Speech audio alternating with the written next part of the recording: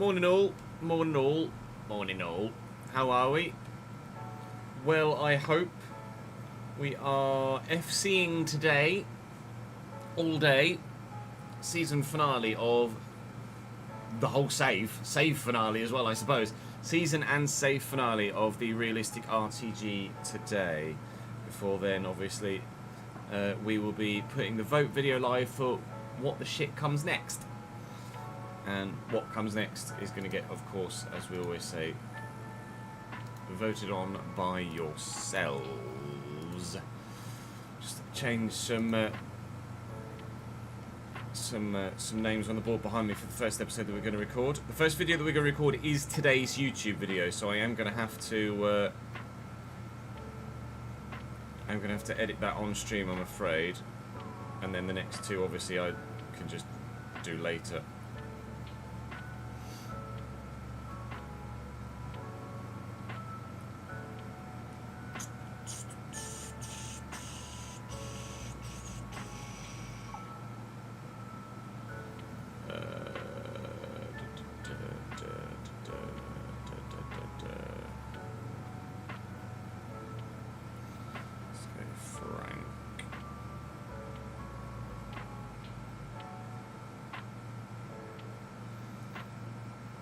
Hope you all had a lovely day yesterday and a lovely weekend.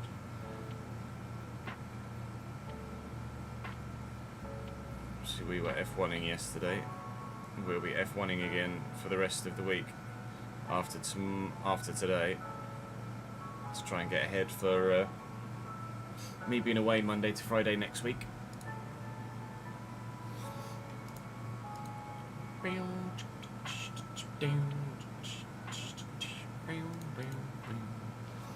Oh, sorry, Seeks.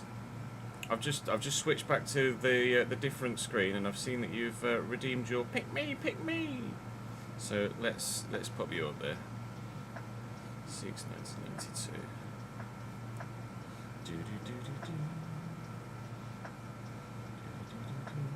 Nice work using your channel points for good, for glory. Dan back up there in blue, and then Seeks will do you in purple, pinky purple, because of you're on Twitch. Work have just surprised you with a hospitality ticket for Silverstone on Sunday. I wish my work would fucking do that for me. Loving life, Sam. Enjoy that, mate. I have a feeling, considering the weather, it's going to be an absolute banger of a race. For Zandvoort, sure. What do I want? Notepad. For the Netherlands, I did a two sets of softs.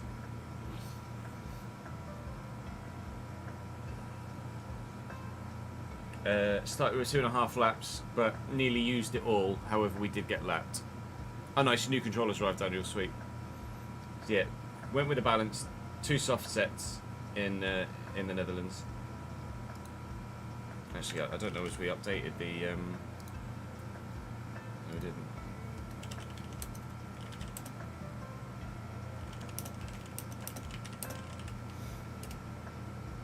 Well over 1 lap left. We did go hard, medium in the end, didn't we? There you go. We have our notes for every single race now. Right, I'm not going to waste too much time here at the beginning because, well, as I say, this first one is today's video, so kind of need to get on it, really. Don't we? Yes, you do. Alright then. Well, tomorrow it does, ads. Tomorrow it does. Also, I am currently downloading today's F1 video as well from Chris, which will be done in a couple of minutes. We can get that live for 1 o'clock on the second channel as well. Trying to do a soft medium 1-stop. Good luck. Good luck. Start at Maggots and Beckett's. Oh, yeah, that'd be great. I've sat at Cops and I've sat at Woodlands, but I've never sat at Maggots and Beckett's. That will look sick. That'd be fantastic, mate. Hello, Elliot. Thank you for joining us on YouTube, mate. Appreciate it, pal. Right. Ready? Steady? Welcome back to the realistic road to glory here on the Chesnoid Gaming channel. Thank you for your continued support on this save. We are trying not to do a bottleноid. We had a little bit of a wobble in the last episode, and obviously we have just a handful of games remaining this season. We'll have Wolves, Feyenoord and Fulham today, and probably the second leg against Feyenoord as well. I am sorely tempted. I probably am going to sim the first leg against Feyenoord with my strongest 11. So that we put ourselves in a great position to then have the second leg played, and then we should be comfortably, hopefully, through to the final. If we can perform like we did against Frankfurt, then there should be no problems whatsoever. But the Premier League is particularly tight right now, as you are well aware. We've now played the exact same games as everybody else, or at least those that are close enough to us to do anything about it. Arsenal 2 points behind us, Liverpool 8 points behind us with 15 points available. It's a tough ask for them, especially with the goal difference as well. But Arsenal are right in the hunt. And, well, quite frankly, it's another very low-scoring Premier League season, but it's because everybody's so strong that everybody takes points off everyone else, apart from Ipswich, who don't seem to take points off anyone. Neither do Norwich, really, that much.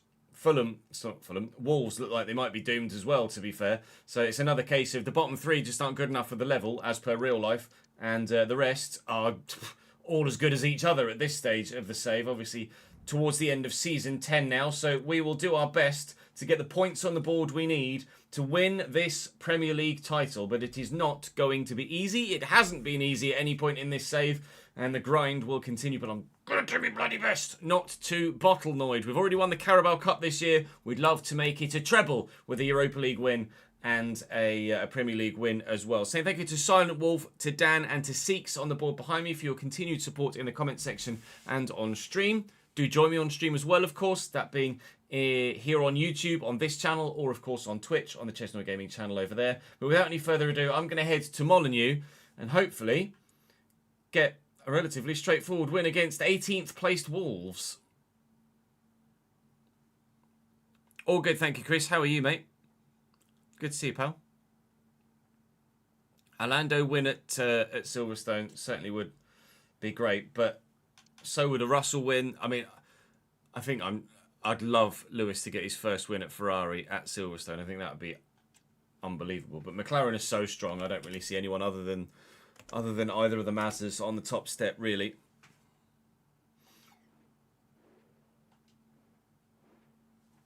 Let's see what we got. Delap up top. Costa at cam. Yeller on the left. Schillo on the right. Yep. Varela and Hillman. We'll throw in Brown there. What's the weak foot sitch? 3-star weak foot, 3-star weak foot. Probably going to start the 88 rated guy, aren't we, really, over the 81 Verbruggen. Right, my lineup. Actually, I'm going to play with my rotated lineup. So I'm going to do this here. So we can sim with Feyenoord with the strongest lineup. That's the plan. Let's go.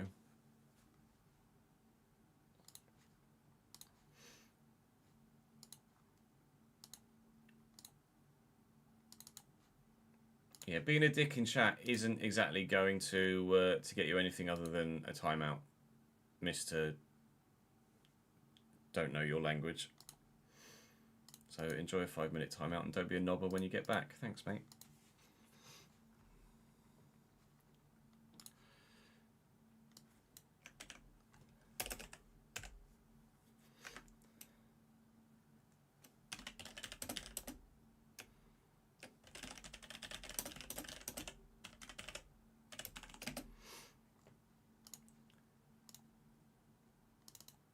Should be able to just power through most of it should just be 3 episodes, I hope, one of which, fingers crossed, being a Europa League final.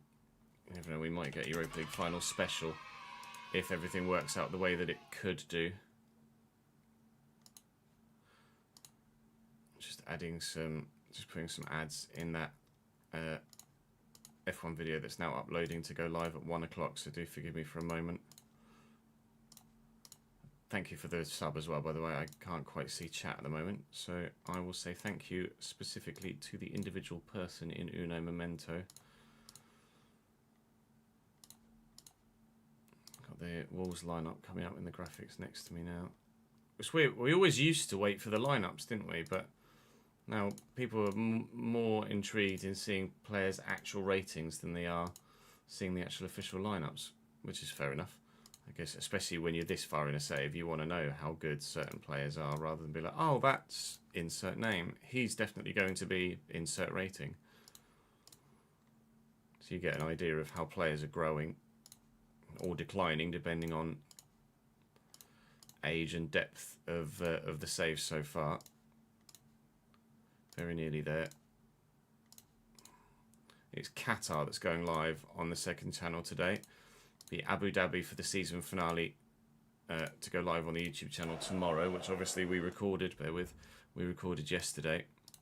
And then tomorrow we will be recording episode 1 of season 2 of the my team as well. And we should get both we should get episode 1 and episode 2 recorded tomorrow, hopefully. The plan is to, for the rest of the week after today, on Wednesday, Thursday, Friday and Sunday, record 2 F1 videos per day. That hopefully should cover us for, if not all of my time away next week, most of my time away next week. There we go, there's that video scheduled, and now we can continue on. Marcus, thank you for the 23rd month, mate. Very good of you, pal. I appreciate it, man. Oh yeah, we were going to do a one-off sim season for the Champions League as well, weren't we? The reason I'm not doing a whole full last season, Drew, is because view levels just aren't worth it.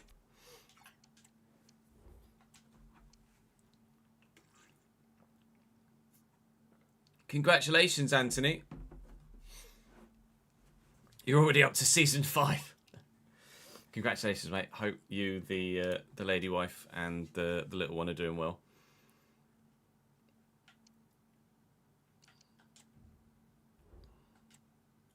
Bart Verbruggen in goal for Wolverhampton Wanderers. They've got Nathaniel Brown, Totti, Ryan Winter and Lucas Mincherelli as their back four. Alan Varela and Morten Ullman at CDM. Michael Schillo on the right, who's a Patreon player. Jelle de Hoog on the left, who's a Patreon player.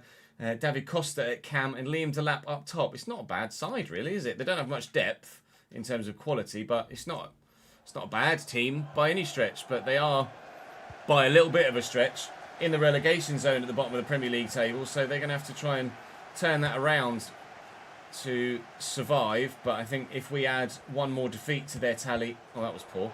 One more defeat to their tally here before the end of the season, well in Yarrick, then I think that we might be dooming Wolves to Championship football for next season. The current plan is to do a one-off, please reach me, to do a one-off sim season. It's going to be a free kick for us, I think, for handball. No, it's a free kick for them. One-off sim season for Champions League football as a one-off video. Because obviously the reason we're stopping the save is because the views aren't there, so I'm not doing a whole nother season.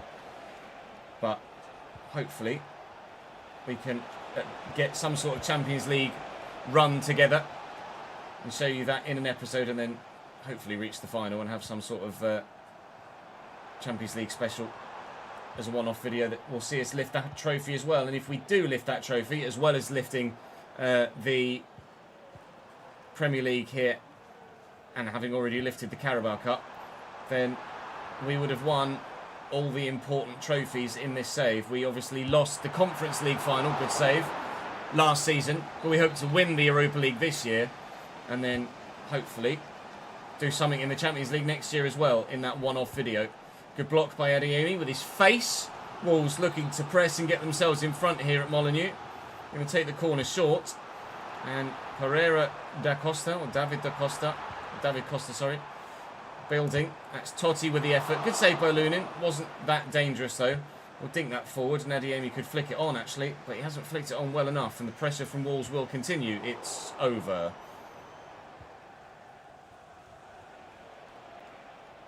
Lovely footwork from Gallagher. Engels. Dedic looking for the ball through to Hayward. Never mind. we do a Where Are They Now video? Most of them are fucking retired, to be honest, Jordan.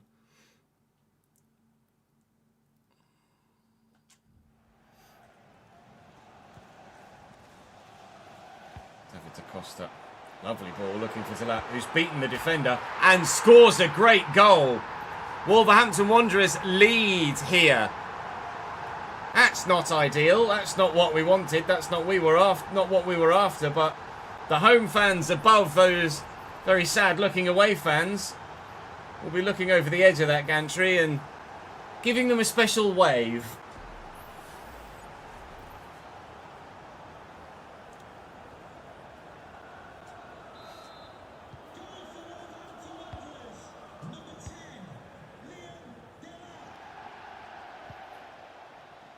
Trent. Out to Gallagher. Come on, we want to avoid the bottle noise, please. That's the whole point of winning the Premier League. As soon as possible.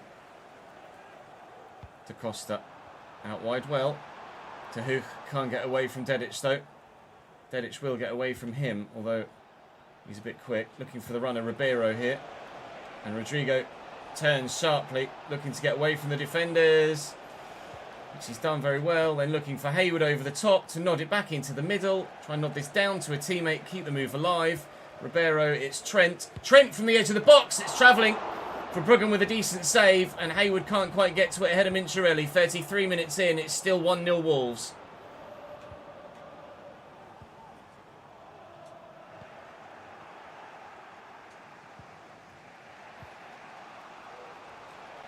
Gallagher bursting around everyone. Finding the run of Adeyemi. He's going to get away from everyone and look for the ball in there to Trent.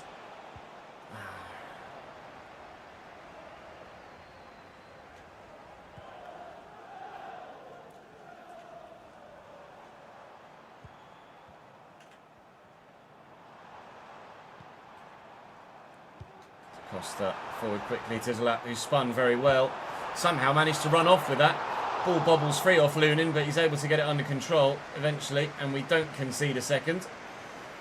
Not really threatened their goal much at all in this first half so far. Trent will ping this out wide. Hayward will bring it down, and hopefully Ribeiro will make me a decent run, which he has done. And he's past one defender. Is he past the second? Yes, there is the option across the box, but I'm trying to beat Bart Verbruggen at the near post, and it can't be done. We will trail 1-0 at half-time here, but we've just gotten right in behind them, and hopefully we can do that many more times in the second half and completely turn this fixture around. Hey Patrick, how are we, pal? I don't think the European clubs are that bothered about the Club World Cup, to be honest. I don't think they're giving it everything, whereas obviously the clubs from other territories certainly are.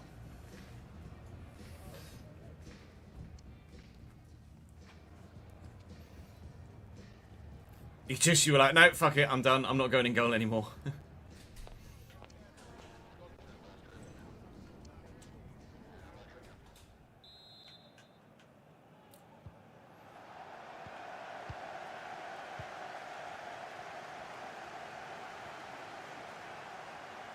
Comes to Huch. Wolves starting the second half. Brightly, but not with great effects. You could see how far away from goal that effort was. They're in good voice, though, the fans here at Molineux. What an interception that is. Quick throw, quick throw, quick throw. Okay, no then. Right, really do need to get ourselves level, quite sharpish, so that we can have plenty of time to look for an overall winner. On Engels on a decent run here. Got Conor Gallagher with him. Trent's there too. There's plenty of white shirts forward. Ribeiro with a sharp turn. Looking for Hayward, in fact, but the ball is not good enough. It's the difference so far. We haven't had that end product. Trying my best to provide it. And they might have just helped us get there. Adeyemi doing really well here. Into the middle. Ribeiro first time misses the target.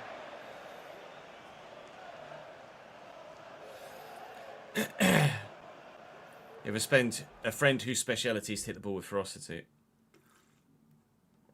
Don't worry, we won't judge you. English isn't your first language. And it was close enough.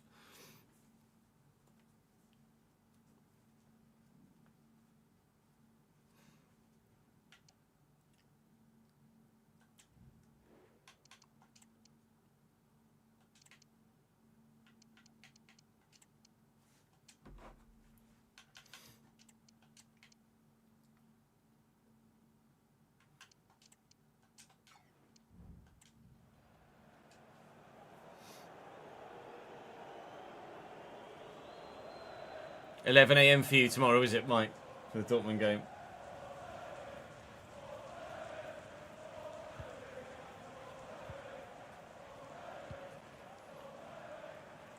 Ball that, not going to get there. Simpong battling hard. I think we won that header, but it's the Hook that's going to get the ball forward. Longhorse has won that well. Engels will step away from the man that was with him. Bayer's off the bench now. In fact, we've made a number of changes to try and get this game back in our favour. One of those substitutes, Tyler Dibbling, is in the box here and doing really well. And Ribeiro didn't give me the first time shot I was after. If he had that first time finish, then surely that would have been 1-1. We are getting closer and closer to the equalising goal, but it hasn't materialised yet. We can afford to drop points once, and once only. And when I say drop points, I mean a draw. We can't afford to lose any games. We can only afford to draw one. We need to win 4 of our remaining 5 and remain undefeated in all 5 if we're to guarantee the league title. And even then, if Arsenal have a bit of a goal glut in any given game, then they could make us sweat for it too. Adeyemi having a decent game out here on the wing. Engels. There's Conor Gallagher. And there's Dibbling. Oh, what a tackle by Winter! I thought that was it. Just waiting for Dibbling to watch the net ripple. That's not a foul either, is it, ref? Come on now. Wolves are providing quite the stern test here. Don't do it, Ches. Don't bottle this Premier League title. I might be bottling the Premier League title, ref. Lads. I just said Marcus. Just read Marcus say ref.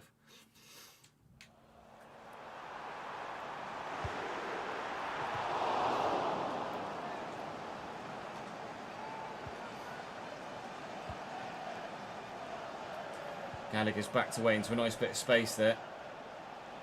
Bayer's on a run. We'll look for him. The German's found. Dibbling. Equaliser. The substitute's making the difference. Wolves 1, Bradford 1, and 14 minutes left to try and find a winner. This is the minimum we need to do today, and then we need to win every other bloody game. But good movement by Dibbling. It's 2 chances he's had recently now, and we've got the goal.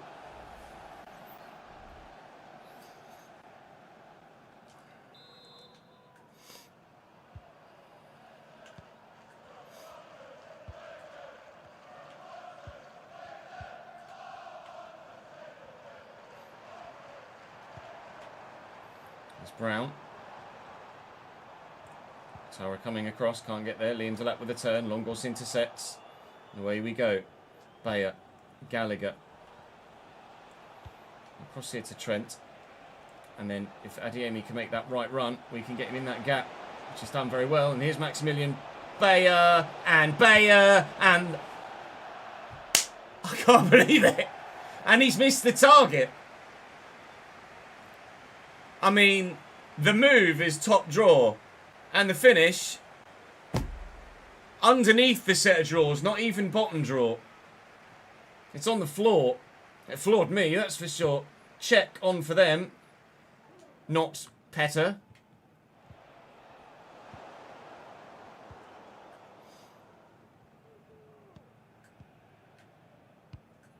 It's well worked. Matara hopefully will have the legs. He doesn't. Shillo has the footwork. Delap's in. 2-1 Wolves. He's offside. Can you imagine? Bayer misses that chance at one end and they got the other end and win it.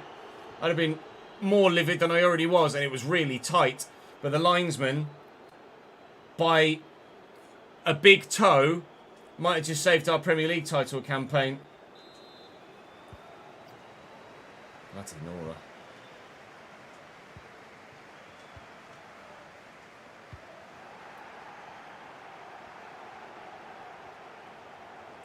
Dibbling's done well to win that back.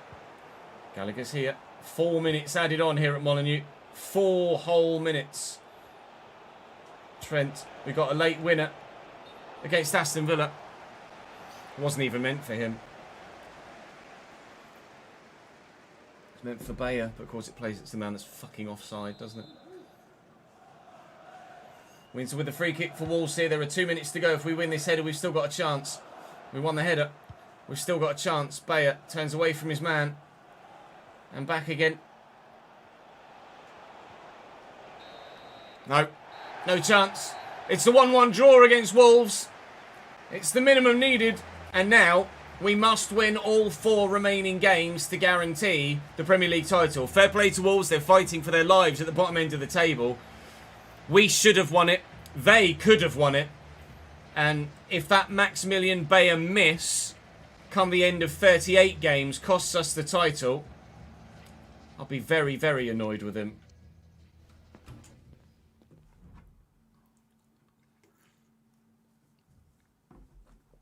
Fulham, West Ham, Tottenham and someone else are our remaining Premier League games.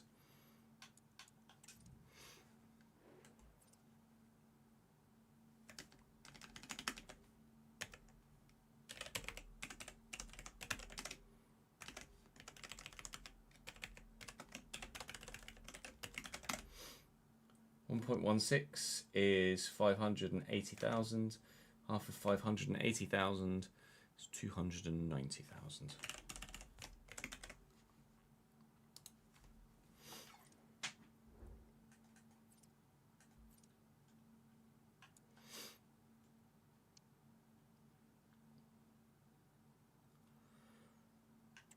So well did we play against Wolves that we've got Yarrick, Gallagher, Trent, Dibbling and Bayer, ironically, in the team of the week for the Premier League. Ipswich must have played well as well. Delap got in there for Wolves. Now then, we're going to sim this first leg against Feyenoord at home with our strongest 11. And hopefully it will give us a strong enough...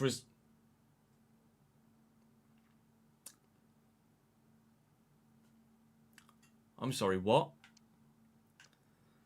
At home, with the 11 that are top of the Premier League, and they lose 2-0 to Feyenoord. Are you actually sure? Really? Right. Okay. What the hell, man? I was 100% certain that that wouldn't do us any harm whatsoever. I feel harmed.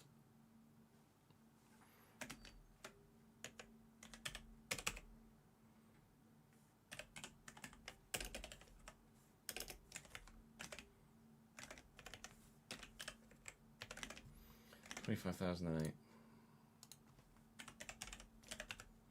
54878. 173168. 173168. How? How in the fuck have Feyenoord done that?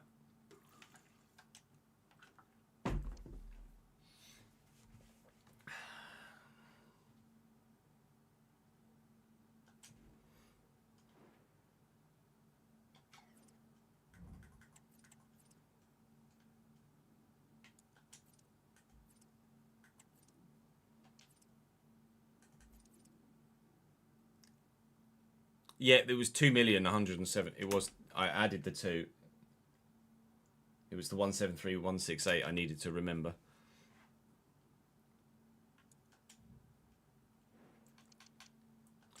What a joke.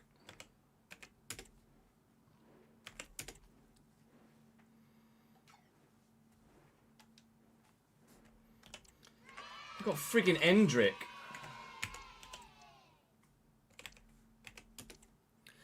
Nola, thank you very much for the 11th month, mate. Appreciate it, dude. You keep track how Cambridge do because of me. Appreciate it, man. Thank you for showing the club some support.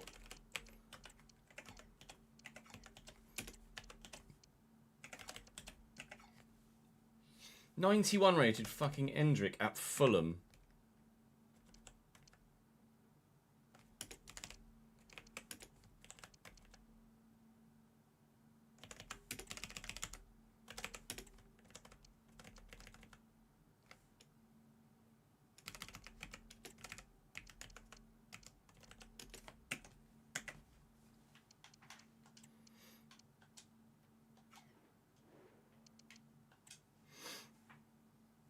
$160 million they paid as well.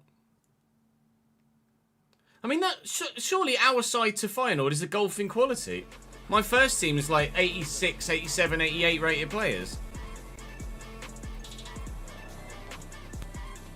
And Feyenoord have like 78 to 80 rated players. That's a farce. 2-0 as well.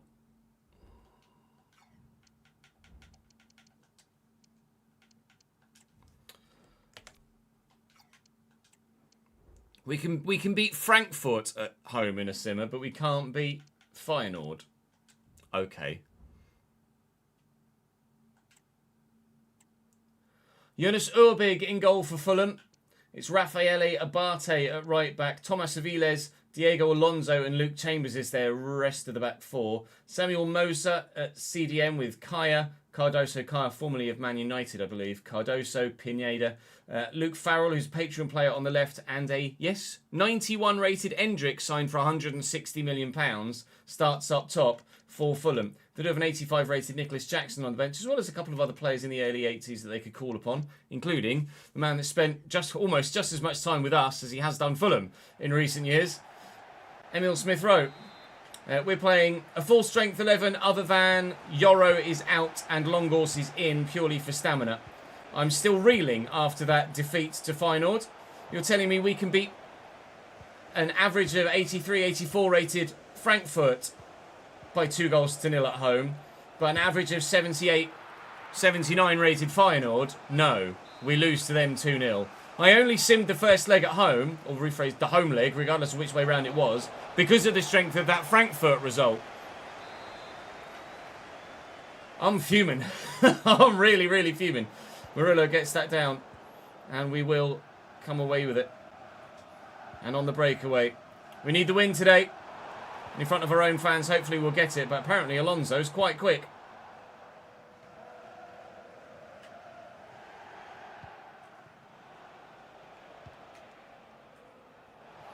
Cardoso with runners.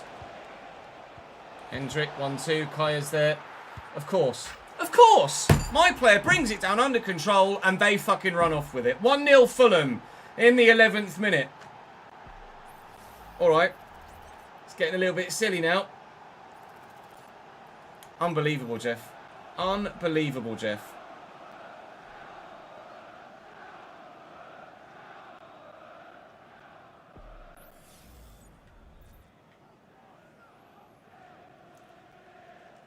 I think I just hit my hand so hard on my desk I might have just fractured my fucking thumb.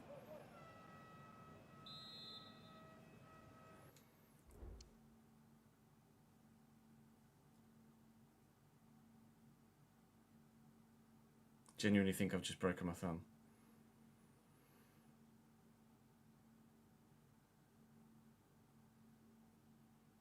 Caught it right on the side of the knuckle and that is fucking excruciating right now. Excellent.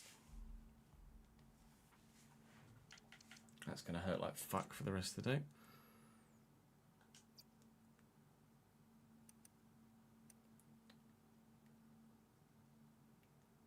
Right, get the block. My guy gets it under control and then they just run off with it. And he doesn't show any interest in the ball whatsoever. He takes control and then effectively locks off it. And Canna just runs in and runs off with it. How is that even remotely fucking fair? I hate the gameplay on FC25. I really do.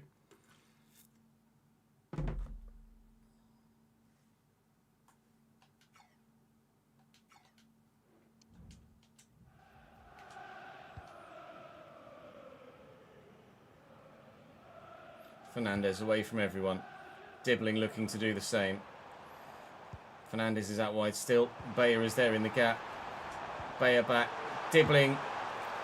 Blocked well and cleared away. Trying not to overplay it, but still make sure that whoever has the ball has a good chance of scoring. We're not just taking random pop shots with... what a challenge. Random pot shots with no chance of actually getting it past the defender, so... I'm sure Dibbling was the better option there for the shot than Bayer. I can't quite believe that this is happening so far, but I'm sure you guys can. Fernandez. I mean, why the fuck's... why is he spinning like that in the fucking first place? Come on, Kimmich Soy. I need you to save me, sir. Good. Get there. Well in. Race away. Make me runs, please, gents. Killage Soy's gone. Looking for Bayer. Spin the man. Bayer! Finds the target this time. We're level at home against Fulham, and it's only the 25th minute this time, not the 75th. Plenty of time for a winner.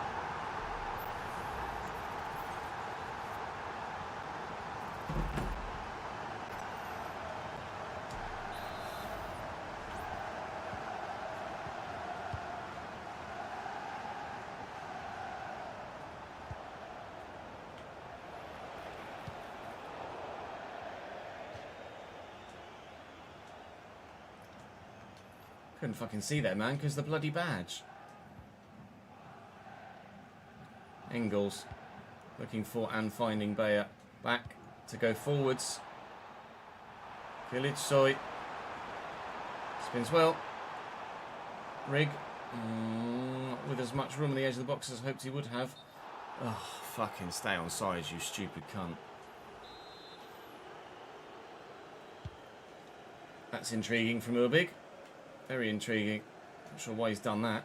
They've gotten away with it though, but not the obvious thing to do from the goalkeeper there. The ball into Endrick. Don't let him past you. Longos reliable as ever. Engels. Looking for Bayer. Via. Dibbling. Oh, Luke Chambers with the interception that saves Fulham's bacon.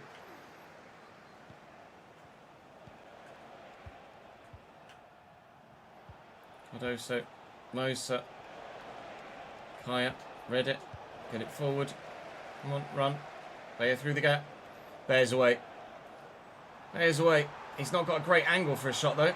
He does now. 2-1. We lead in the 42nd minute. Fulham all over the place defensively. Lovely little final turn inside to open the angle to then slot it home. Maximilian Bayer is stepping up to the plate now. That's his 20th goal of this Premier League season.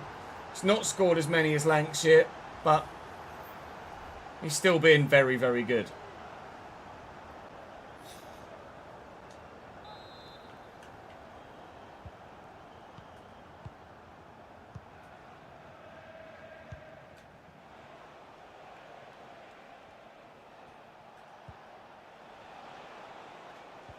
Nice tackle by Engels. Forward to Bayer. Bayer to Rig.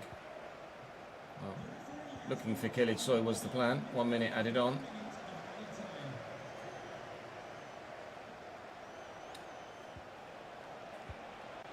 Oh my god, what a ping. Farrell. Endrick. No. Ref. Ref. Ref. Fuck off. Bloody hell, referee. Do me a favour. Oh, you really got a rogue nose hair. Whiskey boysky.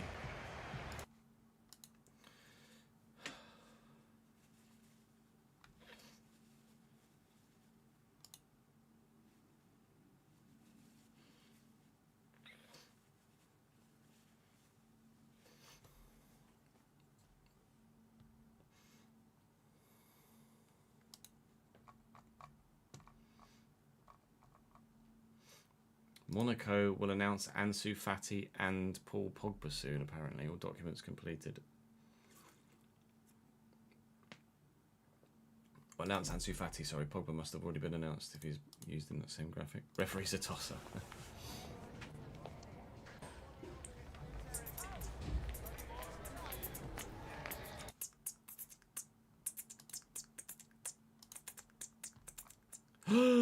Oreo!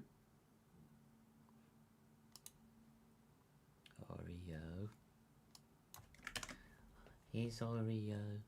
Oh, stroke the kitty. Stroke the little kitty cat. Woo. Woo. Oh, rub the tummy. Oh, he's a good pussycat. Oh, rub the tummy. Oh, rub the tummy. Oh, rub the tummy. That is the cat forever going for every shoelace she ever sees on anyone. Tozzy, I hope you're aware.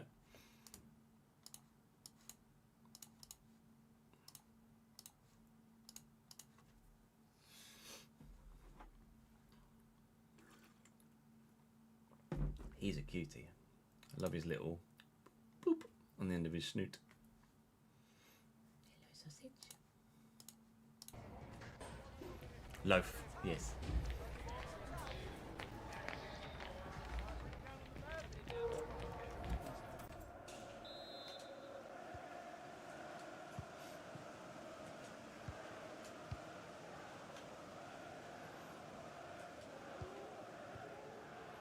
Engels and Fernandez.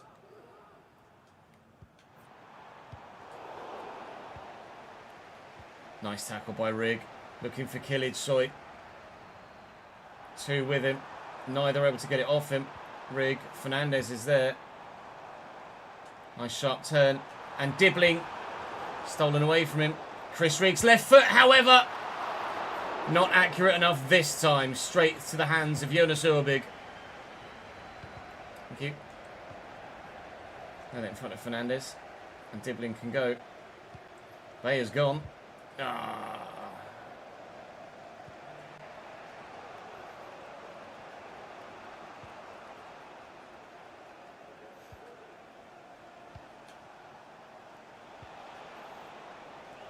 Hendrick. I thought I was going to get to him then, but couldn't. Still only 2-1. So it's not a guaranteed victory yet. We are going to need at least one more, you feel. Oh, and I thought we might just have been about to get it in that exact moment. Half an hour to play here at the Stephen Derby Arena. And, oh, we keep getting within a couple of inches and finding the opportunity, scoring a third bloody goal. Wake up, Mateus. Just bloody stand there, pal. Bayer, lovely turn. Pokes it. Killage Soy, can't get there again. God damn it, Leroy, come on.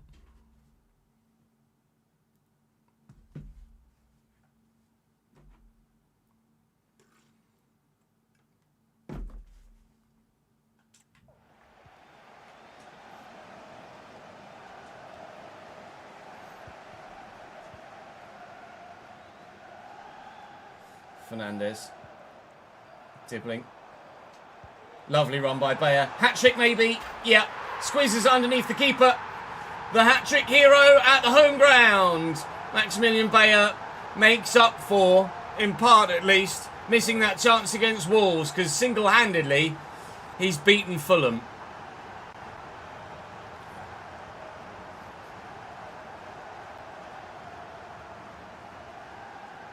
Currently sleeping in his spare litter tray.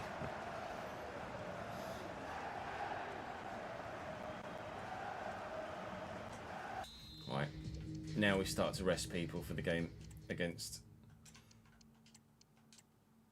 Feyenoord.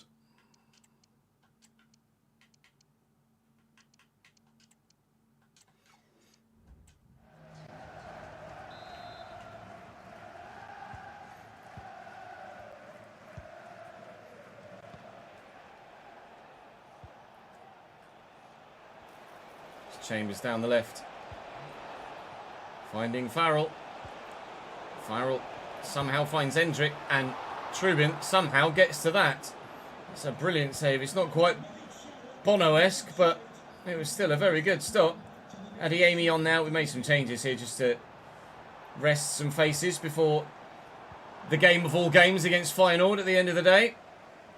Here's Trent off the bench. Hendrick trying to steal it away from him, but can't, thankfully. Gallagher gets away from the man and looking for Hayward, who's just run straight into Cardoso. 15 to go here, 3-1 the score.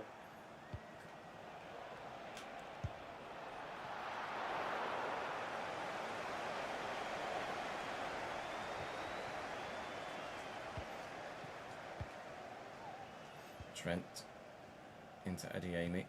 That's poor. It's probably my fault for trying to squeeze it there, though.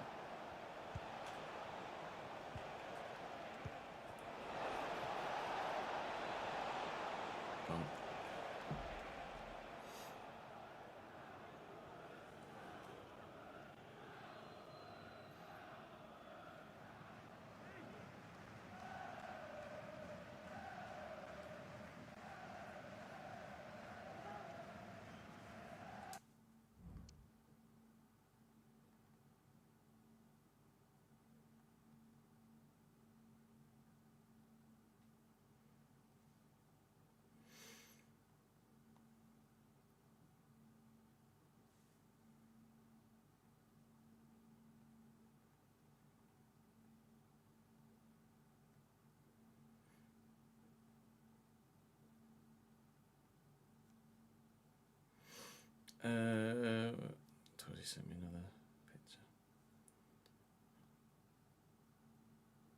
Oh, it's not. Oh, just chilling. Cat tree, cat bed.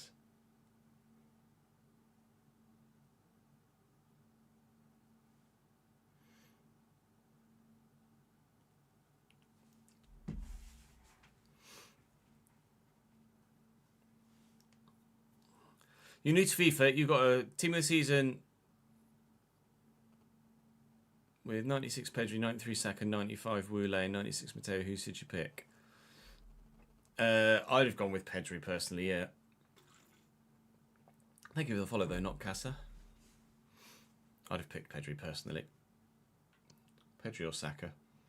Depends who fits your system and your team. But Pedri's probably more widely usable, isn't it? Let's do a Chimpon for Dedic.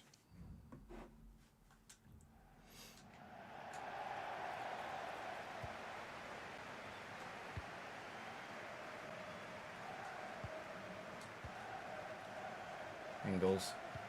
Forward to Bayer. Good footwork. And then Trent. Bayer's actually one in a bit of space again. Bayer from the edge of the box. It's skewed towards Adeyemi. He's found well. Oh, that's not ideal.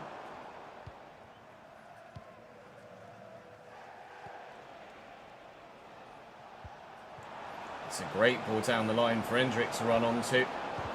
He pulled it back beautifully for the man in the middle, but that man in the middle couldn't turn it home. Good defending.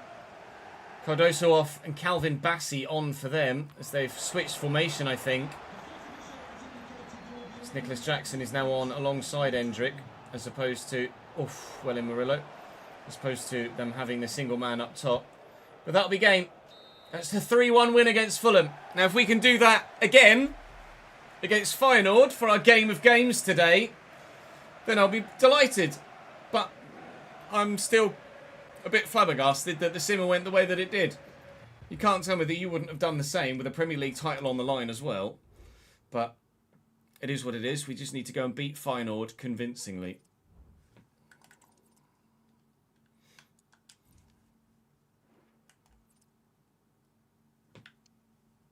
Mateo's not that great for you, is she not?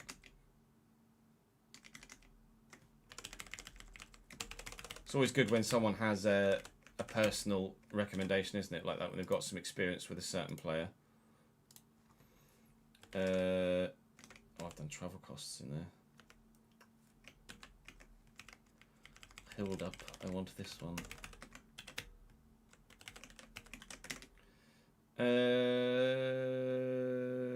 Sales 1.16 is the same again, isn't it? So it's just 290.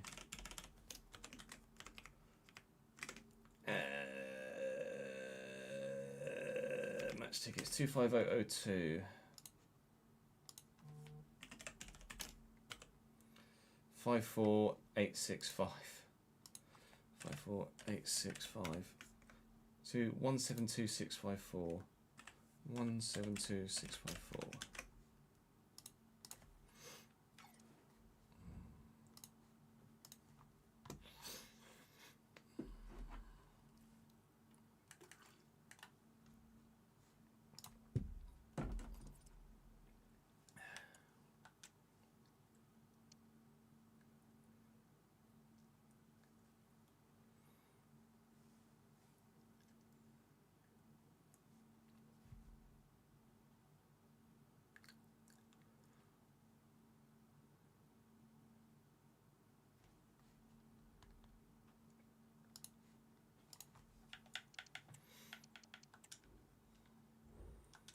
Gallagher wants to play, maybe off the bench, pal.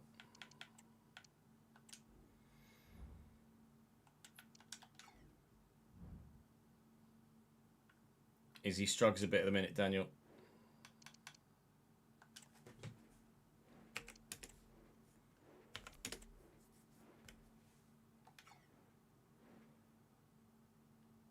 I'll press the replay button. No, it isn't.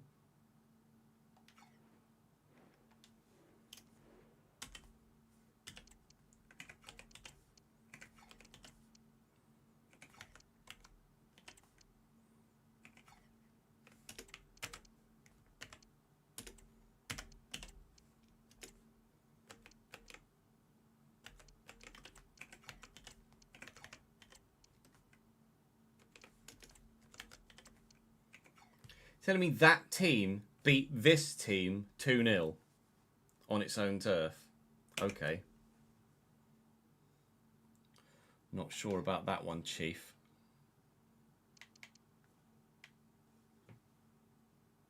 Oh, you signed both Haas drivers. That's intriguing.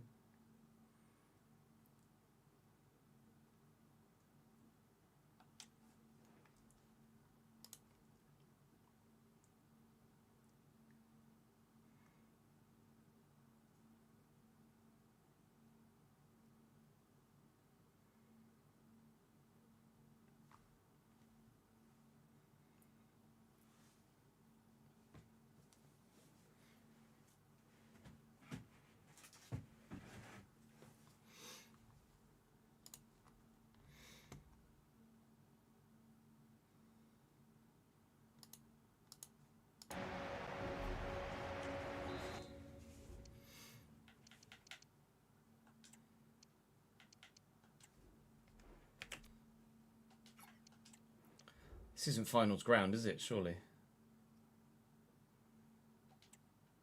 Is finals ground in the game?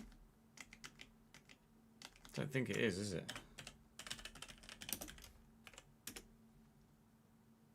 No, this definitely isn't Stadium Rotterdam. Well, actually, what is it?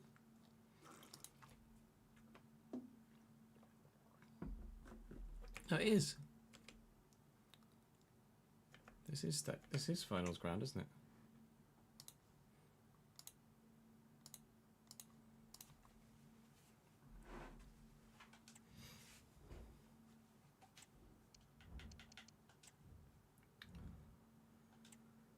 So the team that beat us by 2-0 at our place, Sebastian Mesa in goal at 80, Sabat, Balin, Bayram, Omar Hassan, Zechiel, David Watson and Matthijs Amugu, Zagrova, Ben Kraft and Patreon player Cole Murray at 82. Tell me that team beat this team 2-0. Doubt. Well, here at the Rotterdam Arena, in front of Feyenoord's home fans, we should try and give them a bit of a battering. Probably won't work that way. Now that we've lost the first leg, I'll be pretty desperate to get the ball forward and score some goals, and they'll probably take advantage of my desperation to get back in the game. But regardless, we'll do what we can to try and recover from a very poor first leg result. Thank you, Trubin. The start to the game final very nearly had. Corner to come in from that far side, and it's decent. It's flicked away by Ouattara. Rig gets to it first, and the breakaway is on. Rig has some pace, and I'm going to look to utilise that space. It's a good challenge, though. It's a very good challenge. Win that.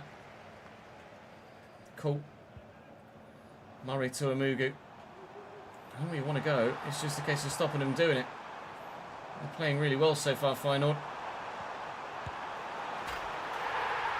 They've taken a 1-goal lead.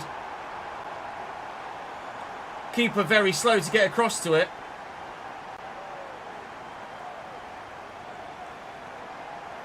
Not sure about this, you know.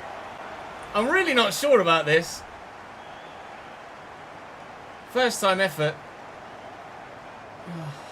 I mean, you can't see anything from that fucking angle. Now I need 3.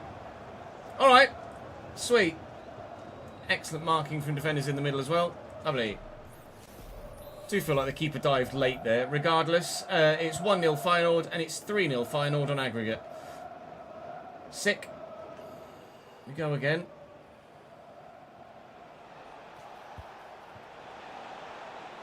Tibbling played in. Tibbling in behind. Here's Bayer. Oh, side netting only. Tried to squeeze it at the near post. Keeper actually made the save. Engels delivers. And we're up with Yoro, but it's well wide.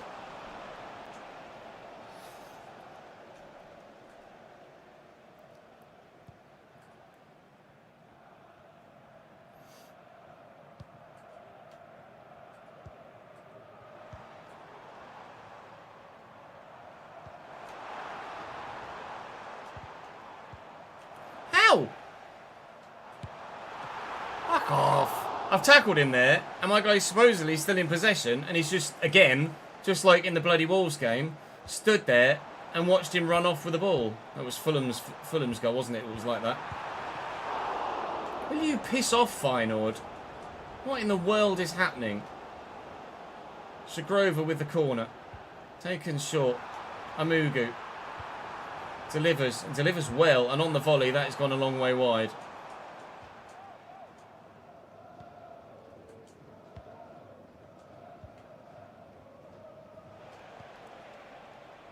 Fernandez. Looking for Bayer. Bayer for Dibbling. Dibbling's in. Please. What a save. What a stop. Reactions from Meza there. Unbelievable. Dibbling, surely favourite to bury that. And the keeper's pulled out a worldie stop. That's a great ball, Arne Engels. Thank you, mate. Well in Dibbling. Weak to Engels. Can he do better this time? He can. Dibbling. Oh my God, that touch. Fuck off, game.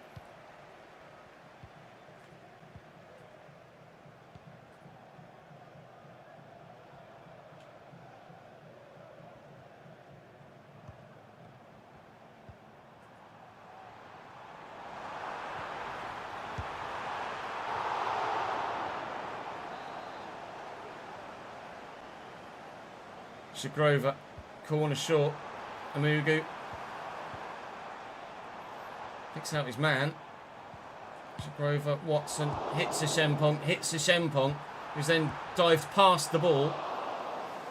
Oh my God.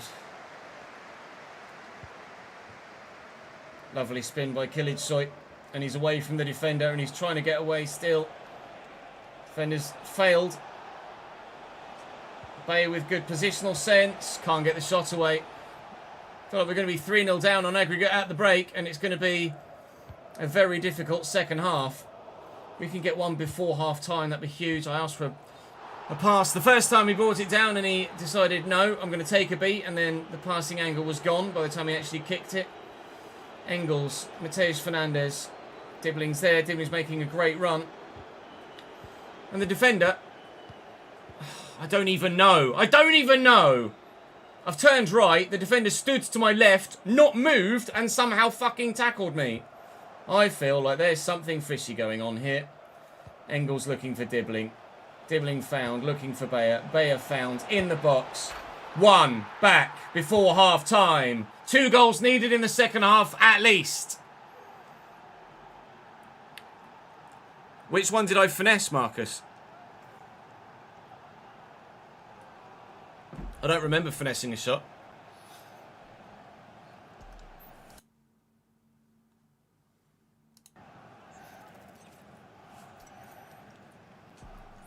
Oh, no, I didn't finesse it. I powered it. The one where the keeper made the reaction save. I power shot that. Well, not power shot, but lace shot.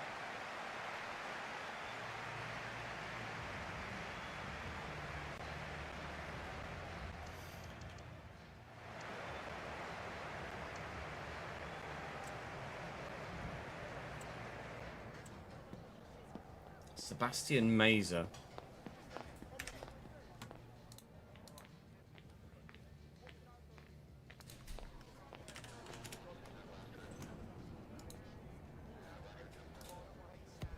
Reactions. Reflexes 78. Okay. 78 reactions, and he saved that Dibbling shot. Cool story, bro.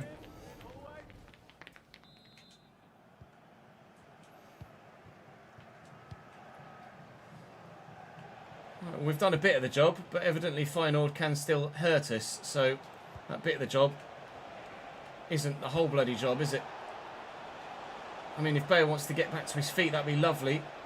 Kilidsoy trying to find some space. Let's just recycle it. Go again. Just kick it straight against the Feyenoord man. I don't mind.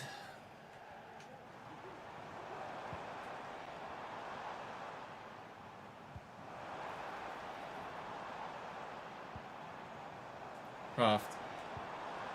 And Murray. Why the awkward save? You stood in the right place. Just fucking stand there and catch it, mate. What is going on today? Rig looking for Bayer. Bayer with Kilitsoy. And then Rig. And then Bayer. And then the CDM steps in. Unbelievable. Their defenders actually react. Mine just stand there and fucking watch. You'd never see a CDM on my team actually do that. Of their own accord. Kilitsoy. Rig going on the overlap again. Tucking it back to Bayer again. And the CDM's there again. My players don't mark like that. Come on. Dibbling's in. Dibbling's on. How in the fuck? My guy's just going to walk up and pass it back to his keeper when I'm through one-on-one. Have a word with yourself. Oh, what a save, Mazer. This feels really fishy, man. My guy has 78 reflexes. It's Yoro. Why is it Lenny Yoro that's there? Shempong. Can't find the way through. Can now. Mateusz Fernandes. And he's all on the edge. It's Chris Rigg. Gets away from him. Looking for Kilitsoy. Kilitsoy! Good save. That one's more legit. 20 minutes to go. I still need 2 goals.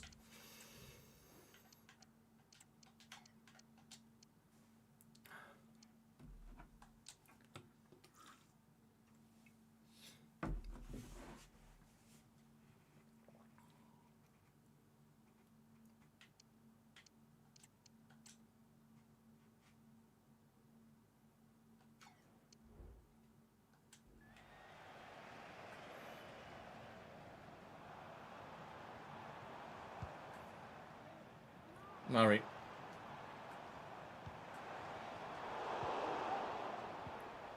He goes to Rigg. Fuck off. Fernandes. Bayer's on the run. Just got to time it right.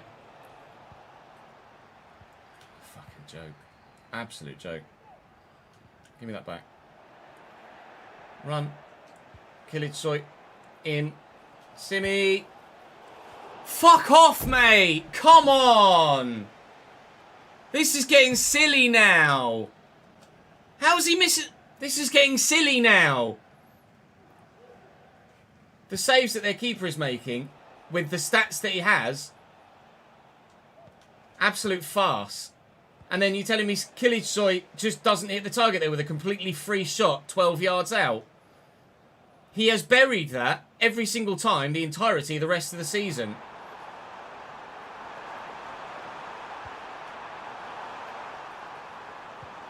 This is a joke. This is a joke, mate. This is why scripting gets shouted about in the community. It really does feel like the game doesn't want me to win here. Dibbling.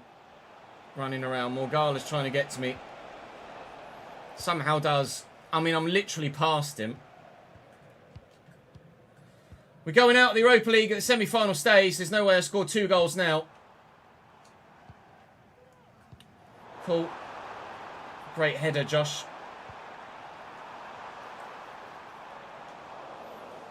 I'm actually furious. Great take. Only 1 minute added on. Good.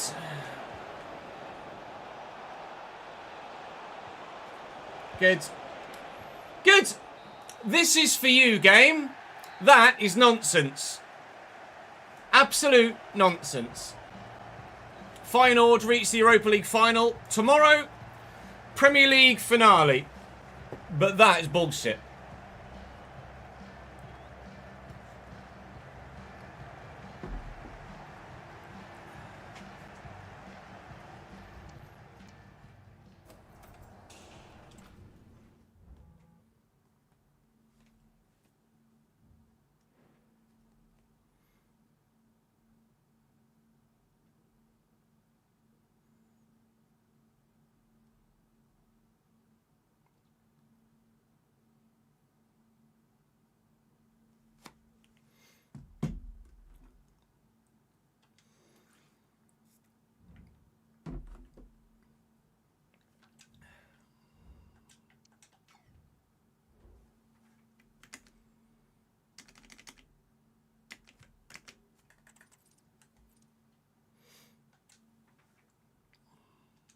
We are on Ultimate, Marcus, yes.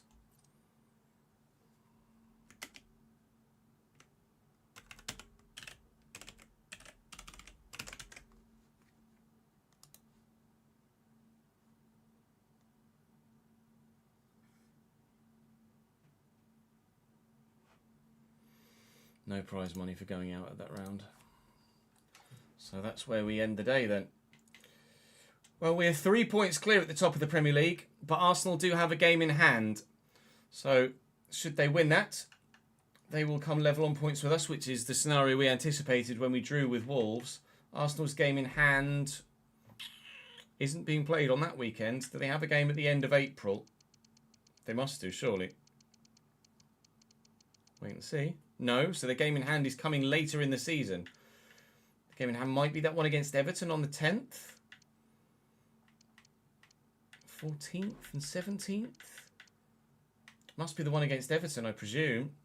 Regardless, you expect Arsenal to win it. It's very close between the two of us. Liverpool are probably out of the fight now with 12 points the gap and 12 points available for them. It is a two-horse race for the Premier League. A two-horse race that will be finished at the end of tomorrow's episode. But who's going to win the Premier League? Don't. I'll see you tomorrow.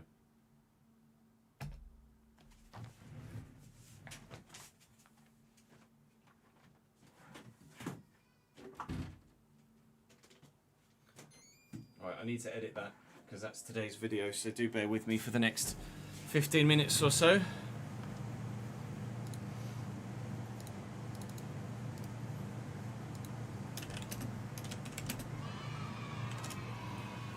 Remember what episode number that is actually. 14 is 14, I thought it was. The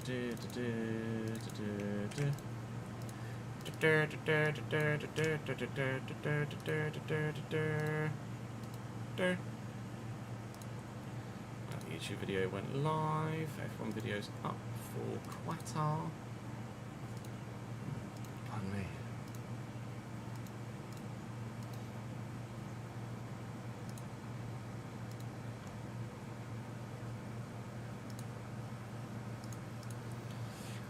Sockmas, thank you for the 43rd month, mate. Very kind of you, pal.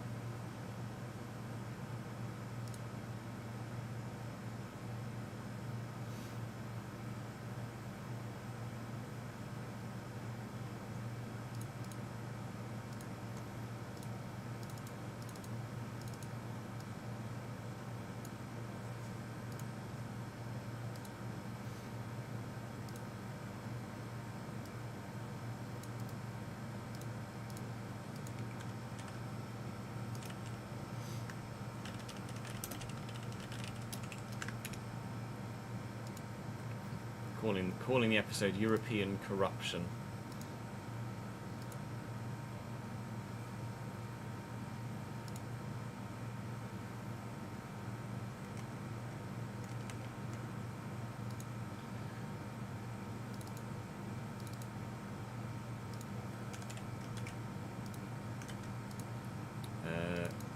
I'm going to use the Pogba, not Pogba, Drogba, it's a disgrace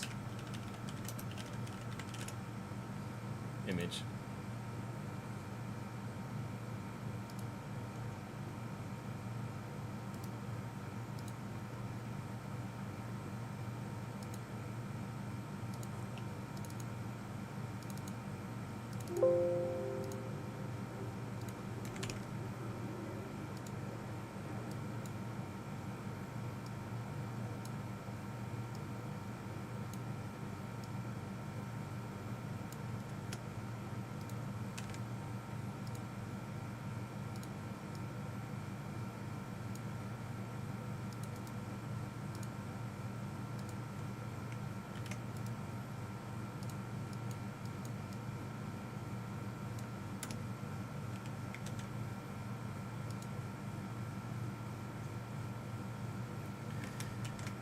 Disgrace. It's a fucking disgrace.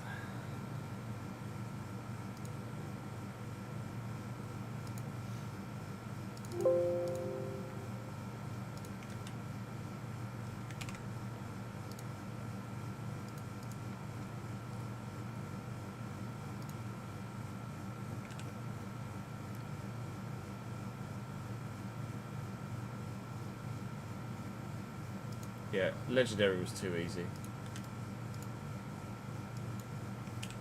Welcome back to the realistic road forward win against 18th placed Wolves. Yeah, good. Well done. 1-1 draw. Bart for Bruggen in Wolverhampton Wanderers. Off Trent will dink that forward, and Adeyemi could flick it on. Actually, will continue. It's over.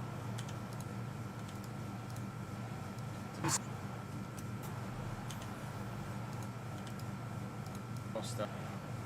Dave and Hayward's in its edge of that gantry and giving them a special wave. To Costa. Out wide well. To who can't get away from Dedic though. Dedic will get away from him, although he's a bit quick. Looking for the runner Ribeiro here. And Rodrigo turns sharply, looking to get away from the defenders. This is done very well. Then look, Trent from the edge of the box. It's really 33 minutes in. It's still 1-0 Wolves. Run on and then in behind. Hopefully the officer will go down in a minute. Costa forward quickly to the left. He spun very well. Somehow managed to run off with that. Ball bobbles free off Lunin, but he's able to get it under today, control. but it's still 30 degrees in and here. We don't concede a second. Past the second, yes. In behind them, and hopefully we can do that many more times in the second half and completely turn this fixture around. Wolves starting the second half brightly, but not with great effect. It's supposed to cool down, isn't it? From goal that effort was. Oh, to be fair, yesterday it said it was going to be 19. Now it says it's still going to be 22. Quick throw. Okay, no then. Right, really do need to get ourselves level, quite sharpish, so that we can have plenty of time to look for an overall winner. On Engels on a decent run here. Got Conor Gallagher with him. Trent's there too. There's plenty of white shirts forward. Ribeiro with a sharp turn. Looking for Hayward, in fact, but the ball is not good enough. It's the difference so far. We haven't had that end product. Trying my best to provide it. Into the middle. Ribeiro first time misses the target. I'll call that. Get there. Wave. Sweat for it. I can't believe the final game. I can't believe the final game. We won that header. I can't believe the final sim, and I can't believe the final game. Longhorse has won that well. Engels will step away from the man that was with him. Bayer's off the bench now. In fact, we've made a number of changes to try and get this game back in our favour. One of those substitutes, Tyler Dibbling, is in the box here and doing really well. And Ribeiro didn't give me the first time shot to drop points. Was waiting for Dibbling to bottle this Premier League title. Gallagher away into it. And then we need Gallagher's backed away into a nice bit of space there. Bayer's on a run. We'll look for him. The German's found. 2 chances he's had recently now. And we've got the goal. Coming across. And Bayer and the set of draws, not even bottom draw. Worked. More. It's well worked. 2-1 Wolves. He's off our Premier League title campaign. No. Windsor with the free kick. Windsor with the free kick. Wolves. 8 games costs us the title. I'll be very, very annoyed with him. So well did we play against Wolves. That we've got Yarrick, Jeremy. That won't do us any strongest 11. Hopefully it will give us a strong enough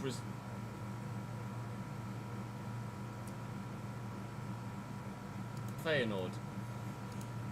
I was 100% certain that that wouldn't do us any harm whatsoever. I feel harmed. Jonas Urbig for Fulham. Yeah, he never. Jonas Urbig in front of our own fans. Hopefully we'll get it, but apparently Alonso's quite quick. Of course. Fulham in the 11th minute. Away from Oh man, I'm going to have to sit and look through that Dibbling looking to do Fulham the same. The thingy game. Oh, still. Well. Bayer is there in the gap. Sad. Bayer back. Dibbling blocked well and cleared away. Trying not to overplay it, but still make sure that whoever has the ball has a good chance of scoring. We're not just taking random pop shots with... what a challenge. Random pot shots with no chance of actually getting it past the defender, so... I can't quite believe that this is happening. Come on, Kimmich Soy. So he's gone. Time for a winner. Ow. Mosa. Not as many as Lancashire, but he's still being very, very good. Tackle by some streaks left foot, however, the hands of Jonas Urbig to get it off him. Rig within a couple. Killage Soy can't get there again. Homegrown now. Endrick trying. He's beaten Fulham. Chambers down. But at the end of the day, it's a great. All down the line then. Against Feyenoord as well, but it is what it is. We just need to go and beat Feyenoord convincingly. By 2-0 at our place. So the team that beat by 2-0. So the team that side. They've taken. All right, it's 1-0 Feyenoord and it's 3-0 Feyenoord on aggregate. Dave Engels delivered. Dribbling in behind. Here's Bayer. Oh, Engels delivers, and we're up with Yoro, but it's well wide.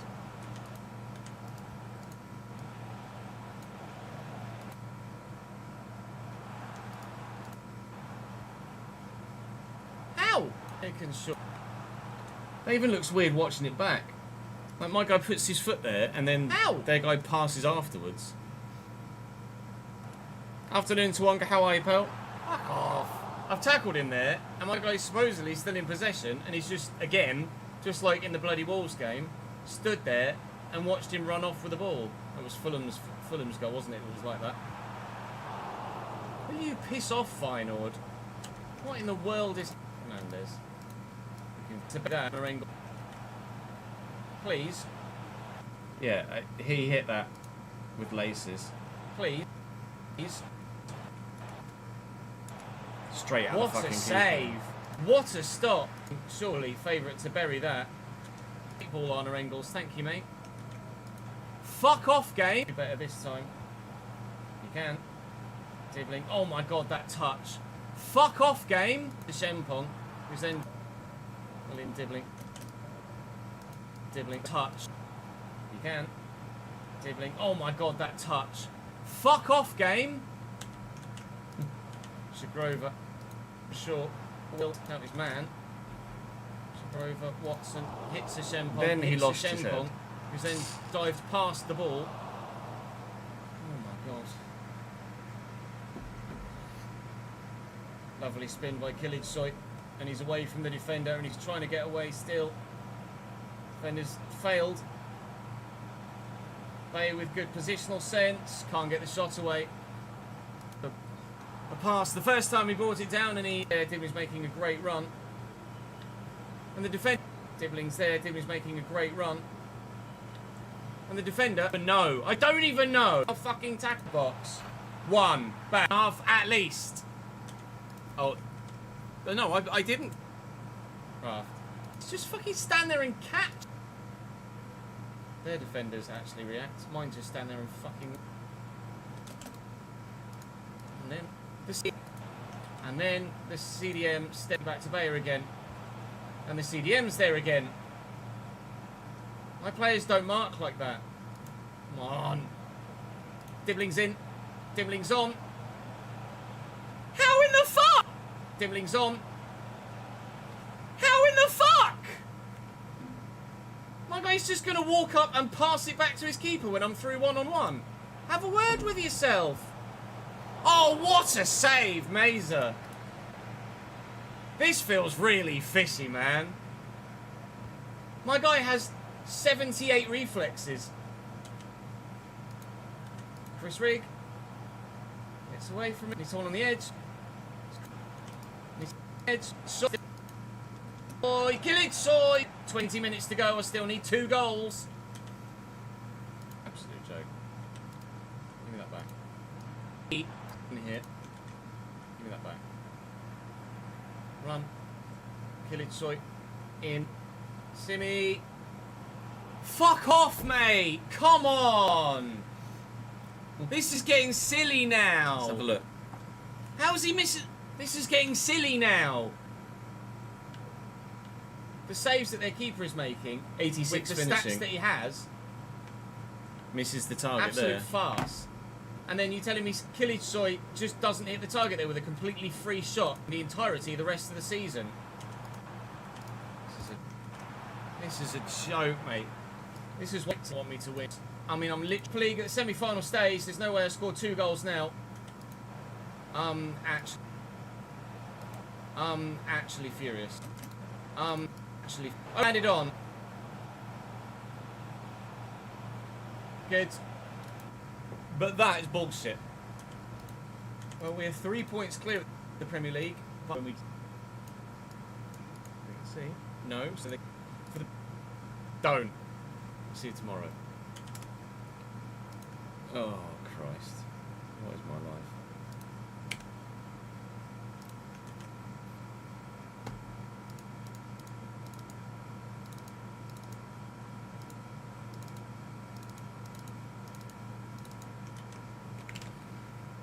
Set to render.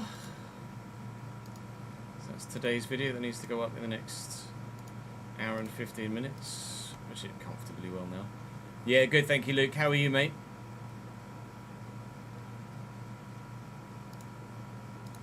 Video gaming aside.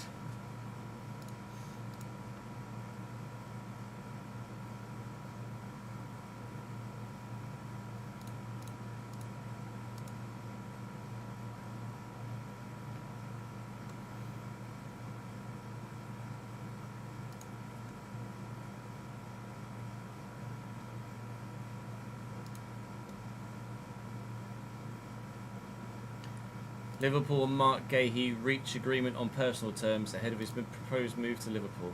Liverpool and Arsenal are moving mad in this transfer window. Like, really crazy.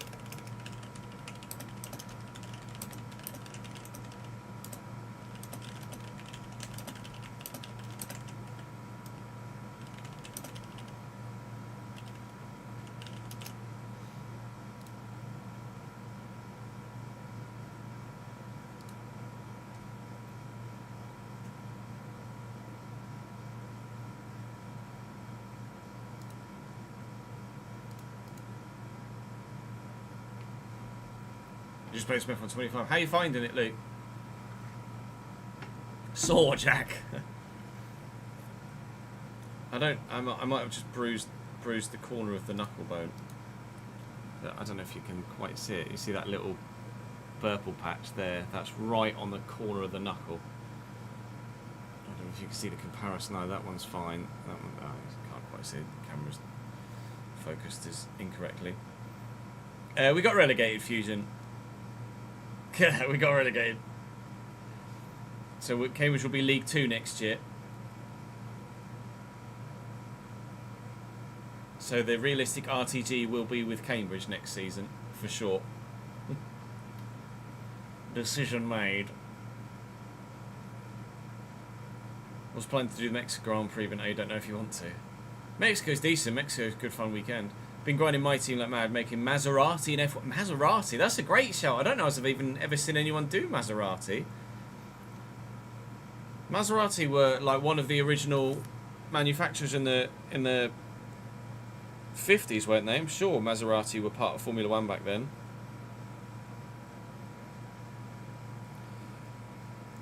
I'd love to use kit mods, Tozzy. I'm just not good enough at modding to be able to fix it when it breaks. Or when EA update the game and the mods need adjusting, I don't know what I'm doing.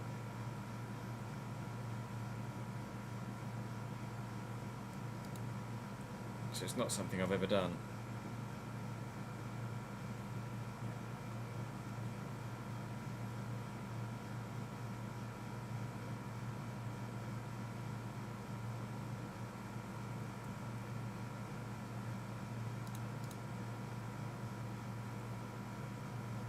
Just as a brand you could see being in F1. Yeah, I'm sure Maserati. Let's Google it, shall we? Maserati in F1.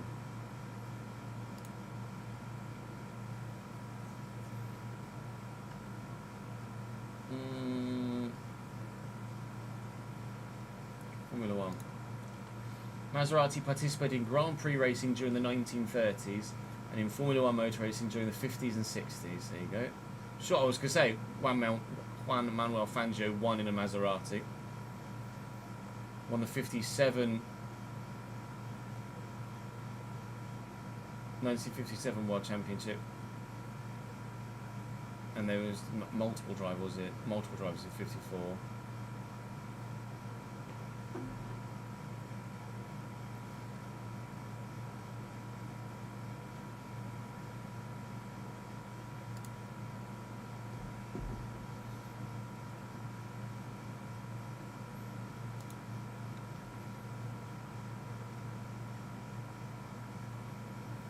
To 50,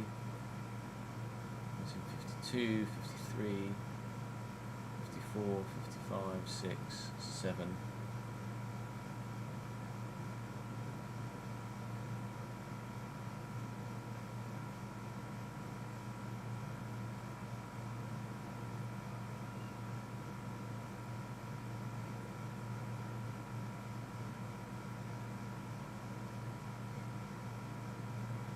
Sterling Moss raced in Maserati in 1954. Bloody hell.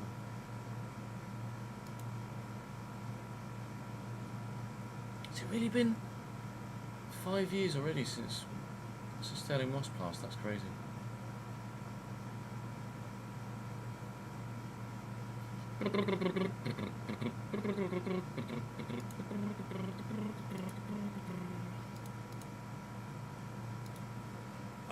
I saw a couple of. I was going to say Spurs were the side I saw linked with Kudus earlier today.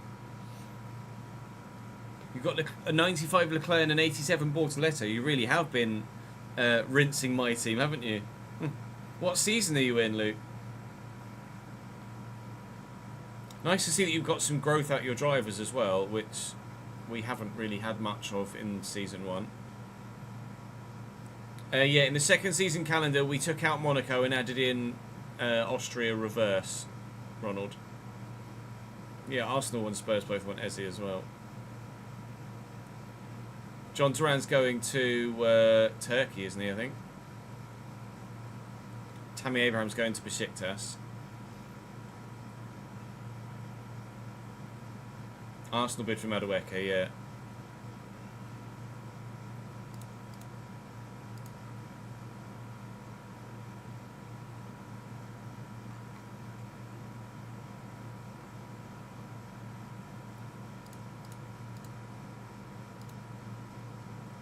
So we've just got the season finale of this to record now,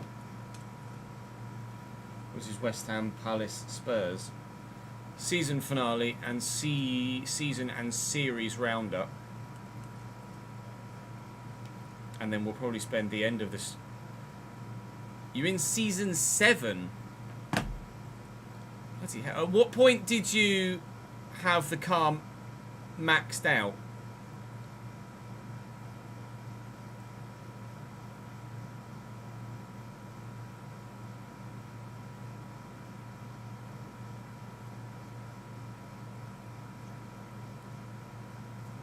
Because I feel like we're going to have maxed out the progression of our car after just like a season and a half, which is mental. It's way too quick. Emi Martinez has been offered to Chelsea for 40 mil.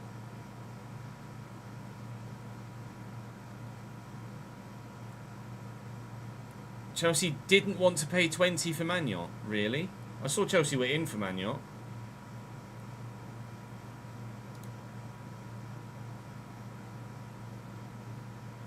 Madueke would do bits at Arsenal.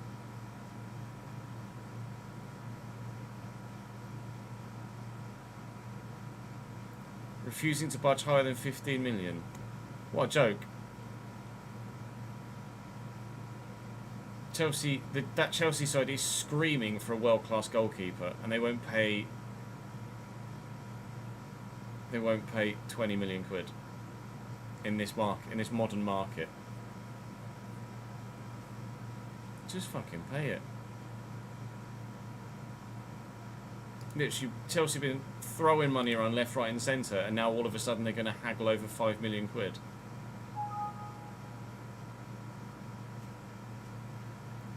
It's a joke.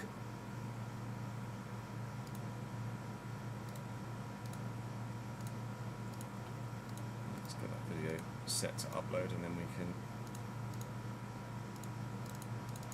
continue on the rest of the day.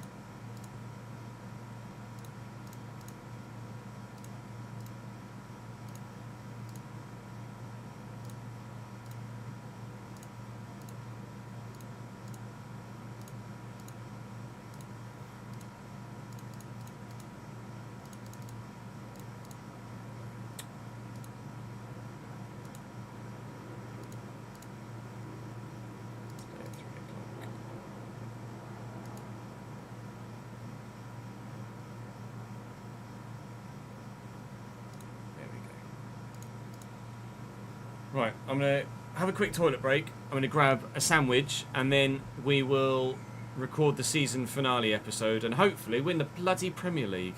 Because if I don't get this Premier League win now, I'm going to be absolutely fucking gutted. Oi, oi, oi. And then, of course, actually, to be fair, we've got that one-off season quick sim to do, don't we? Alright, I'll be back in a minute. You're telling me, Mike.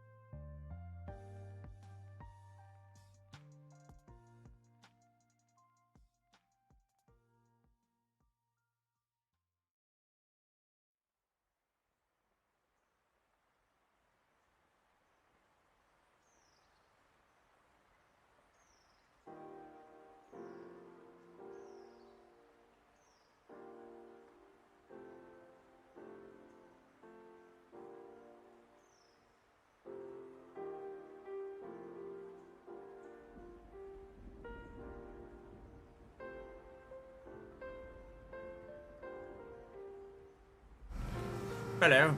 Sorry, I got a delivery whilst I was out getting my food.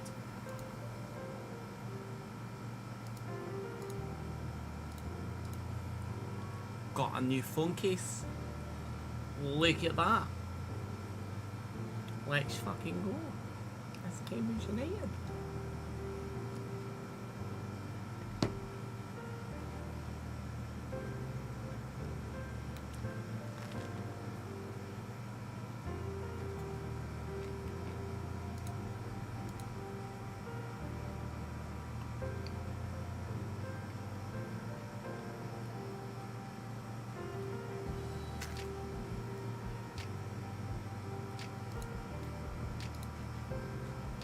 That video uploaded.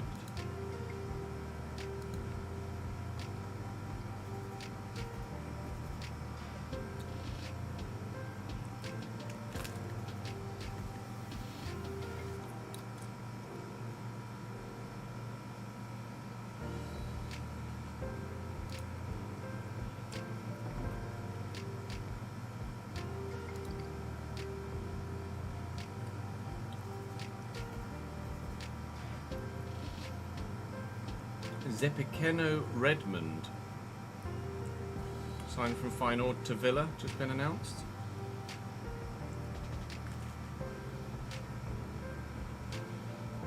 Samuel Ritchie to AC Milan as well, apparently.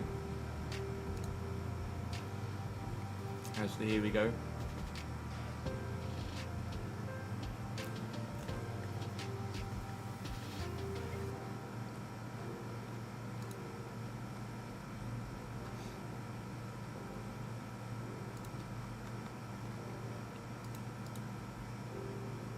Morning, Jin. I do, Luke, yes.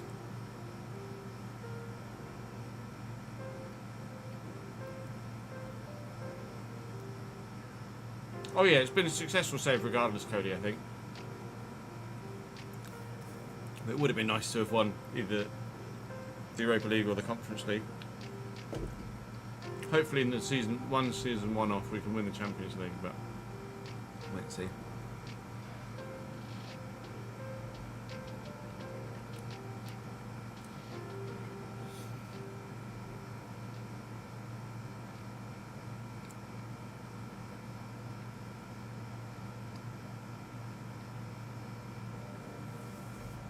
It's a really tough situation, Steve.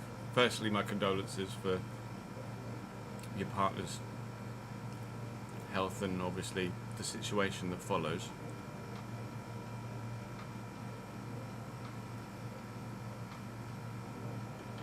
In the short term, there's not really much that can be said. It's just a case of being there and being present. Longer term, there are alternatives to starting a family, obviously. But now wouldn't be the time to ring those up. Obviously, your partner will be, well, you'll both be grieving the idea of your dream of starting a family.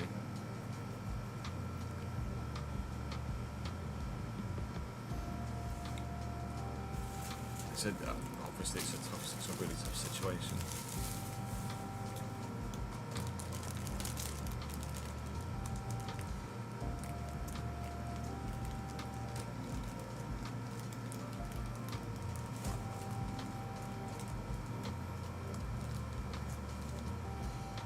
So at the minute, it's just a case of being present and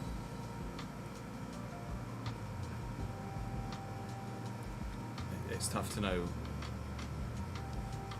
how to go about it. I mean, researching online and looking for kind of testimonials and stories from other couples that have been through something similar might help. Whether you do that on your own or like for other people, other blokes in your situation, or even looking for the kind of stories for other women in your partner's situation.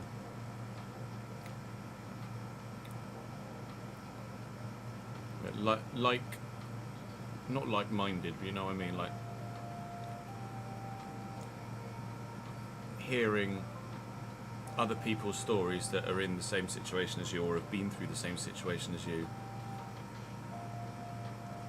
would certainly help, I would imagine, or at least give you a bit more perspective, a bit more of a wider perspective, because I imagine it's like you say, it's just a really hard place to be in a minute. You're effectively grieving the loss of a child, basically, aren't you? So it's particularly tough, and I can't send any more love than possible. I'm sure everyone else would as well. It's a very adult situation to be in, isn't it?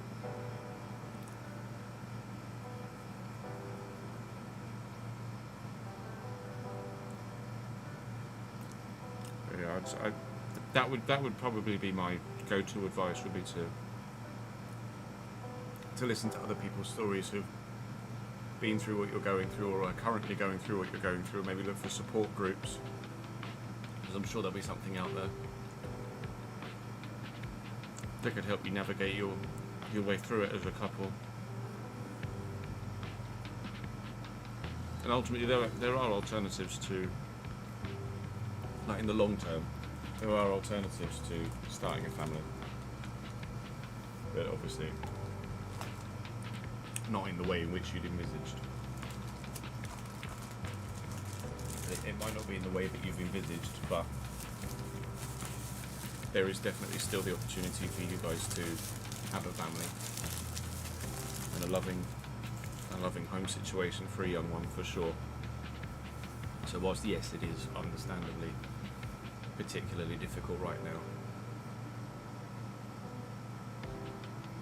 it's perhaps the end of one chapter, but it's not the end of the book.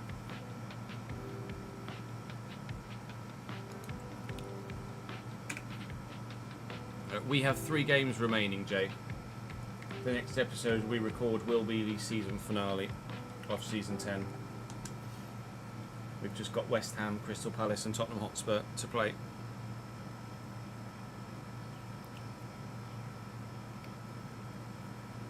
And then we'll do the one season wonder Champions League.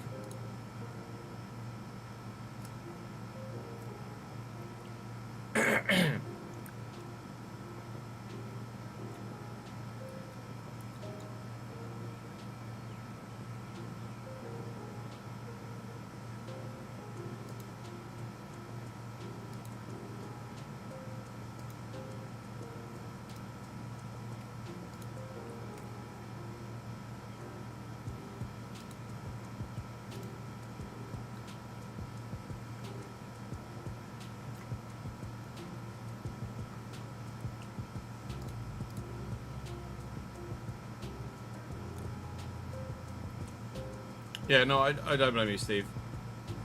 Social media is not the best place to be at the best of times, is it? So we all send our love, mate, and we're always, if you need just somewhere to be in a distraction, you know, the stream is always a welcoming place for you guys for yourself to come. But all the best, bro.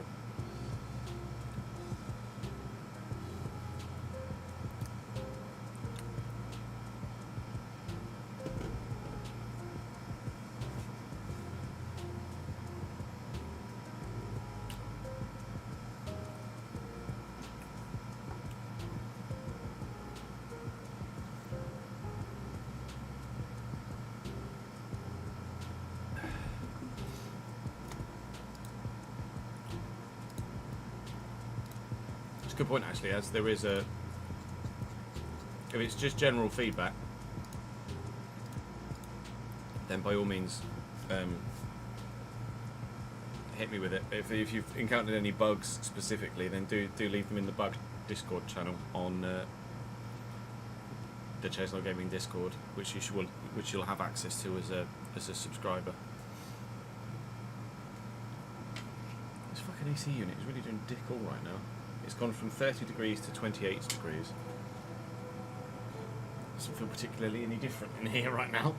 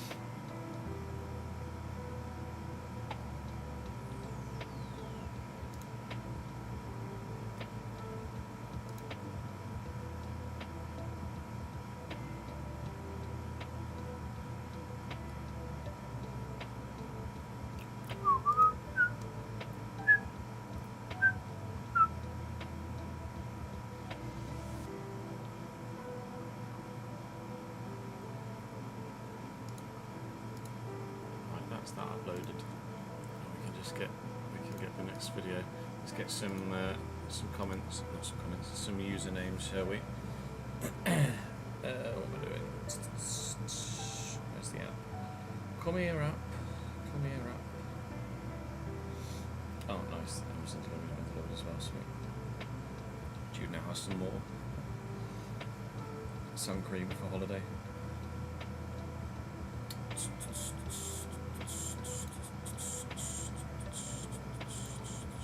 Some more usernames from that comment section.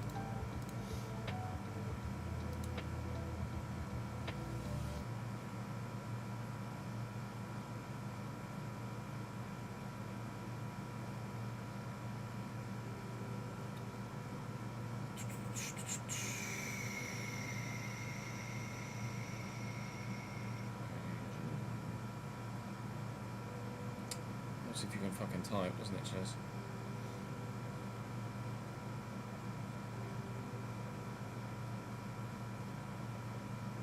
Here we go.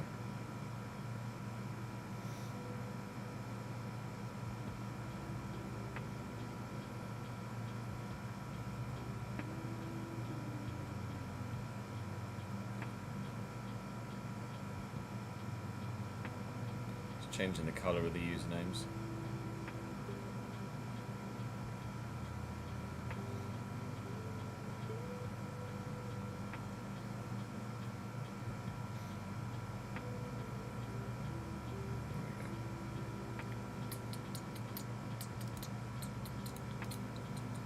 Morning, Griff. What's the story, my dude? How are we, sir? How are we, sir?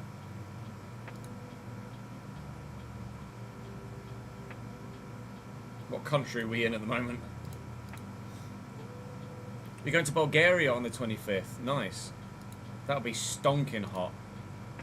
Always gets really hot out there, doesn't it? This time of year. A couple of friends just got back from Croatia where it was like 38 degrees. Bloody ridiculous. It's so hot.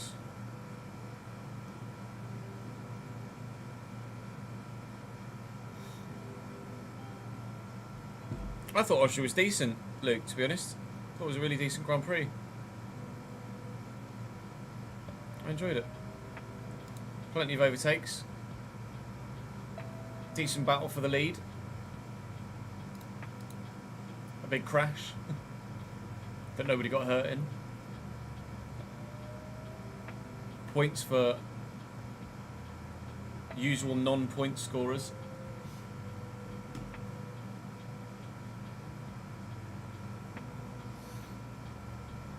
Still in Canada, ticket prices keep fluctuating wildly, so you just look at the weather. Yeah, no, absolutely.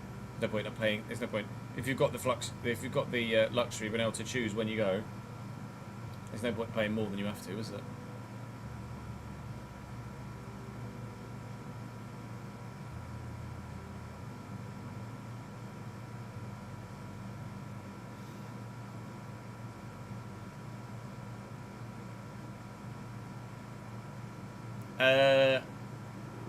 I haven't seen the new Wolves kit, I don't think, no. You're going to say it, screw Alpine? Any particular reason why screw Alpine? Right, let's record the season finale, shall we?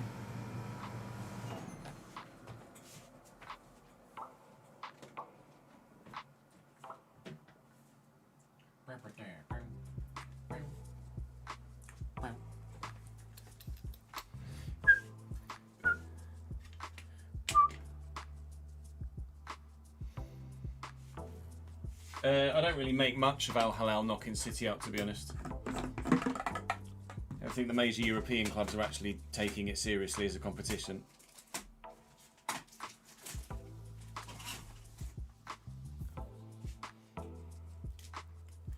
$900 one day and $1,700 the other. That's disgusting. How can they even fluctuate that much? That's outrageous.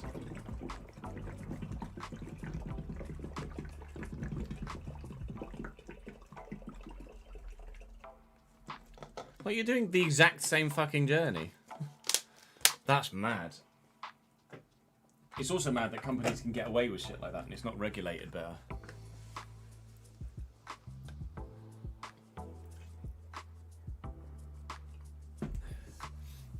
Oh, I don't think Colapinto did anything on purpose to Piastri.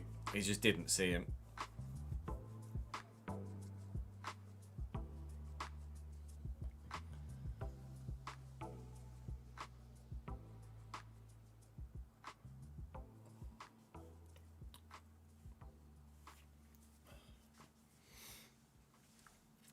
It what the 100 million prize means a hell of a lot more to fucking Fluminense than it does Inter Milan, doesn't it?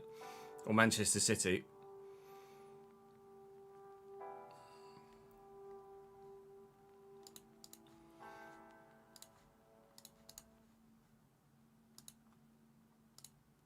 Like for Premier League sides and top major European sides, the money's not the draw.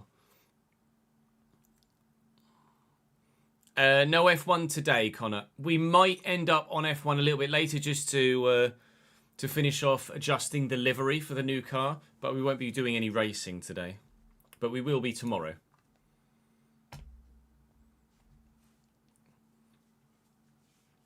You can always do !plan as a command to find out what we're doing on any given day in that stream that we're live with, and you can do !schedule.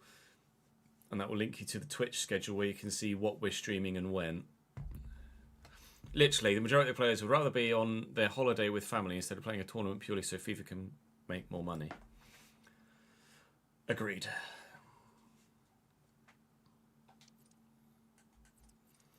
Roddle. Studdle. Oh. Welcome to the Premier League and season and save finale here of this 10 season long Road to Glory, realistic Road to Glory with Bradford City. We have performed in many a final. We've won a couple. We've lost a few. We've not quite made it to some either. But today we have the opportunity to win the biggest prize in England, and that's the Premier League. With 3 games to go, we sit top of the table and 3 points clear, albeit having played a game more than Arsenal. They've got 4 games to go. We have West Ham, we have Crystal Palace, and we have Tottenham to play.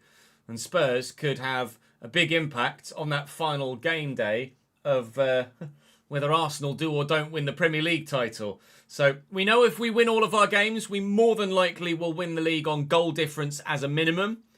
But obviously, winning games at the minute has not been something we've done that straightforwardly or even that regularly, with a 1-1 draw against Feyenoord, a 1-1 draw against Wolves, a 1-1 draw against Chelsea, a 3-1 defeat to Leicester, the 2-0 defeat to Feyenoord. It's not been pretty straightforward for us recently. So we very much need to get back to winning ways, and, well, a 100% win rate today should win us the Premier League, but we're not sure at the moment, given the way that everything went in yesterday's episode. We will be doing a one-off video, because obviously we're going to be qualifying for the Champions League. We're going to be doing a one-off video for a Season 11 as we try and chase Champions League glory as well. So that will come to you tomorrow, maybe a day later, just depending on how long it takes to edit, because it's going to be a whole bloody season in one video. So keep your eyes peeled for that. And then the video after that will be the one where you guys will be voting and leaving your feedback for what happens next on the channel. But for now, we have more pressing matters at hand than what happens next. We need to live in the present, and the present is Bradford City versus West Ham United. Saying thank you to Kieran, Aidan and Frank on the board behind me for your continued support. Thank you very much indeed. Those of you that are wanting to join the VIP tier of the Patreon before that new save, you still have a couple of weeks to do so before the save starts. So go ahead and jump into the Patreon at the VIP tier if you so wish. Of course, if you don't want to join the Patreon tier at that level but would like to show some support for the channel, then by all means feel free to check the Patreon out at a lesser tier than the big one project. But for now, we're going to crack on. We're going to go and play West Ham, and hopefully we're going to beat West Ham.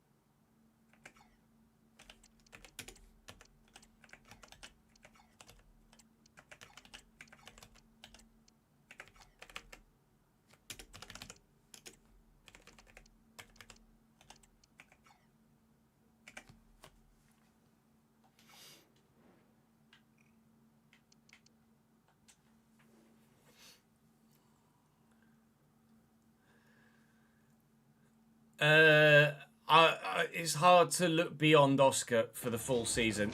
I expected Lando to do well in Austria because he always does. But I think Oscar holds it for the rest of the season. I think Max is out of it now.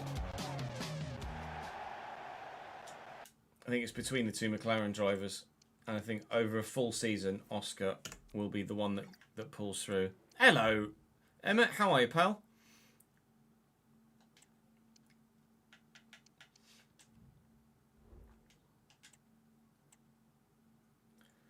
Patreon player Kai Henderson in goal for West Ham here today. They're playing a 4-1-4-1 or a 4-3-3 with two deeper wingers. Vanderson at right back, Edson Alvarez at centre back alongside Bitsiabu and Andrea Cambiasso at left back. Mats Vifa at CDM with Mate Jurasek at right mid. Then Lucas Sanabria and Bruno Guimaraes in the middle with Renato da Costa on the left. And then Vitor Roque up top at striker. They did previously have Savinho, I think, on the left, which is who Renato Costa is a pre-gen of. But I think they sold Savinho in a recent transfer window. So West Ham not as good as they were, but they're still decent. But I mean, they're down in 16th, so they're not having a great season. We've had to make some changes to our 11 because of the nature of the fixture list, but it should be pretty straightforward in terms of who plays what for the remainder of the season for the two games we play after this one. All right, Vitor. Read that one, didn't you? I've won it back. Right, let's play well here and get a good result, please. Well in. Engels. Ah, Bruno's in the way. Engels still fighting hard, but there's a foul in there. Take that quickly. Hayward. No, I shouldn't have taken it quickly. Well up. Maybe I should have taken it quickly. Or at least, regardless, they've committed men forward here. It's a lovely ball looking for Rodrigo Ribeiro, who gives us a 1-0 lead. Just the start we craved here at the Stephen Derby Arena. Bradford 1-0 up already.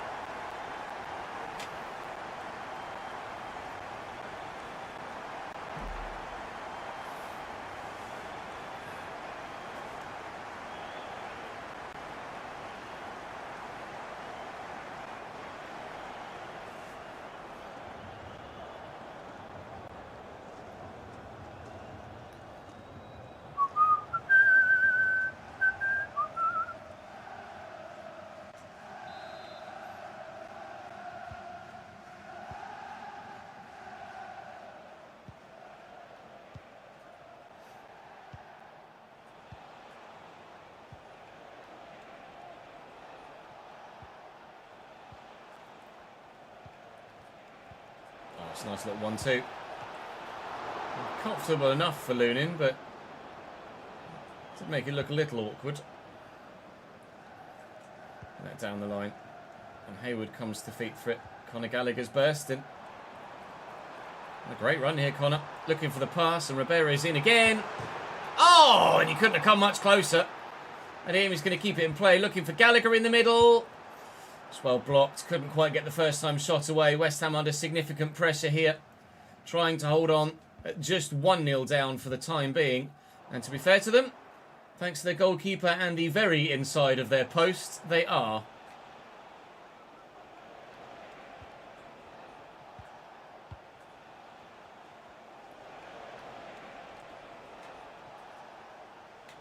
Oh, he's done me. I thought it was going to come back the other way. Good block by Longhorse. It's going to be a West Ham corner. Da Costa's tricky. Really difficult to deal with. Guimaraes on the corner. They're going to take this short, aren't they? It's in there to Jurasek. It's got options. Couldn't really find any of them. Thanks for that. Giving that straight to Eddie Amy. And look at the space out here on this wing for Lewis Hayward. Are you going to get the run into the middle, mate, or not? You just go stand there. Thanks, Rodrigo. Fucking hell. Long course up. Long course down. Gallagher. Good touch and turn. Tried to force it to Hayward. It wasn't going to work.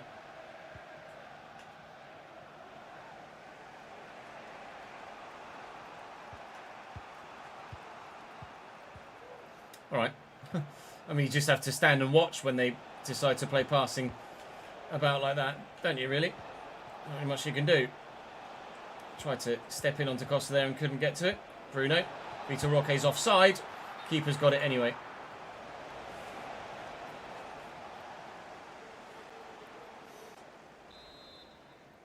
Yeah, you're probably right with that, Griff, to be fair. Woke up with the stiffest of necks.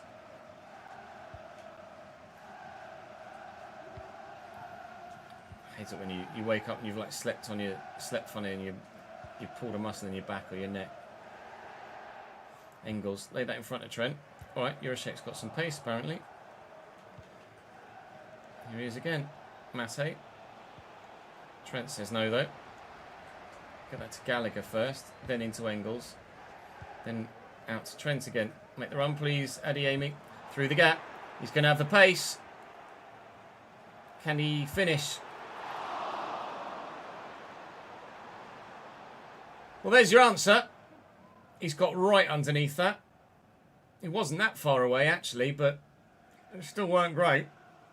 It's on his favoured left side as well, so I expected better from Karim there.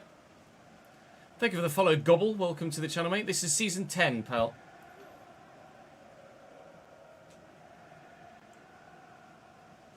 Gallagher, Engels, and Trent. I was supposed to go over here to Mr. Gallagher. Adeyemi's there. Rodrigo's there. Harry's made a good run, but wasn't sure if he was still going to be on the side. Hayward. Yeah, fucked up.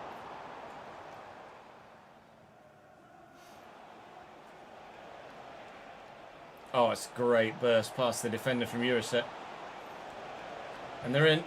It's not a bad ball either, but straight at Jarek, and that'll be half-time. 1-0 to the Bantams. A bit better than Andy Cook, yeah. Little bit. Andy Cook might still be one of our top goal scorers, though, to be fair. Let's have a look.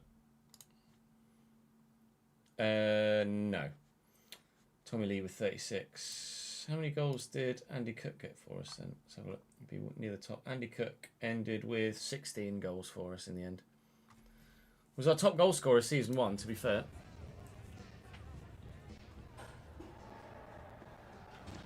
Well, that makes things easier, doesn't it, Tozzy? First Bradford career you've seen on Twitch makes you happy as a real Bradford fan. Well, all 10 seasons are available on YouTube if you wanted to watch them, pal. If you wanted to watch the full save, you're more than welcome to. Over on the Chesno Gamer YouTube channel. What's he cooking? Not much. But he did serve up a League 2 title, didn't he?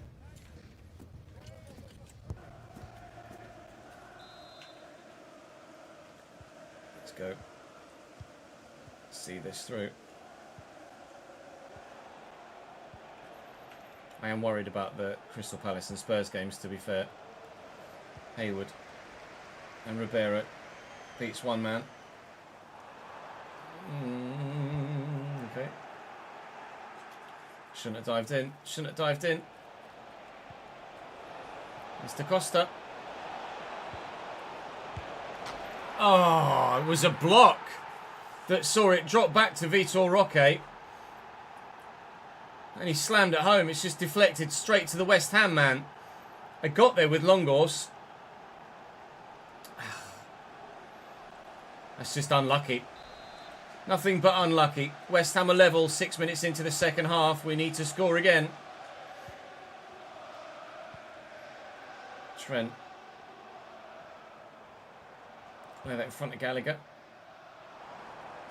Look for Ribeiro. Siabi makes a good challenge. Might need to make some changes now.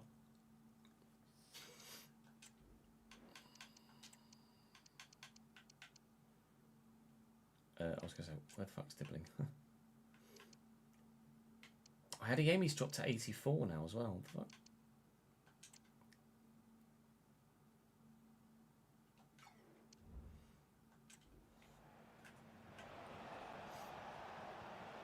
Thank you. Dedic steps in nicely. Ribeiro looking for Hayward. Finding Hayward. Lewis Hayward! Oh! Shoots like a 77 rated player, unfortunately, and that is his last action of the day. Going off for Tyler Dibbling here. Adeyemi off for Chris Rigg, actually. We're going to utilise him as a wide man for the first time. And see if he can help us get back into this game. He's got the pace. He's part of his position set as well. Ribeiro tried to find him immediately, but couldn't. Trent will. Get it on that left-hand side. And here comes Ribeiro around the outside. We could be in still. It's Gallagher. Just try and recycle it. Keep possession. Keep the ball alive. Keep the chance alive. And Ribeiro hits the inside of the post for the second time today. And it flashes across the goal mouth again. That's unbelievable. Win this, please, Chrissy boy. Well up. Gallagher with space. Gallagher from range. Deflected. And deflected wide. Try again from the set piece. Trent's delivery. It's cleared up, but not necessarily away. Rig has Arne Engels in support. Here's Jarek. It's the centre-back. It's not the centre-back.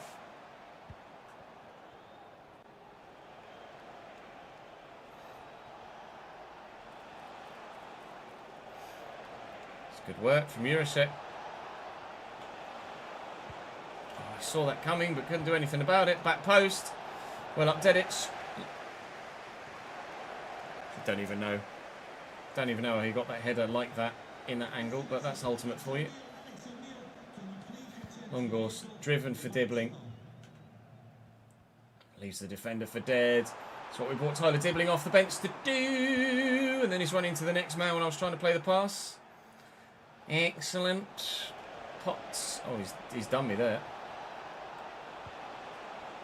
And Vitor Roque, good block by Jarek.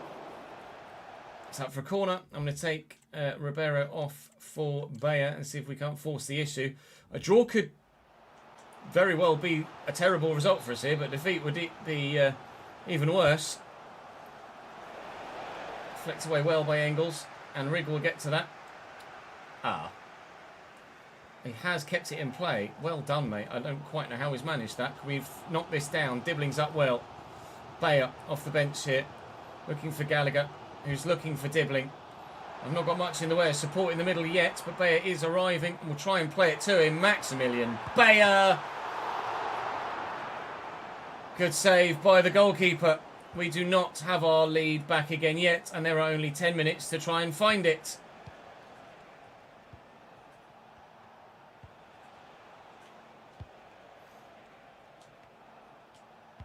Well in.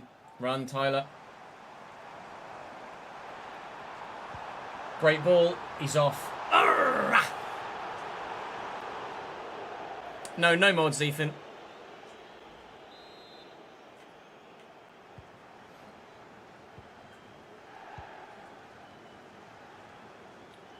Good tackle by Davies. Not a foul. I thought the referee might have given something for a moment there. Gallagher looking to send Dibbling into the wide channel. Bayer's there again. He's onside. Across. Oh, wouldn't have scored if I tried to go for goal, so there was no point trying to go for goal. Trent in front of Gallagher, looking for Dibbling, who was offside when the ball actually came towards him. Engels finds Gallagher again. In here to Trent Alexander-Arnold. Gallagher again. There's a lot of West Ham bodies back here, and time is running out. This is the Premier League title on the wire here for us. And Bayers just had a loose touch. It's a draw against West Ham. Well, the two shots off the very inside of the post, or Bayer missing his one-on-one, might have just decided the Premier League here. We pray not, but Arsenal beat Fulham, and that is going to be Arsenal just a single point behind us with a game in hand. 8th placed Crystal Palace next.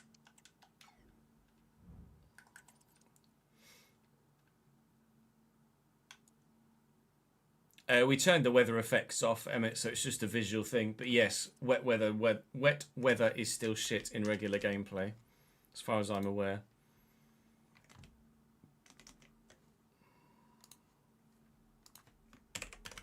Ooh.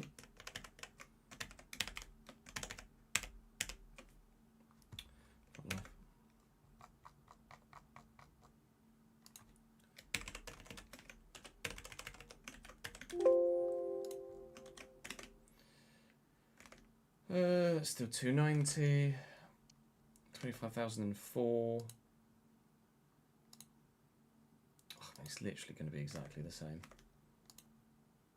So I'll just leave it for the sake of 50 quid.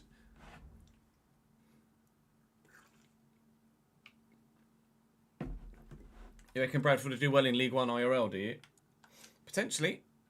There are a lot of clubs that come up from League 2 and do well in League 1 their first season. Hello, Mark. How are you, mate? Thanks for joining us live, pal. Appreciate it, dude. Good to see you, man.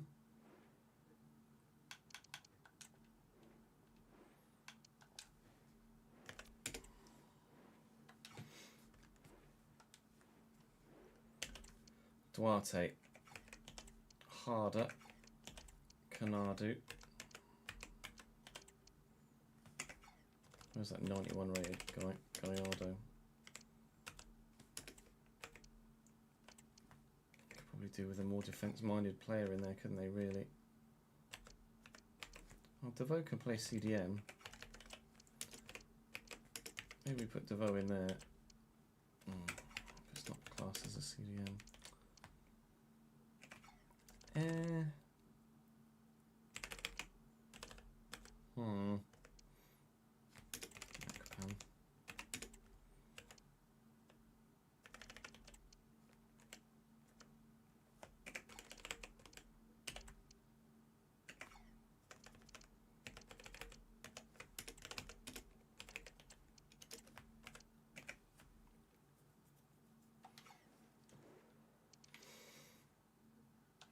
Yeah, Palace are a bit good. This is going to suck.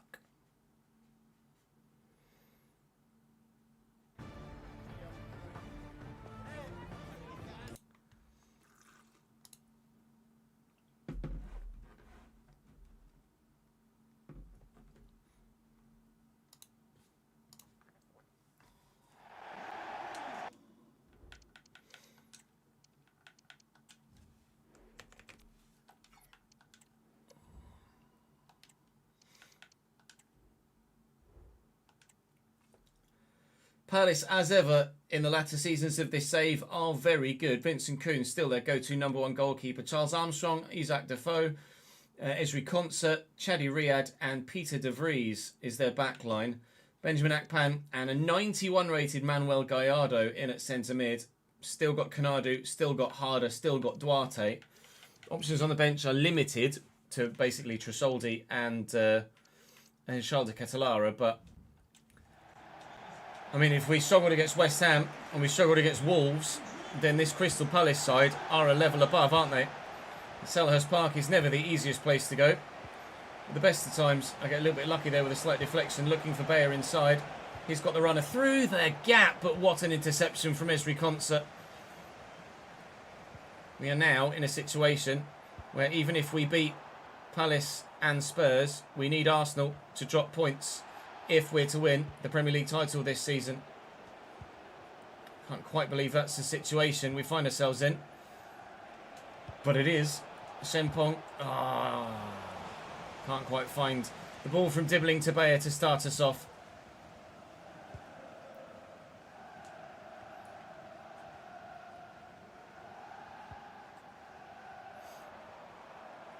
Gallardo. Oh, lovely flick. Gallardo again. Good block. Well in Lenny Yoro.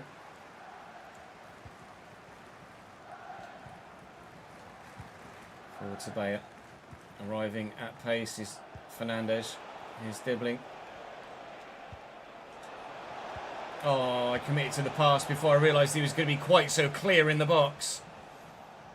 That was the best opportunity we've had so far. All episode to grab a goal, and I've wasted it. We might not get another one of quite such clear-cut nature. Defoe reading the run and stepping in. We're dominating thus far. The goal's not arrived yet.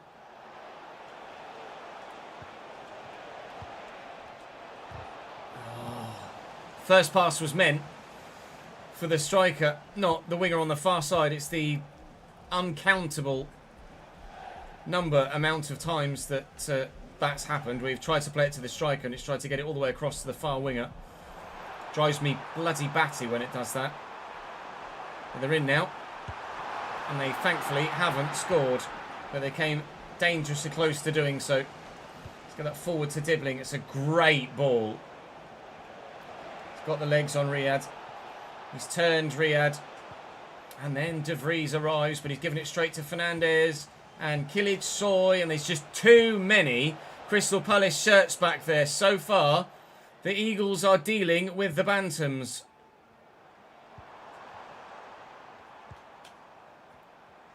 Safe.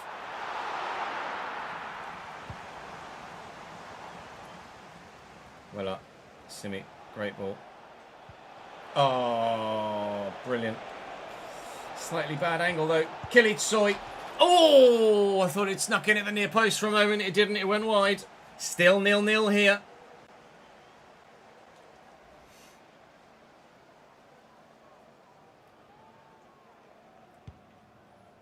That's loose. He's apparently able to just fucking chest it down. Oh, what a take. Deary me, Duarte. That was outrageous. Looking for Conrad Harder in the middle. That is tame. Wow. That take from Duarte was next level. Just try and nod that back with Kilic. So I don't even know how their guy's been able to chest that down there or bring it down as I've won the bloody header. Such is life with Ultimate Gameplay or FC25 Gameplay. Get to that first, please. Don't know whether we did or didn't, but it's ended up with Trubin, and that's the most important thing. Engels to Fernandez. A lot of it's gone through Dibbling so far. But do we start to go direct? Yes! We do! Maximilian Bayer. Bradford 1. Crystal Palace 0. That was a good goal.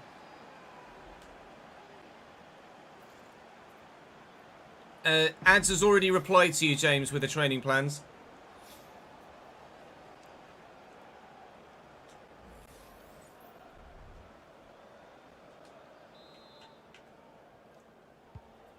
Check chat, James.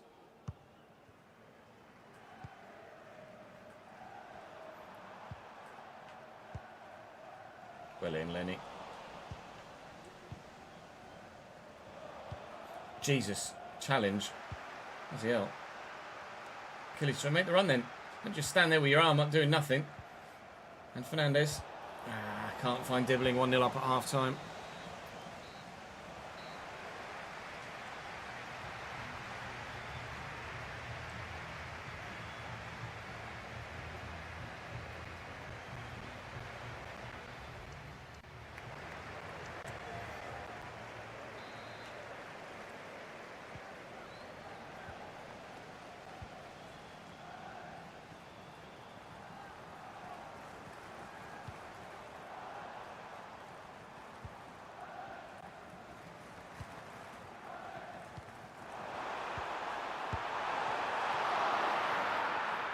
I just held my breath there. I didn't say anything.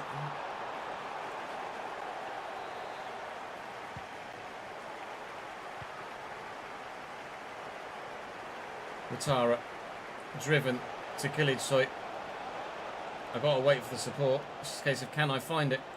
I mean, I pressed pass, but nothing bloody happened. Dibbling from the edge of the box. Oh my God. Inside of the post twice against West Ham. Now the bar against Palace. Starting to feel a little bit fishy again, isn't it? Like the Feyenoord game yesterday. Give me that back. They have, thank you. Never mind. Dibbling's decided to give it back to them again.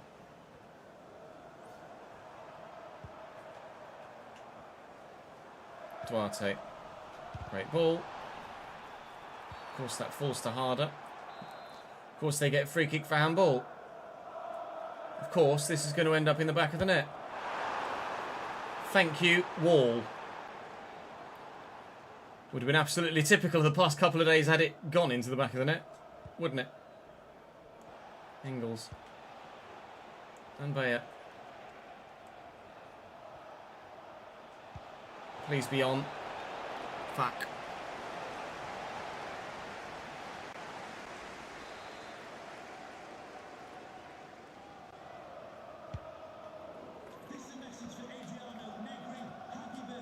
Wouldn't let me change player.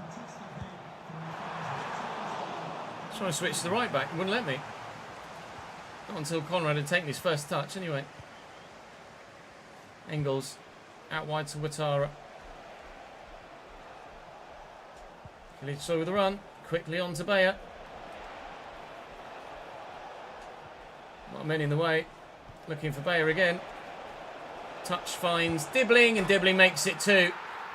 Was an attempted first touch, not a pass from Bayer. But it took it away from not only himself, but the defender as well. And thankfully I was able to quickly switch to Tyler Dibbling and race onto the loose ball. We've buried a second. We lead by 2 at Selhurst Park. That should be enough to get us the victory here today. But the lack of a victory against West Ham, or against Wolves yesterday, might still be the deciding factor come the end of the season and 38 games played by everybody. Duarte's pulled one back immediately for them as well, so it really isn't done yet, is it? This Duarte's a bit bloody good. Now's when they don't, Davidenki.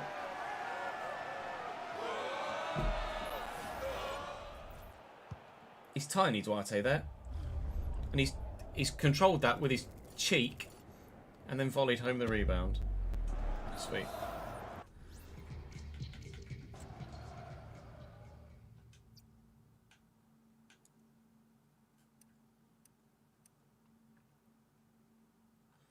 So he's gone up for the header.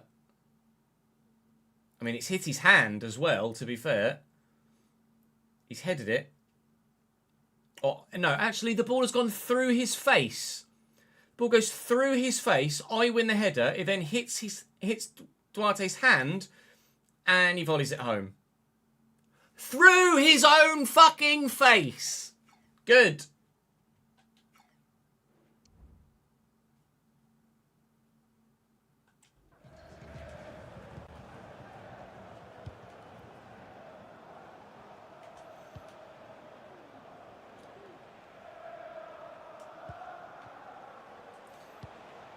Lovely ball. Kilic there with the reverse. Kilic. It's 3. 2-goal lead restored. And if he can finish that, then he could have finished the one against Feyenoord as well, couldn't he, yesterday? But of course the one against Feyenoord went 5 yards wide, and that one buries itself in the bottom corner, when this one was almost identical, if not a couple of yards further out and more difficult. Continues to build on the nonsense of yesterday's Feyenoord game, doesn't it? Even chat have picked up on it before I even said anything.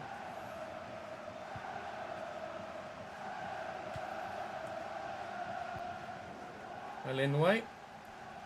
Rig looking for Kilic again. Good take. Bayer's there. And he's got the legs. Bayer! Good save. Good save. Oh my goodness. Good save.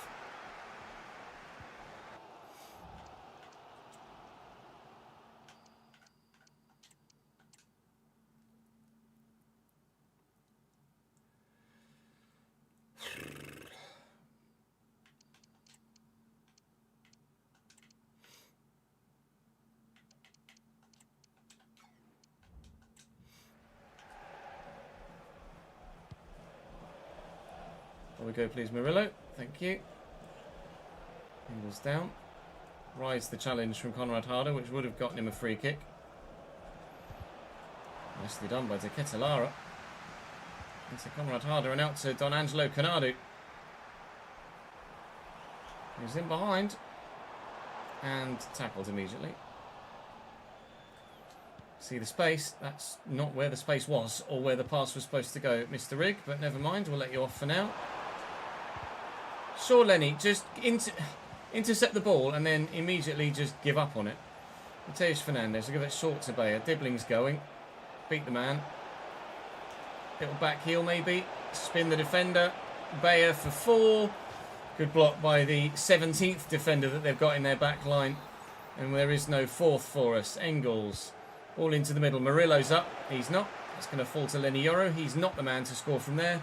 Charles de Ketelara with the interception. And Jay Davies against a tired but still very fast Duarte. Actually not ghosting this time. Ball forward. Hayward. Kilic is the obvious. He's found. Esri Constance tired. Will look for the ball to the back post, where, of course, the defender wins it. Hayward's there! And he couldn't have missed by more. But that'll be a game. I just noticed that it's the 93rd minute. So that will be a 3-1 win for Bradford City against Crystal Palace. And the Premier League title, one imagines, will go down to the final day against Spurs. So the fans are going berserk. Surely not. Surely Arsenal haven't bottled it already. The fans went absolutely crazy there. But I don't imagine Arsenal have thrown it away. They had a game in hand, for Christ's sake. They're not there, so I don't know what they've done. Jamal, thank you for the follow, mate.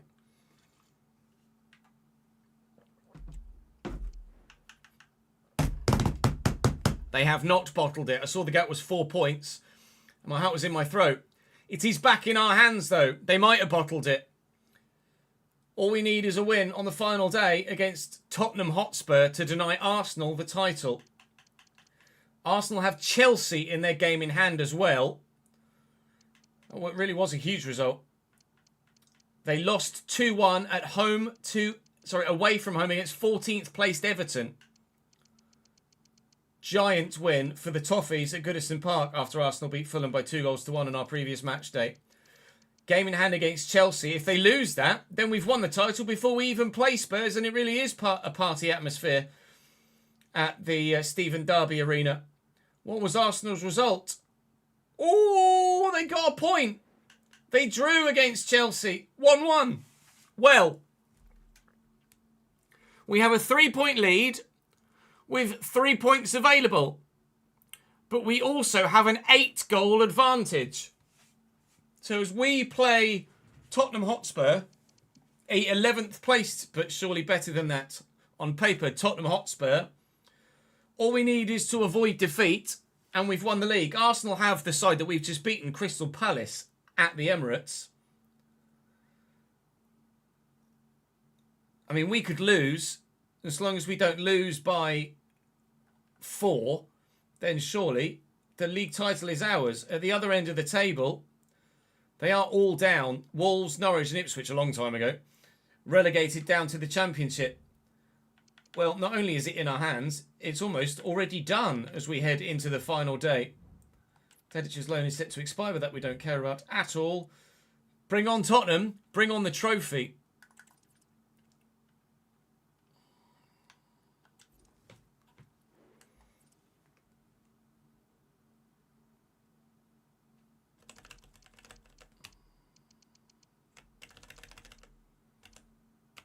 Palace travel costs.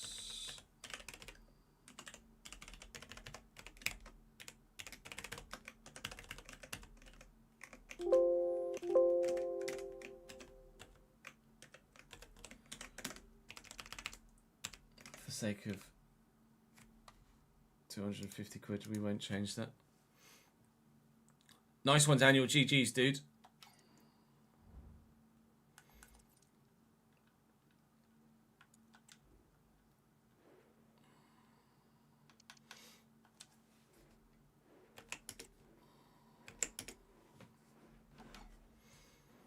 See what Spurs' lineup looks like.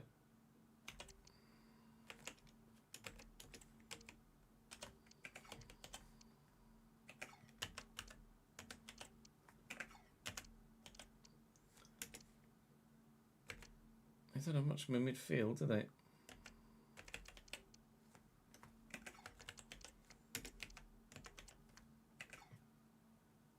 I say that.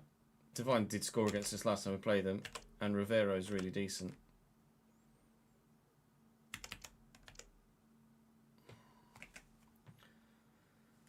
Do I make any changes to that 11? I might start Trent over Fernandes, to be fair.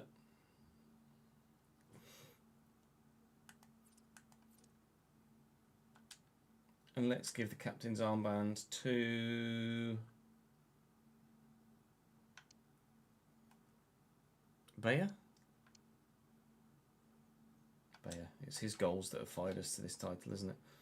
Well, I'm just going to have a quick toilet break tap before we play this final game. And then we will round the whole season out. I'm just going to call the office down as well because your boy is starting to sweat like crazy again. BRB.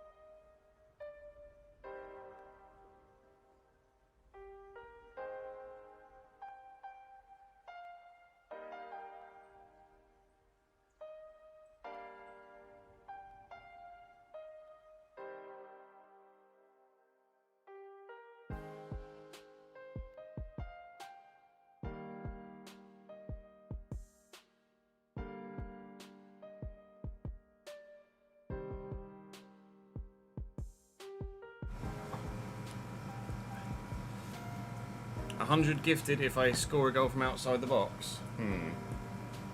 I get the feeling you wouldn't do that. And you're right. You're right, Vanguard. We should start Longos. And we'll give him the captain's armband.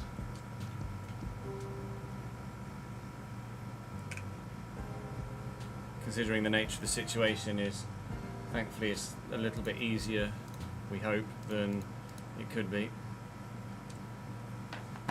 We could probably get away with it, can't we?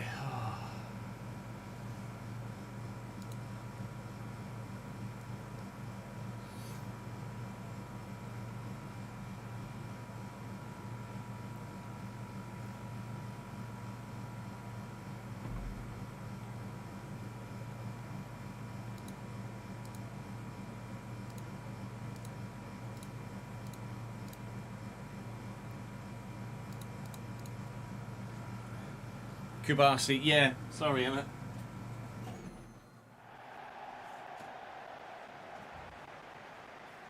I've no idea what Barcelona's side looks like these days in this save. We can have a look for you a little bit later on if you want.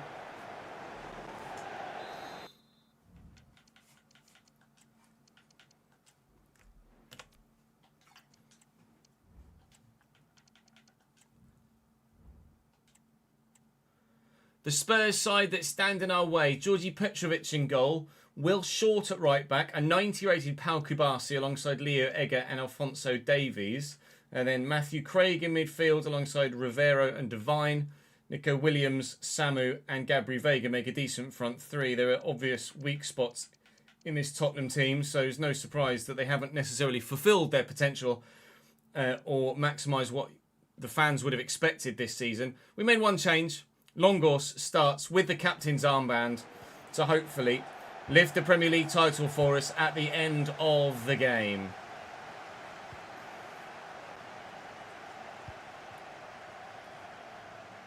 Bayer, use the right back. Dibbling's actually made a great run centrally. I'm not sure I'm going to be able to get the ball to him, so we'll deliver across here with the Shempon, which is an excellent one. And everybody's bloody missed it.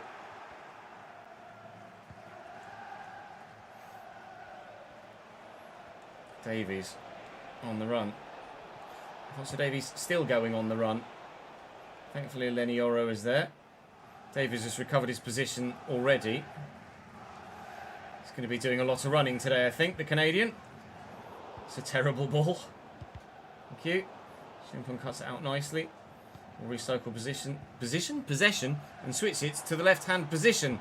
Looking for Kilicsoy. Shot blocked, unfortunately, by Kouassi, but they've given it only to Bayer. I wasn't sure whether we were going to be onside there with Dibbling as I looked to maybe play the pass. Never mind. Oh, Devine's just skipped away from me nicely there. Here's Samu now. Lenny Oro steps in. Really well done. Bayer sends the midfielder. Oh, hello. Mr. Egger's decided he wants to get stuck in, though. I think Egger might have gotten sent off against us last time we played Spurs. Well, I certainly recall someone getting sent off who had a similar name. But he's been pretty rock solid there. Samu should have checked his run, really, because that was a good opportunity for Spurs to get in behind us. We'll give this short here. And then we'll look for the ball to Bayer around the outside of Pau Kubasi. But he's clearly so good, or good enough, that we're not going to be able to really take advantage of him in situations like that. He's going to read the play. He's going to intercept. So it's going to have to be something special to get it past the Spaniard at centre-back, I think. We're not quite at the position, or in the position to have a 90 rated player in our side yet. 88 is the highest rated player we have currently. And obviously, whilst we're doing one more season in terms of a one-off video, I will still be sticking to the rules of the save. So we won't be hiring anyone or signing anyone that is any higher than 88 as we push forward into Season 11 for that one-off Champions League-esque episode. Champions League challenging episode. Hopefully we can challenge for the Champions League, having actually been the champions. So far, the point we're getting, despite the fact it's been a pretty dud game so far, the point we're getting is going to guarantee us the league title. Good save by Petrovic. Outright on points rather than just goal difference. Engels with the delivery. Up we go. Bayer it falls to. That was chaos. Bayer it falls to again. It's Trent Alexander-Arnold. From here, probably not. Kılıçsoy's there, though, and onside. And Simi. And Bayer. Good a block by Kubasi. Can Dibbling get to that? No. 34 minutes played. Still 0-0 at the Stephen Derby Arena.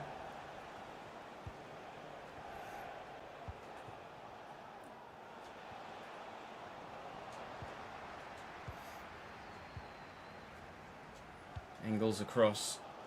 Ouattara.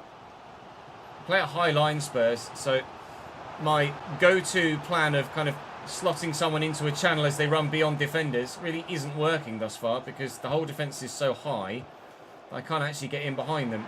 Rig from range. Comfortable for Petrovic. It's still all Bradford, but we don't look likely of scoring yet.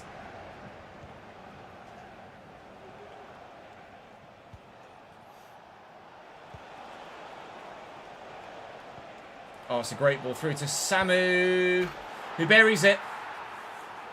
Longall's beaten, sold. Samu puts it in the top corner. The man that ripped us apart for Southampton is doing the same for Tottenham here. Boos around the ground.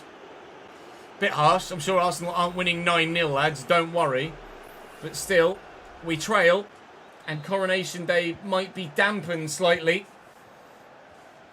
by losing the game on the day. We certainly hope we don't. We'll do what we can to get the dub. Kılıçsoy breaks beyond the man. And he's in the box and he's looking really dangerous here. Kılıçsoy to go all the way! And it's a good block by Pau Kubasi. Into the middle from Dibbling. And up we go. And Petrovic makes sure it's 1-0 Spurs at half-time.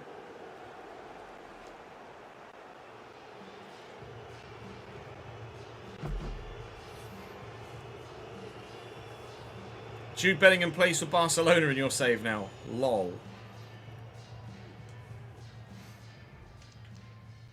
Spurs with their only shot of the game lead by a goal to 0. Can you imagine if this was the scenario with a bit more on the line for the title? Yeah, we've done enough ranting and raving about things previous to this specific game and scenario. About how things have gone down this season and others. Thankfully, we were able to get the win against Palace. Otherwise, we might have been really up against it here. Thankfully, Arsenal lost to Everton as well, regardless of what we did. Because if they had beaten Everton, then it really would have been all or nothing today. Lovely ball into Bayer. Well, no, that's Bayer. It was Dibbling. Bayer's away. Oh, the keeper thought we were going to go across goal. He preemptively went left. The ball went right. 1-1 and Bayer bags on a day where we should lift the Premier League trophy.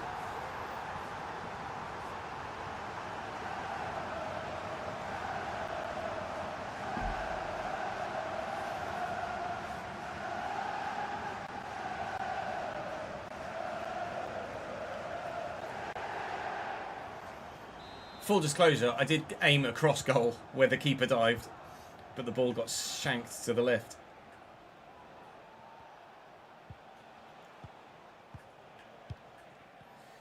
I thought Arne Engels had gotten to that.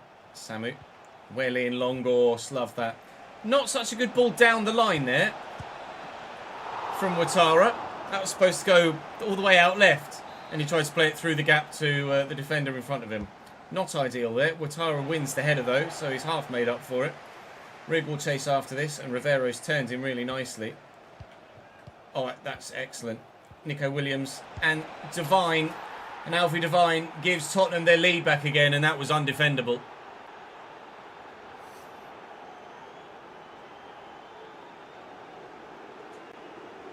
And the Boos are back.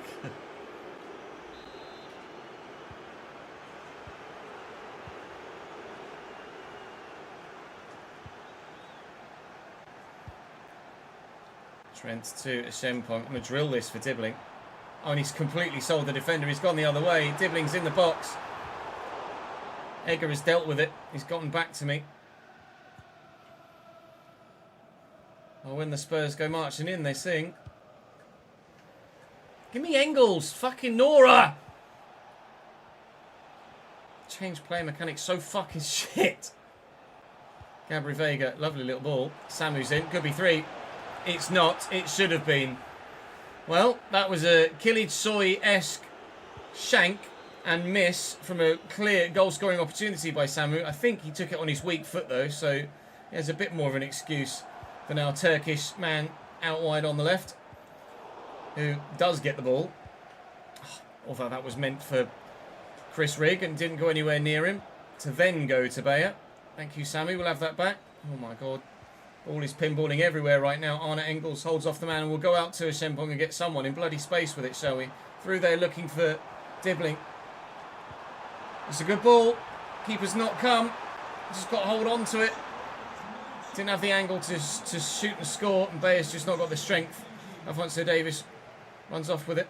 We'll try and stop Spurs from attacking themselves. Why would you go behind Samu to then try and win the header, you idiot? He has won it, thankfully. Challenge made on Trent Alexander-Arnold there. 15 to go here. We still trail. And if we needed the dub, I might have been absolutely broken by it now. But thankfully, we think, at least, we're pretty certain that Arsenal aren't winning by 8 goals.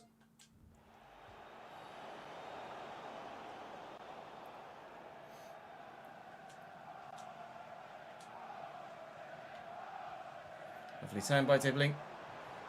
Run, Maximilian. Bloody hell. Just fucking stands there. Oh, I hate FCIQ. Nice tackle by Ouattara. Looking for Killage Soy. Spins one way. Out the other. They hold it up. Is that a free kick, ref? No, apparently not.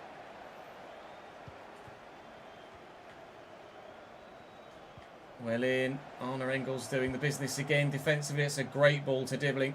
They will lift it for Killage Soy, who's offside. Fucking Nora.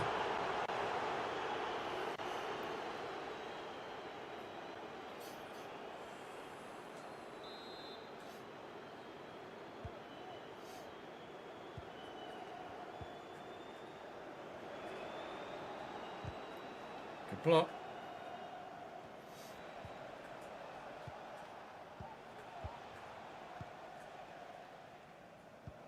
Nice interception. Nice interception. Ashton. Back to Nico Williams Jr. and Samu. No. Wide.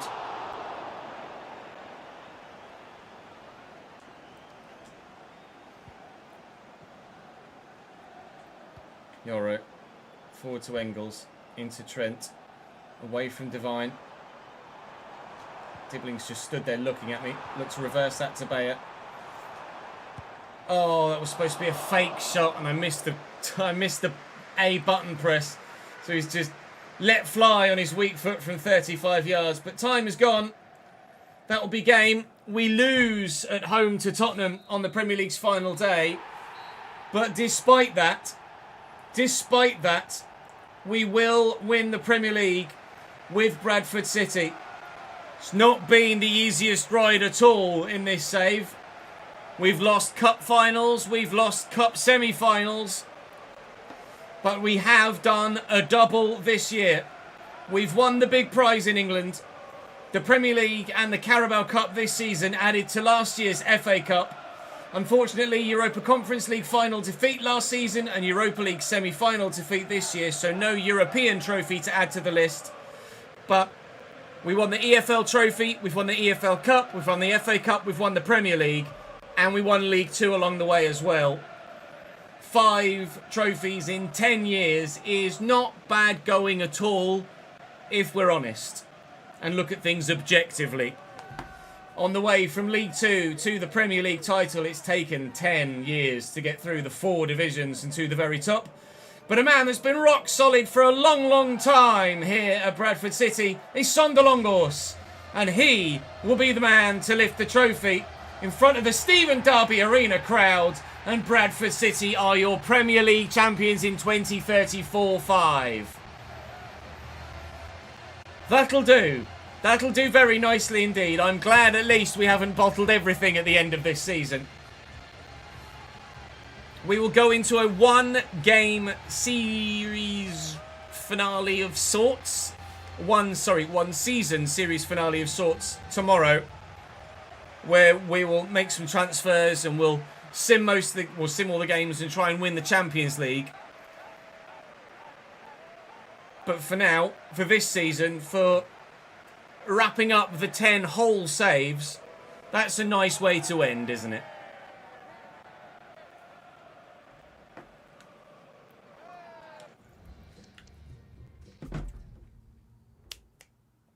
Arsenal did beat Crystal Palace by 2-1, so they would have put the pressure on us had we needed to rely on anything other than goal difference.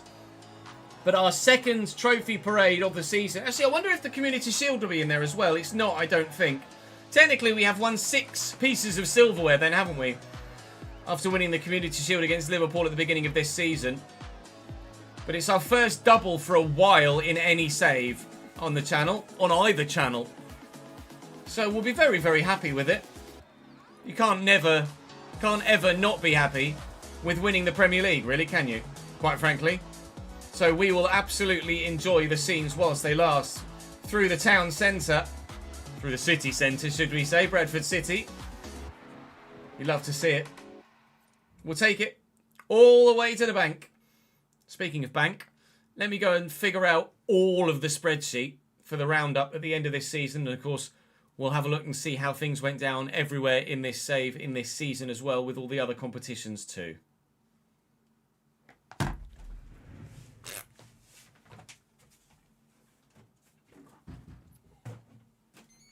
Finally, we add the G to our RT. I mean, we've done quite a bit of glory already.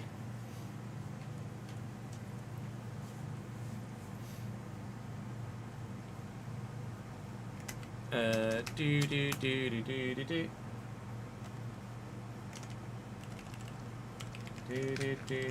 Oh, my tab button fell off again. Come back here, you.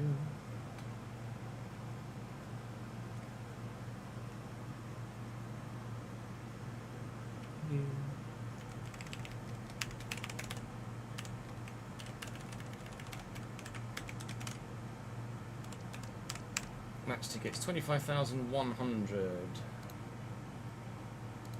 Not a sellout on Coronation Day. 50, 80, 55, sorry. Oh, yeah.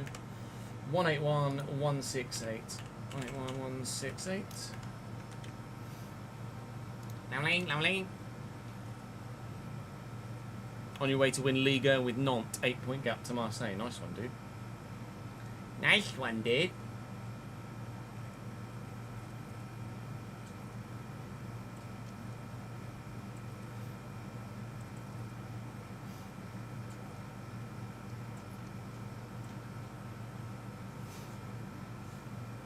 PSG fell off in your save, did they?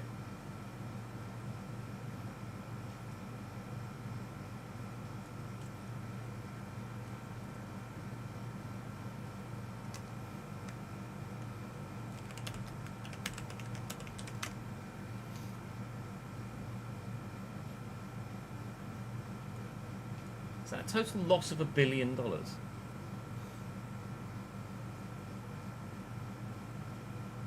461. Just total, £1 billion has gone through the accounts. Damn, son.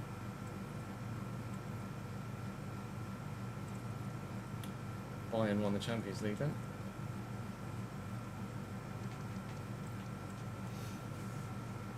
Erik ten Hag is Real Madrid manager, nice.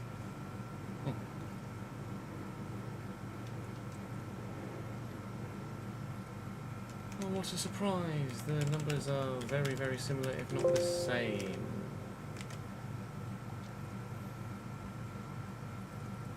And I saved from the ground. Are you not happy with Erik ten Hag in charge of Real Madrid? Yeah, who hasn't won a Champions League at Real Madrid, though?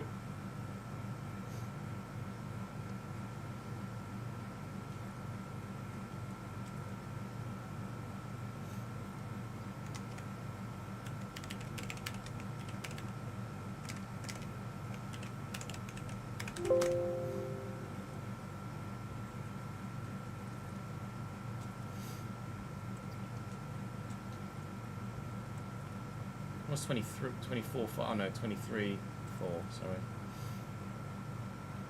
I thought it was 20, 34, 5. It's not, it's 20, 33, 4.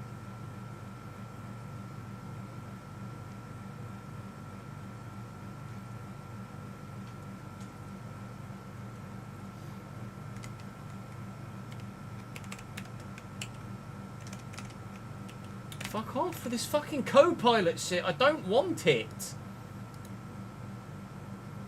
Just let me copy and paste with that fucking pop-up. How do I turn this off? Oh, I fucking hate this.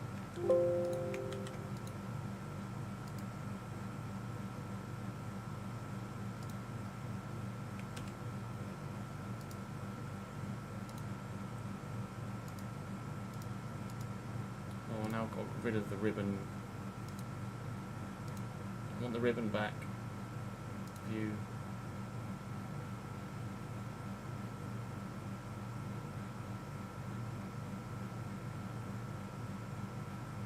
Oh no!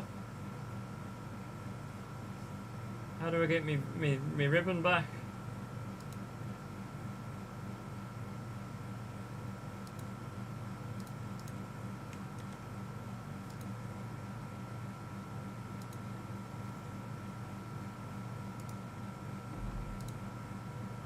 I did it.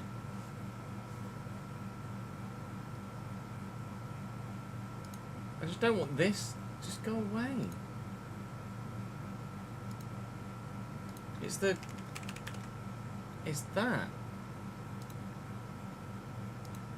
Well, it was co-pilot. Alright, I've turned it off. I've figured out how to turn it off. Hooray me.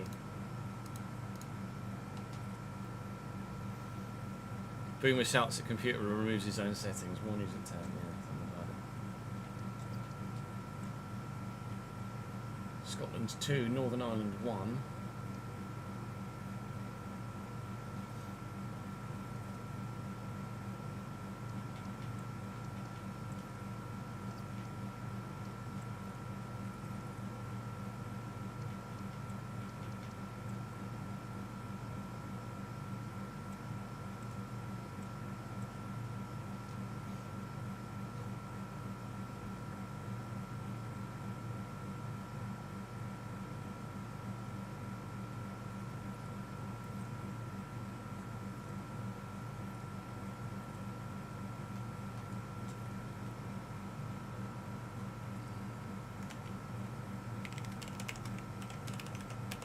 Right.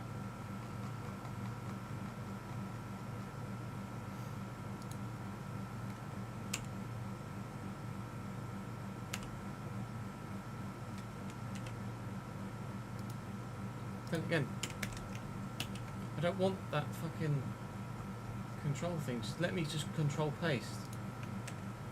Like this. This is what's pissing me off. I don't want this. Just leave me alone. How do I turn that off?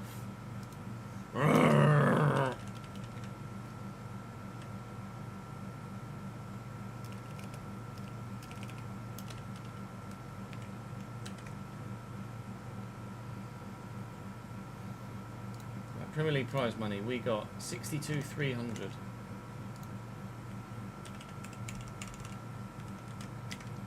And qualifying for the Champions League, 13,050,000. 13,050,832. 13,050,832.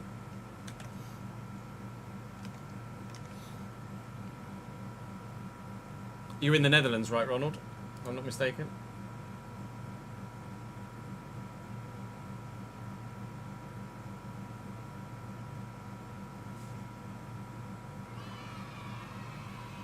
Liam! Thank you for the 28th month, mate. Appreciate it, dude. Enjoying the hot weather is not quite accurate. Surviving, enduring the hot weather is probably the better way to phrase it. But thank you for the this continued sub, mate. Appreciate it, pal.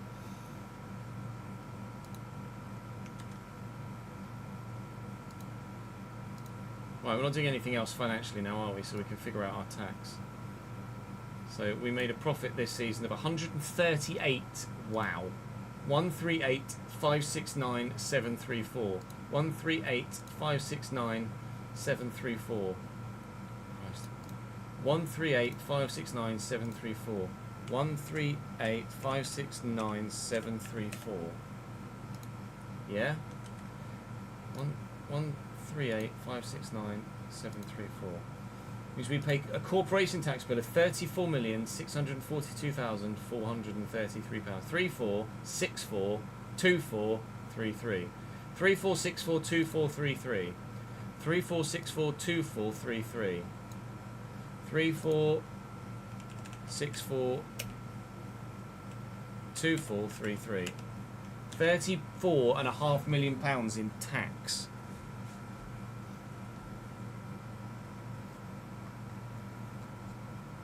Damn, son. That's a lot.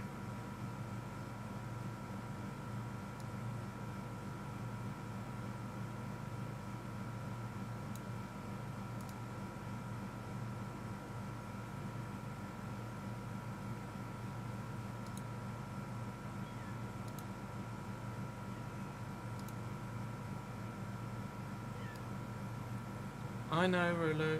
You can have your food in a minute.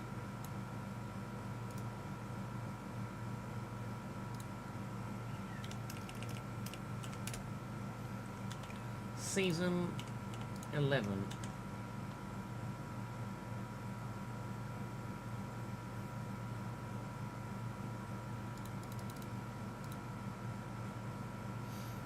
Right, now we need to update the squad. We've done the finances. Now we need to update the squad hub. Or squad tracker, should I say.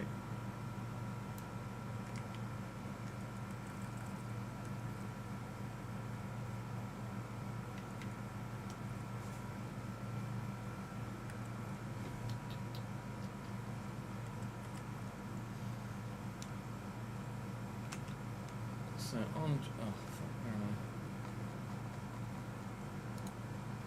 I? Andre Lunin. 20 games, 6 clean sheets.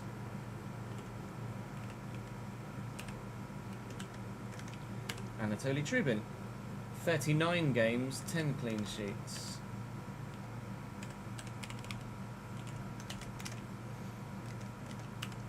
Ouattara.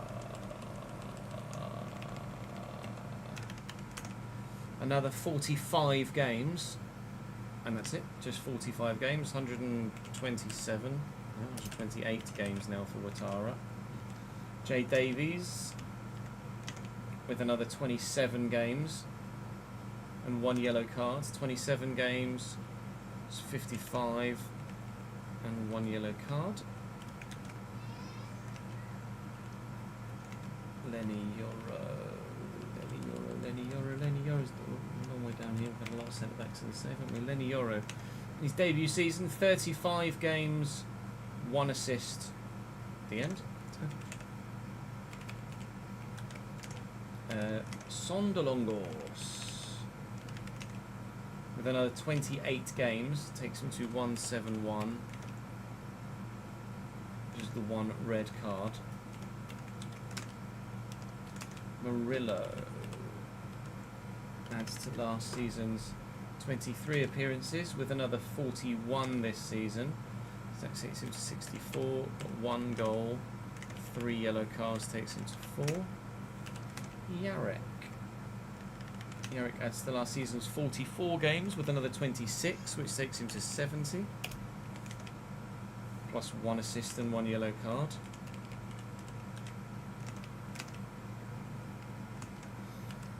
Josh Shempong, right backs. Josh Shempong adds to last season's 40 games with another 45. Takes him to 85. 2 assists. Takes him to 5. Dedic. 24 games. 1 assist, was that? 1 assist, 1 yellow.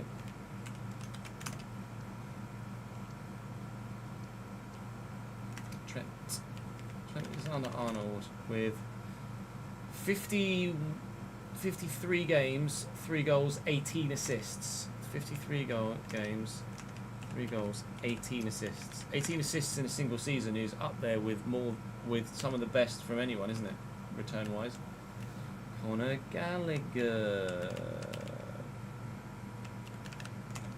with 32-1-6. 32-1-6. Mateus Fernandes adds to last season's by adding another 41, so that's 67 games.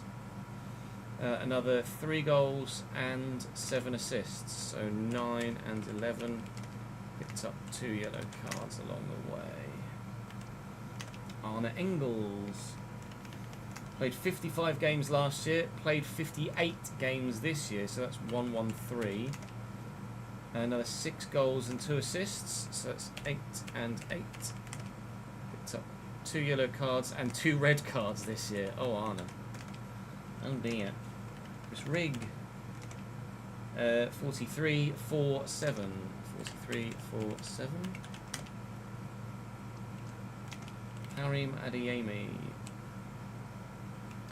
On the bottom? Karim Adeyemi. 16-3-1. Not great. Now Killage, on the other hand, 38-20-8. 20 goals in his first season. And 8 assists. And 1 yellow card. Dibbling. Adds to 88 games last year with another 42 this year. Takes him to 130. Probably another 11 goals only. Takes him to 35. And another 12 assists. Takes him to 45. Lewis Hayward. I always struggle to find Lewis Hayward for some reason. There he is. Another 29 games this year. Takes him to 48. 4 goals, 5 assists. So 9 and 13. There is a 1 in a friendly. Maximilian Bayer. Came in, played 44 games. 44, 28, 14.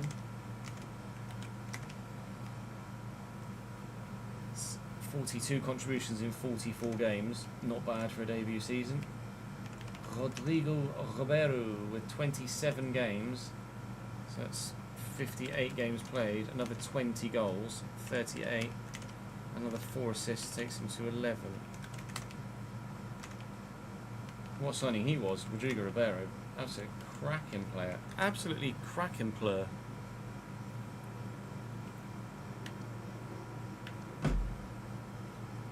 There was less from Dibbling this year.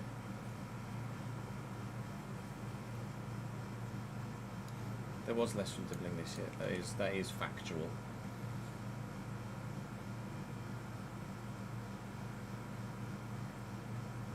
Let me bring.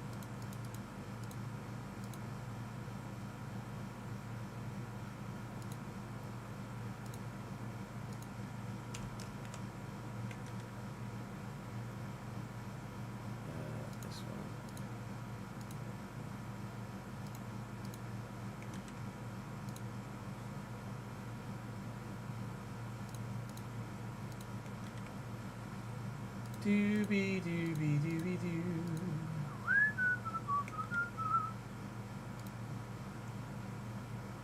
Just want to turn back down here again for a moment whilst we end everything. Right, that's everything up to date then, isn't it? On the thingy, I think.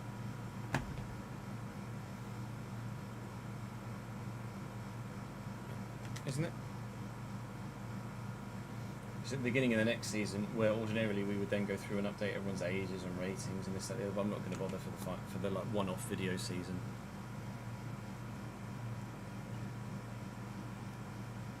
We might update everyone's individual stats, etc. I'm not sure I can be asked. At the end of the 11th season.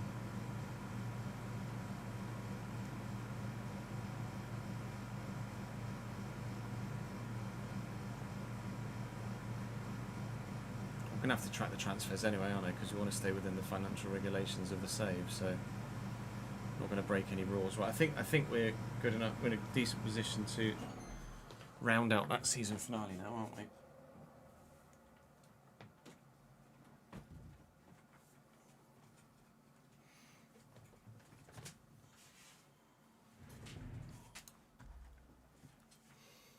So let's have a look then at how things went down this season in this save, here, there, everywhere. With regards the Premier League, obviously, you know exactly what happened with that. We topped it on goal difference by 6 against Arsenal. So we'll very happily take that all the way to the next save, where hopefully we'll be winning the Premier League as well at some point with someone. Liverpool 3rd and Leicester City in 4th. Fantastic result for Leicester City this season. Manchester City only 6th. Manchester United only 7th. Brighton there in 8th. So we scroll further down. Spurs 11th. Newcastle 12th. It was Wolves, Norwich and Ipswich that went down. And Wolves were able to win on final day and make it quite close with Leeds United. But Leeds do survive.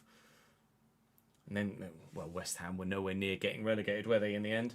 The Community Shield was obviously won by ourselves at the beginning of the season. We're very happy with that. The FA Cup was won by Fulham.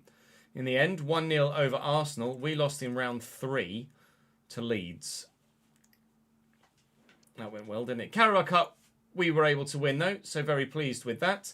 2-0 win over Aston Villa at Wembley, of course. Pre-season was, well, pre-season. European Super Cup, UEFA Super Cup, was won by Sevilla by 2-1 over Wolfsburg. The Champions League this year, Wolfsburg got to the final again, but lost to fellow Bundesliga side Bayern Munich by 1-0. In the Feyenoord went on to win the whole bloody thing. They beat us and will be in the Champions League next year regardless of their Eredivisie finish. Feyenoord Europa League winners. And Brighton Europa Conference League winners. Congratulations to Brighton winning by 3-2. There is currently a World Cup ongoing, although it's obviously not anywhere near as big a tournament as it is in real life, because half the bloody nations aren't on the game. So with regards to player stats, Albert got top goal scorer this year. Golden Boot by 1 from Maximilian Bayer. If he'd have buried that goal against Wolves, then he would have shared the Golden Boot in his only season thus far, of course, as a Bradford City player. We missed Lancashire, I think, but we were still able to win more trophies this year than we have done in any other season. So ultimately, maybe it was a pretty good season, regardless of the sale of Wilt. Simi Kilitsoy there in 4th with 18 goals as well. Very good season for him. Did we have anyone else up there? I don't know really that anyone else scored that many goals, quite frankly. No. Nobody else scoring more than 10 in the Premier League. Creatively, Bayer got 11. Dibbling got 10. Trent got 8.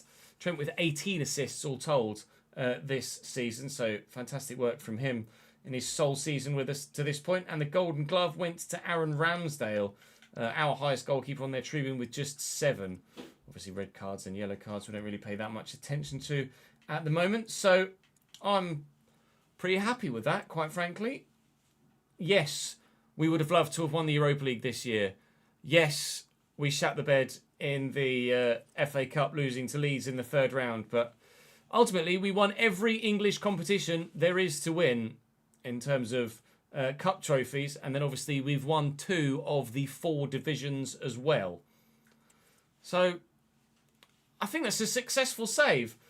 We'll try and win the Champions League with the Sim Season one-off video tomorrow as well, to add some sort of European silverware to the trophy cabinet. But ultimately, I'm very pleased with the way that this save has gone.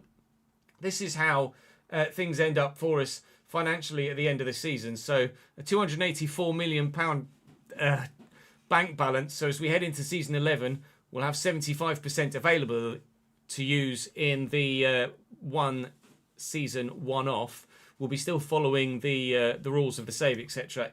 in that save with regards to signings and tracking transfers, etc. So don't worry, we can give you a full update on that in the episode tomorrow as well. With regards to the squad tracker, we've updated everybody's stats for the 10th season. The spend tracker, we got £62.3 million prize money for winning the Premier League, 13 million and a bit for qualifying for the Champions League group league phase, and as a result, we paid £34.6 million in tax. Yikes! Overall, we made £138 million profit before then obviously adding the tax. Pre-tax profit this season of £138 million, which is twice what we've made in any other season. Bank balance has gone from £1 million to 285 or wherever it was in 10 years. If ever you needed an even more obvious showing that the financial system in FC needs an overhaul, then there it is. And with regards to the stats dashboard for the whole save, still, Bobby Poynton is the most creative player. That's the standout one for me there. 46 assists from Bobby Poynton, who hasn't been with us for 6 years. Tyler Dibbling with 45 now. Overtakes Will Lankshire, who has 41. Bowie's still here, and Turret Wright still on the top 5 list as well. Ribeiro is now onto our top goal scorers list with 38. One behind Josh Coburn. And Will Lankshire leads the way with 119 still, obviously. No changes at all on the appearance makers list. Some are getting close to overtaking Will Lankshire, but nobody in the current squad has been with us quite long enough to be able to power themselves onto the top 5. Clean sheet wise, now Trubin is in there with 10. Lunin got 6, I think, which is why he's not quite above Sam Tickle at this moment in time. Sondor Longors has now added 2 more yellow cards to his tally, so he moves from 2 to 4 there. And Arne Engels picked up 2 red cards this season. So he's up to the top of the red card list there with regards to the squad tracker. So we will head into the next season aiming solely for Champions League football. With regards to those of you that are on the Patreon, this is how you guys ended up this whole year. Obviously, I can't see how many goals, assists you got, etc. But we can see your overalls here as we head from season 10 into season 11. Some of you have grown very well. Some of you haven't grown very well. But you all started similarly rated, all with 92 potential. And some of you are still late 70s, and some of you are early 90s. It's been a really strange save for that. I don't know quite what factors have played into it either for you guys not to have made it into even the 80s on some occasions. But looking forward to doing the same again with all of you that are still on the Patreon or going to join the Patreon or rejoining the Patreon for the next save, the vote for which will happen in a couple of days' time. But if you want to have a look at any of these stats in closer detail, do come and join me on stream, either for this save or, of course, for the next one when we get going. You can always jump back and forth from saves on stream just to give you a quick showing, if you so wish, to see your more individual stats for any given position or player. So that is all for Season 10 of the Realistic RTG. That is all for really the episodic seasons version of this iteration of the Realistic RTG. I'm going to go and record a one episode season 11 special where we'll try and win the Champions League. But for now, for this one, if you're not asked about that one season special, I'll see you in the vote video for what's next in a couple of days' time. If not, then I shall see you in episode 1 of What's Next when I get back from holiday towards the end of next week. That's all from me for today. Thank you very much for watching. Thank you very much for all of your support on this save. I'll see you in the next one. Millie got absolutely nuked here. You're not wrong.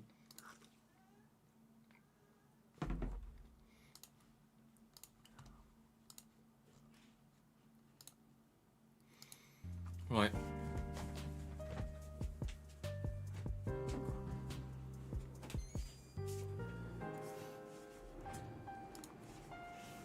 Let's go from season to season, shall we?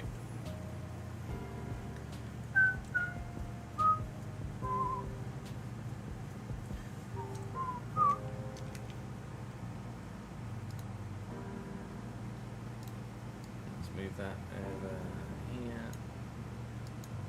Move that over here. I'm not going to bother updating players' ratings and contracts and ages, etc. We're just going to track the transfers and how many goals and assists they got, etc. I'm not going to bother tracking individual finances as well. It's just about making transfers and winning the Champions League, basically. me save that footage as episode 15. RTG S10 15.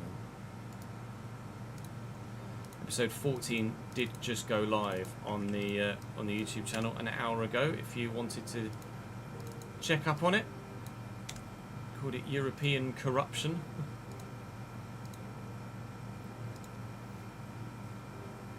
Just currently doing worse than any other video in the past 10 days, which is lovely.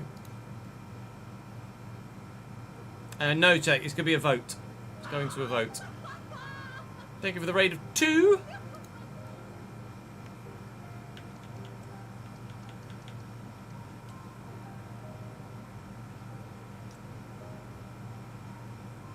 We're just going to leave it.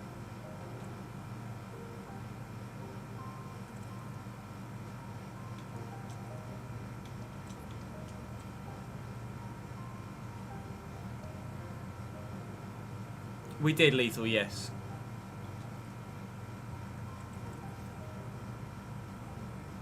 So we have a transfer budget of 213 million, but I am well over wage budget with that, so even 40 million doesn't cover it. 45 million just about does. But we will be selling a few to replace them with others.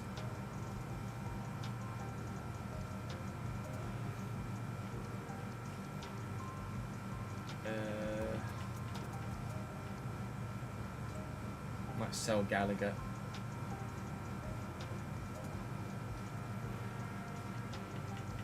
Going to continue to decline horrifically. Tempted to sell Adiemi as well, to be fair, but he only joined in bloody January.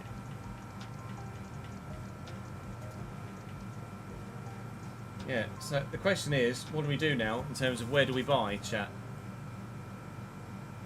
We can buy up to 88 rated players, so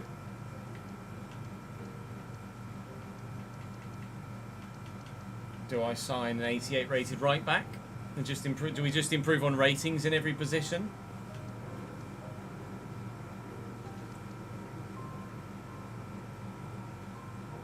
Hey, Luke.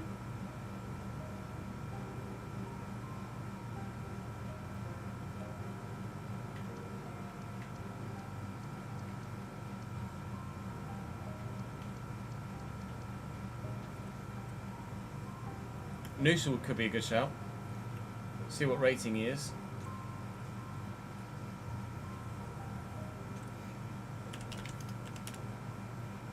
'88. I could sign Noosa from Arsenal. I don't need him. No, you're right. But it's not going to stop. Doesn't necessarily mean we can't have a bit of fun, does it? I think I agree. Right back and left back need replacing with regards to their ratings. So let's have a look and see who the best right backs in the world are, shall we?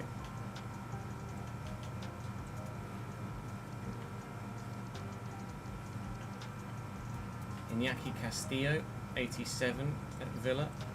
Contract expiring in 11 months, could be quite cheap.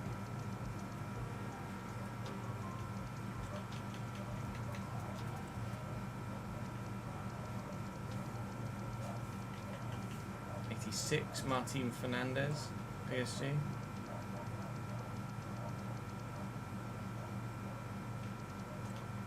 We didn't have a look around the other leagues, did we?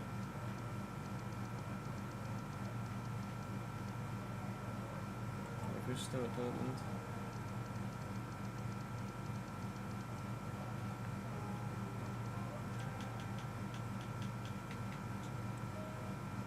Gracie, thank you for the follow.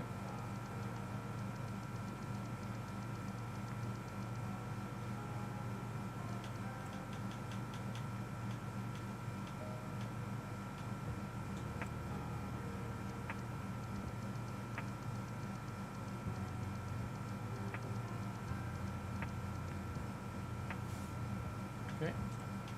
How about left backs?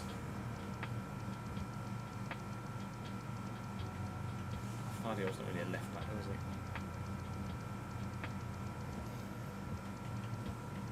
he? 86 Destiny a doggy. Osasuna. I mean, Ouattara is 85, to be fair. So So it would be harder to replace him than Joshua Shempong.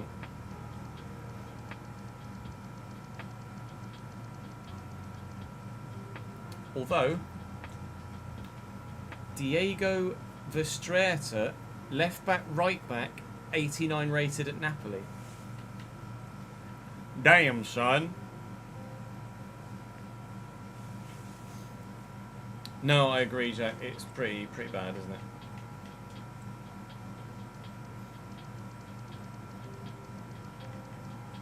Ural Harto, 88 rated at Wolfsburg.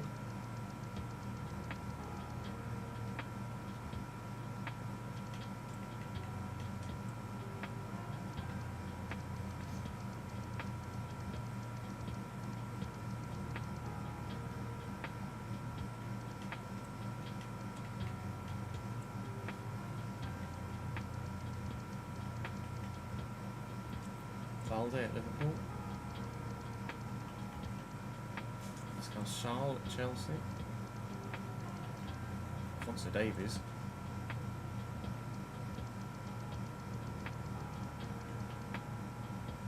Nuno Mendes.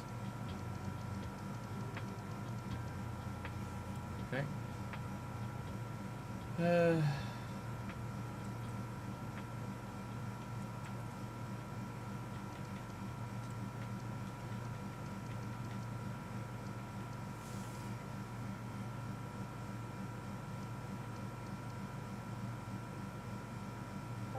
Probably should sign a centre back as well, shouldn't we? Really.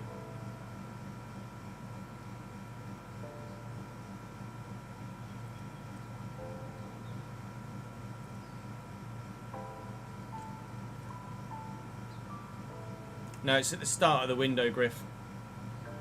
The rules are start of the window.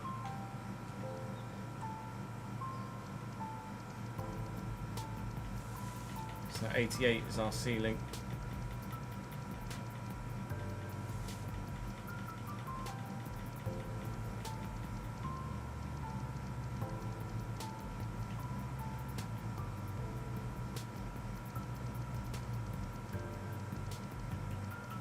Oh, I'd love to sign Scalvini.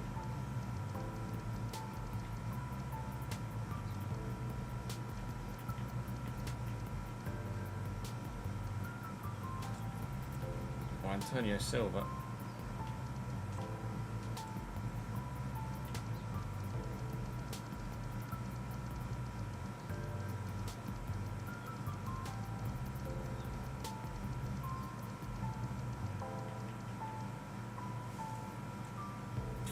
Logic's probably going to decline though, isn't he?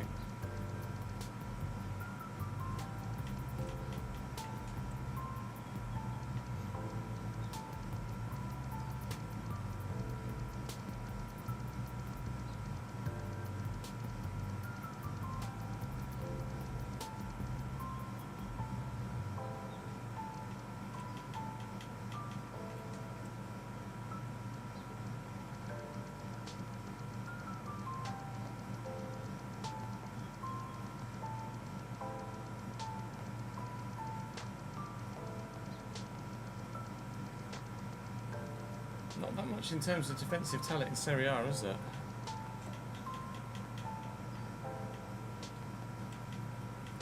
I mean, we don't need anything, really. The go-to need would be upgrading the fullbacks, really. Hello, Jon. How would that be pronounced in Spanish, Davidenki, in Spain? Would he be called Jon, or would he still be called John?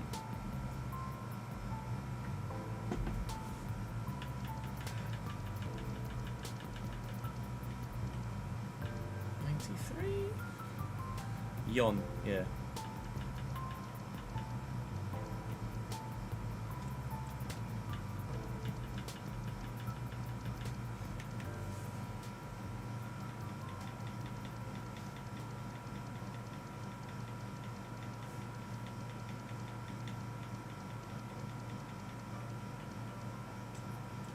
Van der Ven! Finally get Van der Ven in. I never play with him. Right, so we can improve in every defensive position.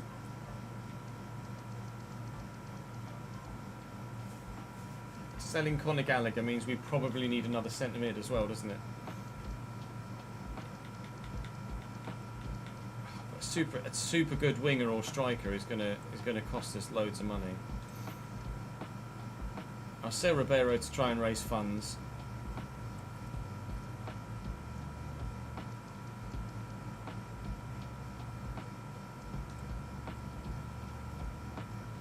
We've just bought him in, so I can't really justify that. What's Hayward valued at? 10. I mean, 10 would help. We could have to sell all the youngsters as well, couldn't we? At least some of them. Some of the higher valued ones.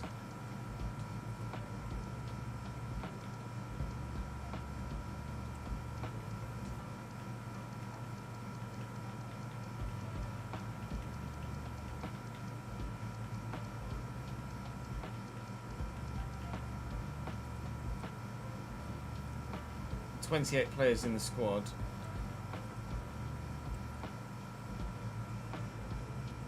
Takes us to 22. Mbappe's still too highly rated, I think.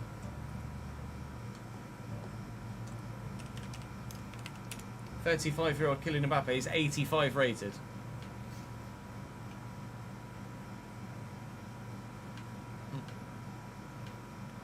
But wages.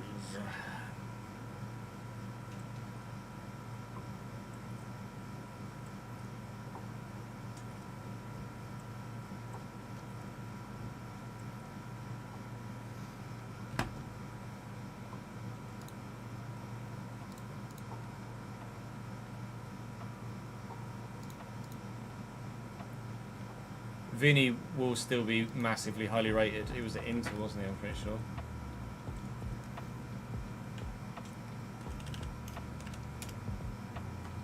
Oh, he's still at Real, 90. Still 90.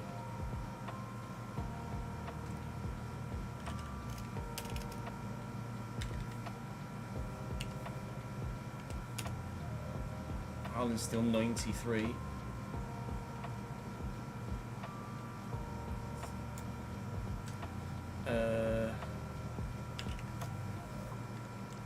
Erdegaard, 88 at Osasuna.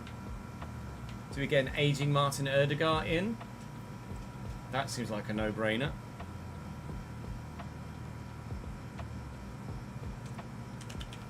Šeško's at Chelsea. He's very expensive.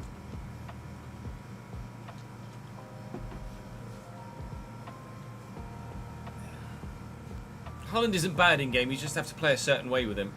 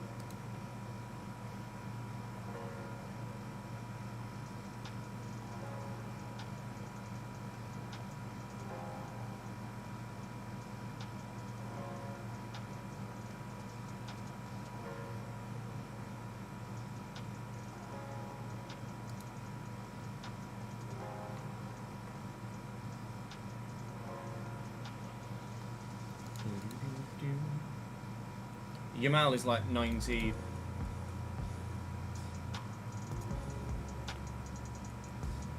Why is it so difficult to navigate with the fucking mouse? You go to the thing you want to click on and then you can't actually click on it because it moves.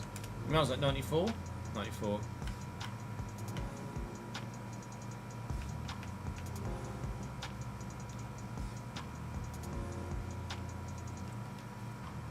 I think we've got enough targets there initially for now. We'll strengthen the defence. And then, if we get the chance, we'll strengthen further up. I'm just going to go for a quick toilet break, chat, and then we will record that one-off video. I shall BRB.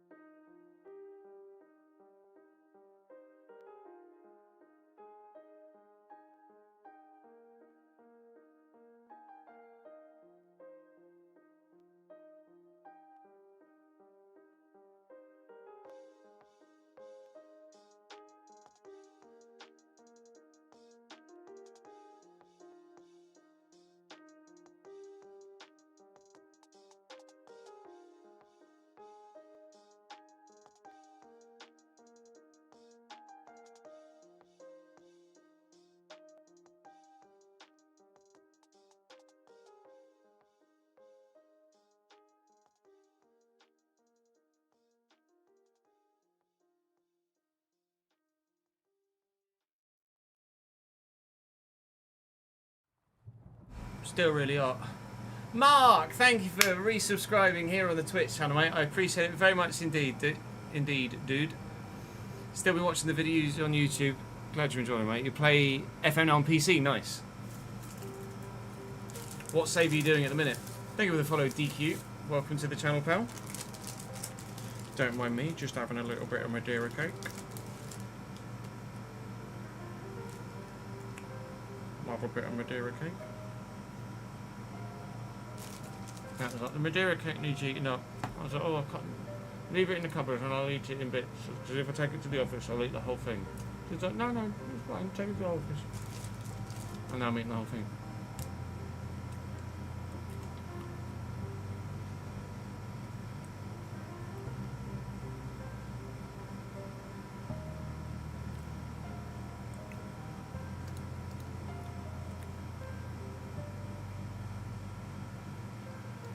So I think we're pretty much set with that, aren't we, now?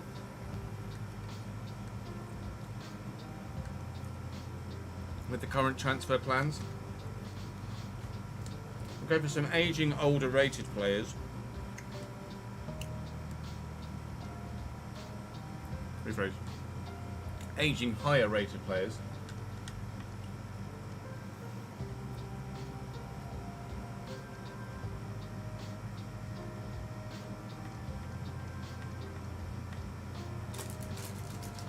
Just to try and bring more in terms of volume of player.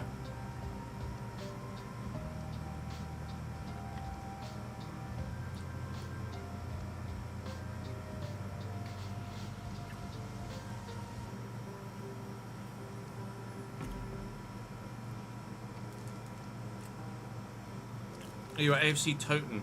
Season 1 got to the playoffs. Oh, unlucky, dude. Playoffs is a lottery, isn't it? There's no way to tell whether... There's no such thing as a guaranteed result in the playoffs, is there really?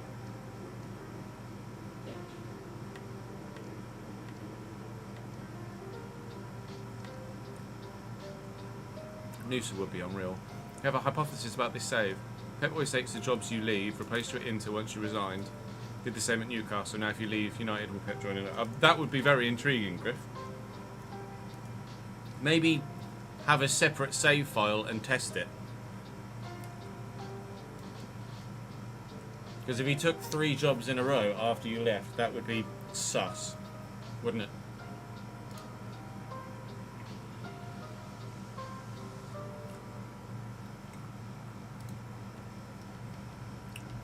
Oh? Understood, João Pedro has just signed his contract at Chelsea, valid until June 2032. Why are Chelsea buying João Pedro, for fuck's sake? João Pedro, Jesus wept.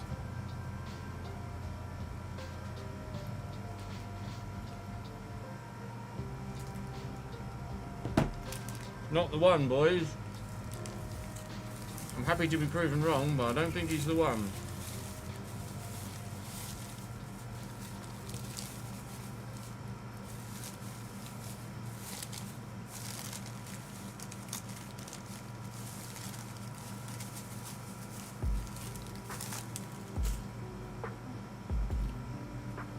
Or even close to it. Forest have agreed to deal with Malik Fofana. Or rephrase. Forest have agreed to deal with Lyon for Malik Fofana, but Fofana is waiting for potential Champions League clubs.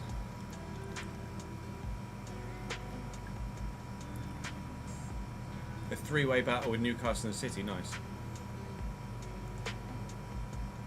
Yeah, I knew who you meant, Matt.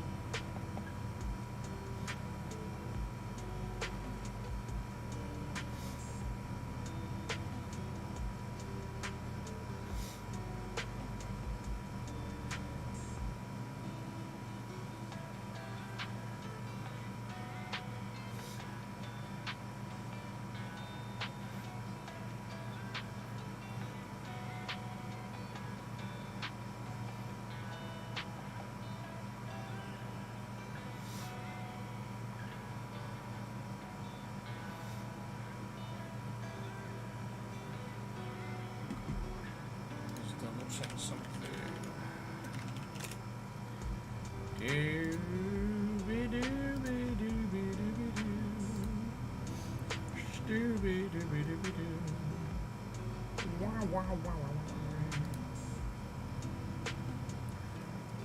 That's not really what's going on.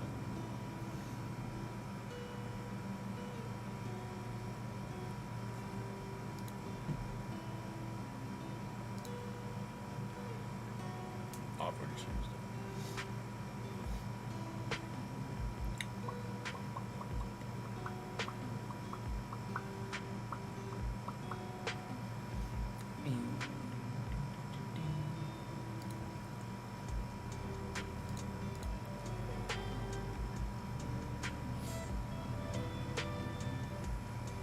Oh, four-way title fight, wow. Damn, son. Right. Oh, God, we go again.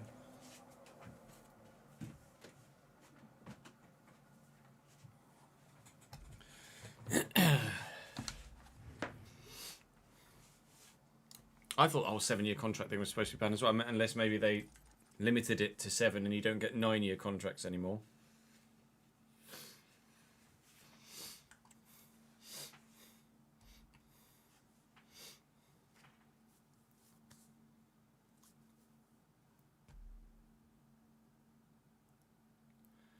Welcome to, hopefully, what is going to be a very successful one-off video. We are in Season 11 of the Realistic RTG Save, and after getting to the final of the Europa Conference League and losing it, getting to the semi-finals of the Europa League and losing them, we have finally qualified for the Champions League in this save, but we effectively ended the save yesterday in terms of the kind of episodic content, but because we have some Champions League football for the first time, I can't justify making another full season because of the view levels, but I can do a one-off episode chasing Champions League football. So we will look to simulate our way through most of the season. We will still be buying and selling players and doing so according to the previous or the existing transfer policies in the save. So currently we have a transfer budget of £168.4 million after I've moved some money into the reallocation to accommodate for a very high wage budget currently.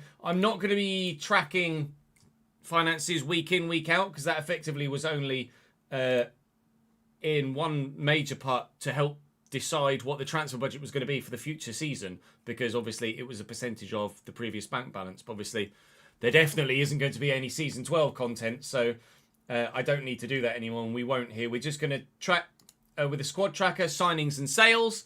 And we will also, of course, at the end of the season, update players' tallies so that the squad calculator, the stats dashboard is up to date at the end of the save as well. So currently, the plan is in this season to replace some of the youth players, as we're going to be simulating a lot. We're going to need to improve in overall rating in quite a few areas. So Davey's going to look to improve on. I'd be tempted to sell Lunin and sign a better goalkeeper. He's already dropped by 1 this season, but it depends who's available. We're also looking... I'm not going to move Longos on because Longos is Longos. We're also looking to sell on a couple of the youngsters that we're just not going to use that are slightly higher valued. Looking to sell on Conor Gallagher as well, as he's 83 now and dipping. And we're looking to sell on Lewis Hayward, as we'll bring in another wide man too. And Ribeiro is transfer listed, as we'll look to bring in an even better striker than the 86 rated Maximilian Bayer is the plan. So we've got some decent transfer budget already, and we're looking to raise a bit more money too. With Gallagher, Lunin, Ribeiro, Hayward, Davies, Ando and Rizzo on the transfer list, we could definitely get well over 200 million in our transfer budget. Currently, I am looking at the following players to potentially bring in. Šeško would be the go-to striker, although obviously he's expensive and at Chelsea. Erdegaard would be a great signing, slightly cheaper. Albeit a lot of these players are higher rated, but also aging, so they are going to decline a little bit. But it's still a step up from where we were, even if they lose a couple of ratings along the way. Mickey van der Ven, we could look to bring in at centre-back for a bargain fee, or someone like Inacio, maybe Schlotterbeck, although he's slightly older and will probably decline slightly sooner. Scalvini is someone that won't decline and will be 88 rated for the whole season, so he's probably the favourite, although Van der Ven would be great. And then we're looking to improve at fullback too. Nuno Mendes is a go-to at Manchester United at 87, although Balde is the higher rated. Harto is equally 88 rated. 89 rated is Verstraete. But I don't actually. Can we even go as high as 89? I think 88 might be as far as we can go. I might have added him on, not factoring in. No, yeah, dibbling 88. 88 is the highest we can go. So actually, Verstraete can't be signed. Not that I've got the ability to sign him anyway because he's that bloody expensive. He's come out of nowhere. Just a random Belgian left back, right back. That's the best fullback in the save right now.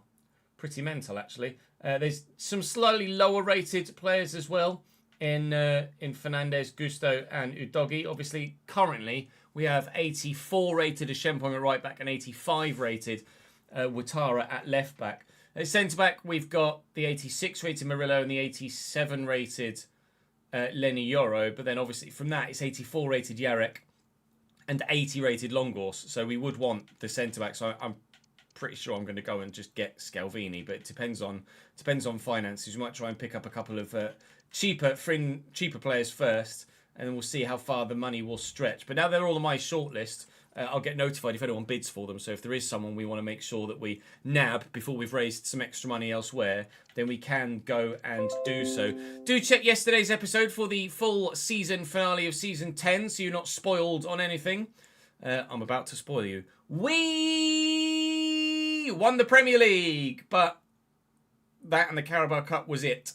So we are looking to win the Champions League this season in this save, if we possibly can. I'm going to advance my way through the pre-season relatively quickly. This won't be a highly detailed video. I'll come back at the end of the transfer window and show you what we've done, and I'll also periodically come back to you through the season when we get to certain points. But for now, I'm going to cut here until transfer deadline day. De Kuiper's left back, left mid, isn't he, Griff? He's not left back, right back, pretty sure.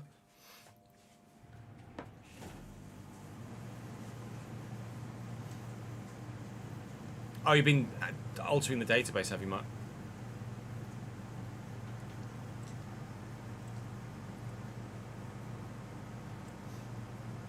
Intriguing. I did have an idea about maybe putting Lucaber on the shortlist, but not in a swap deal there, thank you. No. 39.5 from Wolfsburg. Let's have a look. Oh, it says left back, right back on Sofa. But that is that the right squad file, though?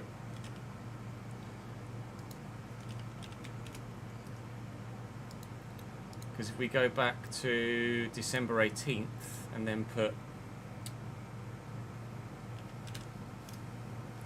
Maxime de Kuiper in.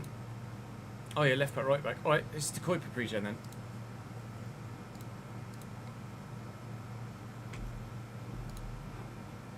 Oh yeah, there are a lot of contracts expiring, unfortunately.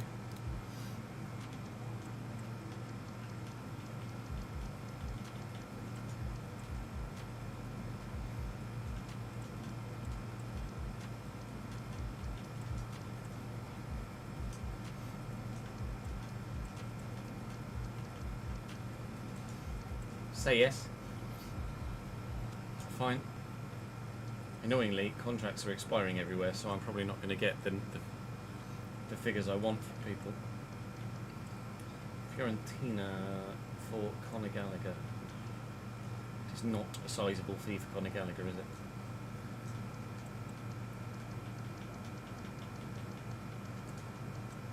We pay 25? No. Pay 21.5.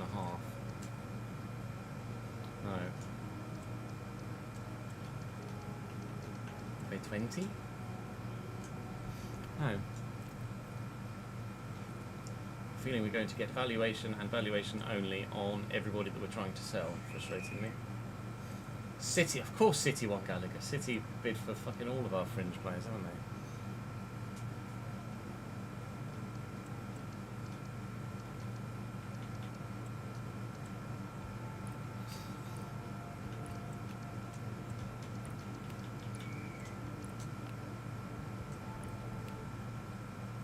And a half.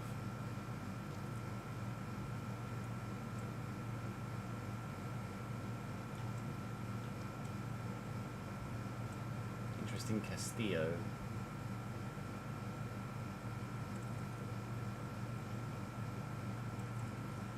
Which one was Castillo? Who was Castillo?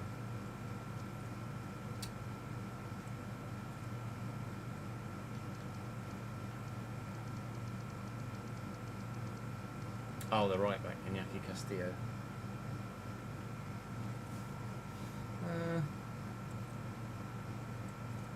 Yeah.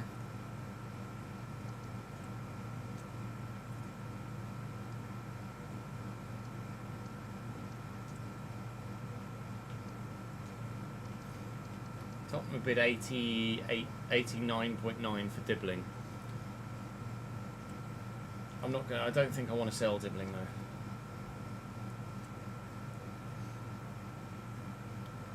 Oh, just on your place when they got. No, that's never happened for me either. Arsenal bid for Ribeiro. Sure.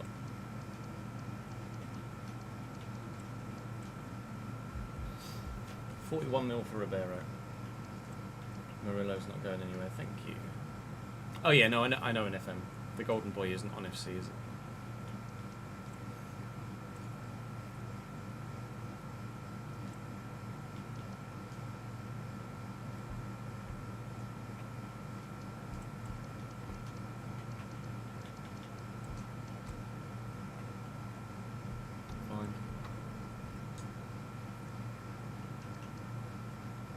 Mateus Fernandes, I probably would be open to selling, you know, because he wasn't amazing. But can I get anyone else similarly rated for a similar fee? Probably not.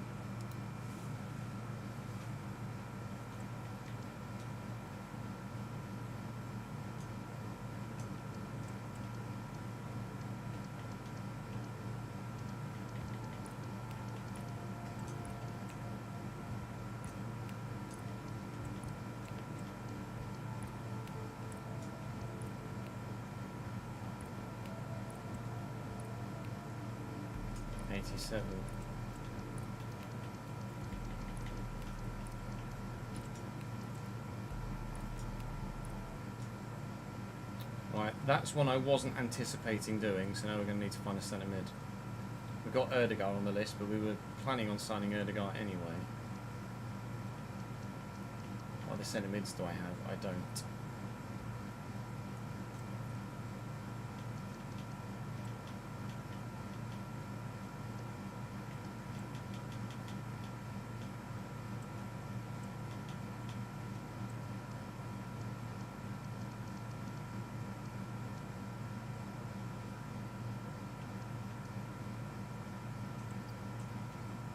Barrios. Really looking for like an 88, aren't we really? Not paying 107 million though. Back in Laura.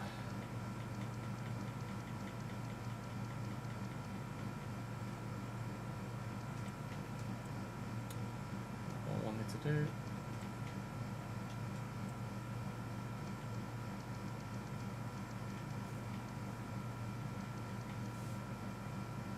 He's the guy that started at Sunderland, isn't he, Luke Bolton?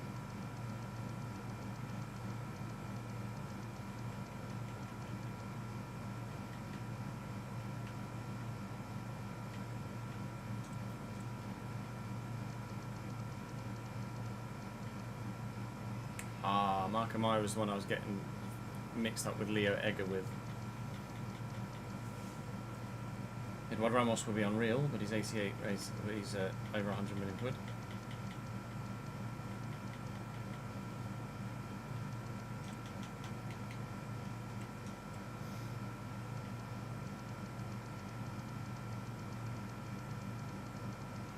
Don't know who would be that highly rated and coming down in value, to be honest, and going up in age. Hey Wolf, how are you, mate?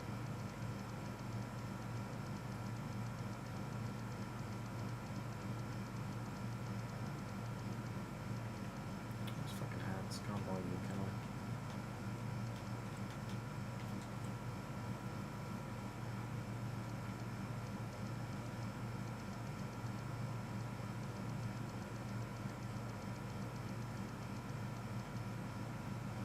35-year-old Declan Rice from Bayern.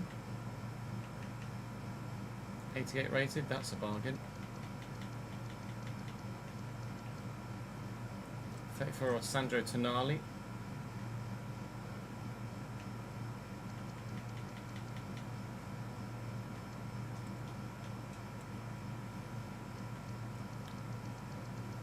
A full simulated season, Max.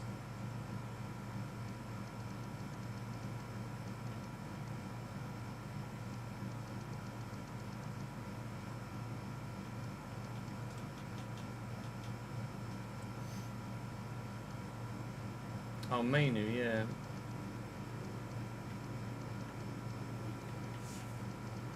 Mainu was 89, wasn't he? I think. Firmine could be very good.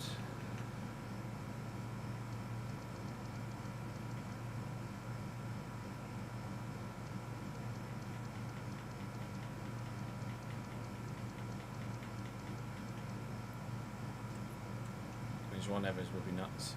Juan Evers is actually absurd, isn't he? To be honest.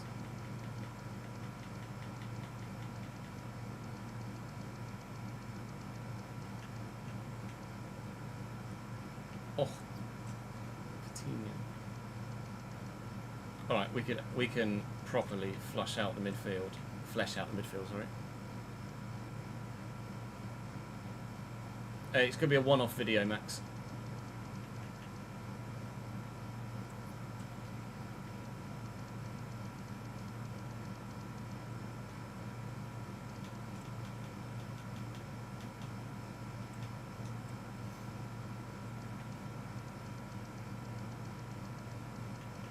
There's Mainu, 87.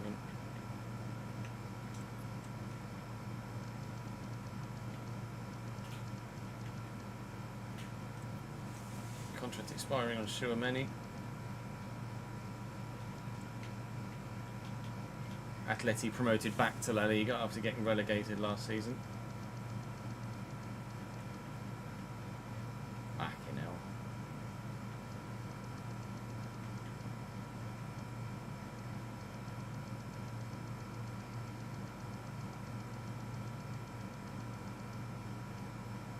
Zaire Emery's just out of range. Right, we can do loads in the midfield.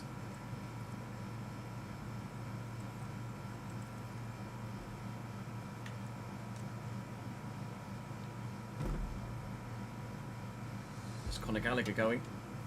Conor Gallagher to Manchester City for 19.5.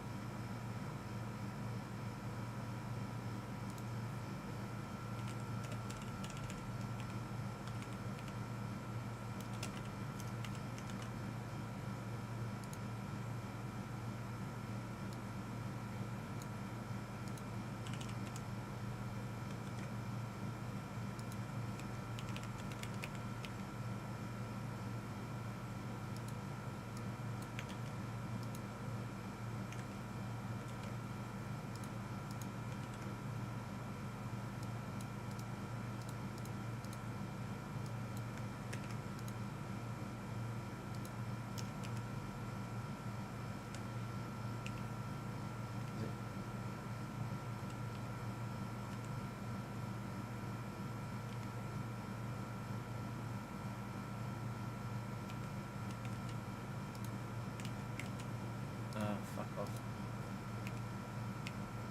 G10, H10, I10 equals G11 plus H11 plus I11.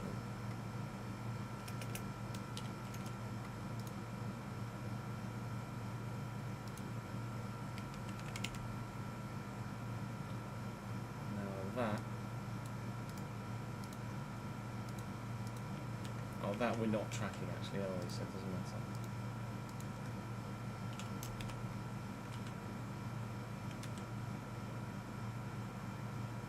We're not for tracking finances, so it's fine. Don't worry about it, Chess.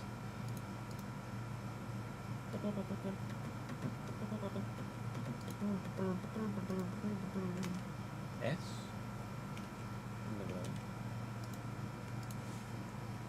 Hey Kimi, how are you, pal?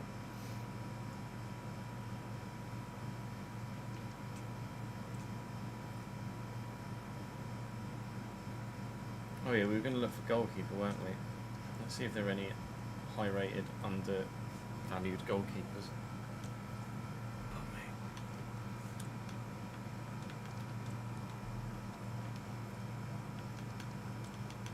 Good, glad to hear it, Kimi.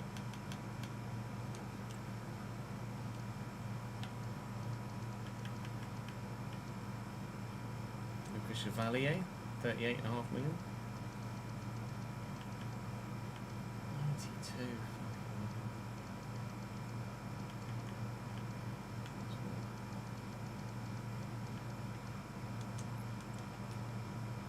Mamadishvili would be tasty. I think I just want Mamadishvili, to be honest. Unemployed journeyman Kimi is always the go-to on FM. Thanks for follow B Skills. Welcome to the channel, mate.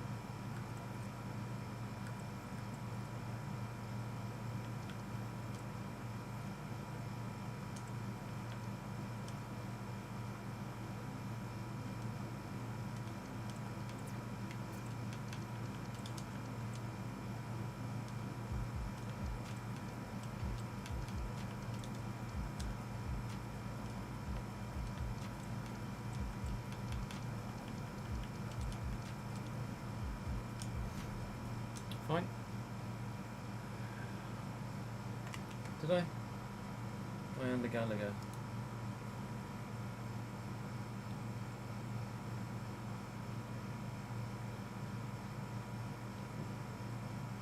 New. Or no coaching badges could be rough to actually get a job.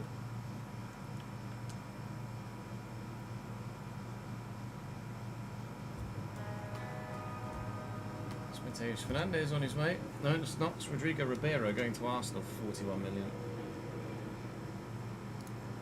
Rodrigo Ribeiro, 41. 1, 2, 3, 4, 5, 6. It's alright, Max. No worries.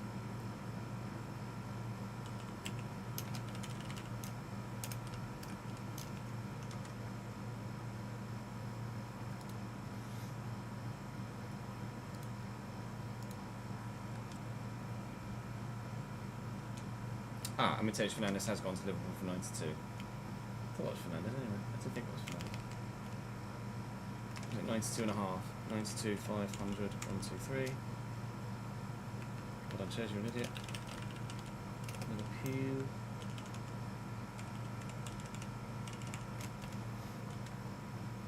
£925? No, not quite. Much as I'd love to have sold someone for £925 million. Right. Might be time to start actually signing some players now. Murillo, no. Jay Davies, they can have him.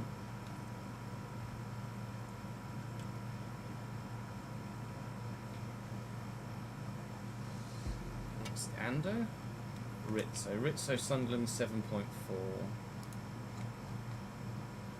Rizzo, Sunderland 7.4, 7,400.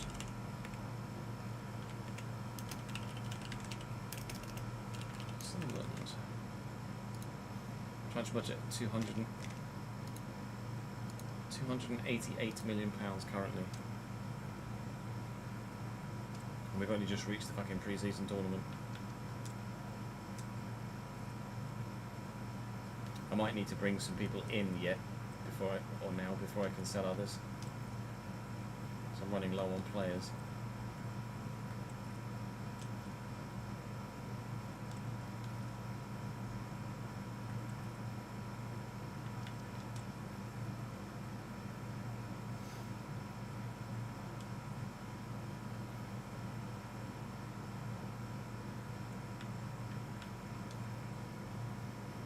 No. Controller turned itself off. Right, excellent. It was weird.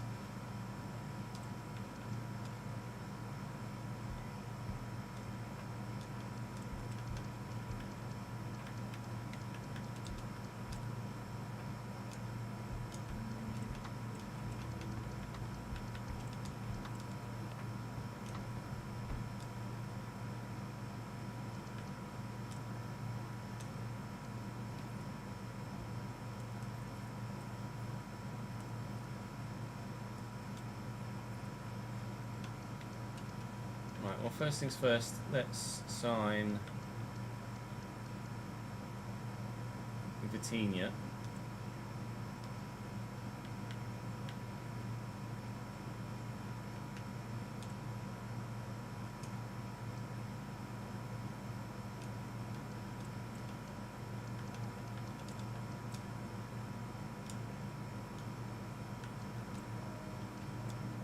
Actually going to want quite a bit for Vitinha here by the looks of things. Ah, piss! Fuck! Fuck! Fuck! Fuck! Fuck! Fuck! Fuck! Fuck! I didn't want to do that! Fuck! Fuck! I forgot to take Adeyemi out the deal. I'm just going to absolutely fuck this, and then I'll have to go back in again.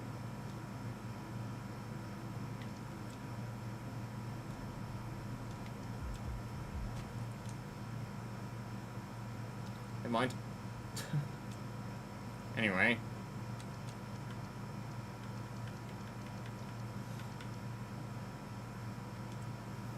Get Declan Rice in.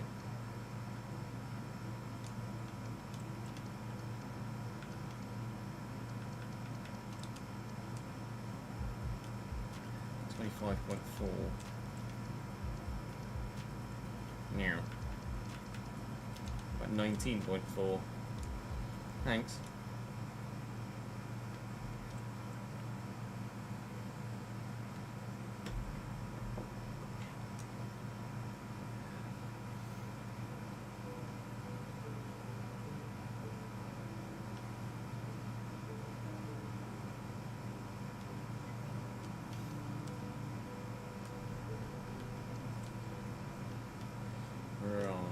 Right, 2-year deal. No release clause is fine. Offering what he's currently on, £80,000 a week. Sure. £80,000 a week for Declan Rice. Done.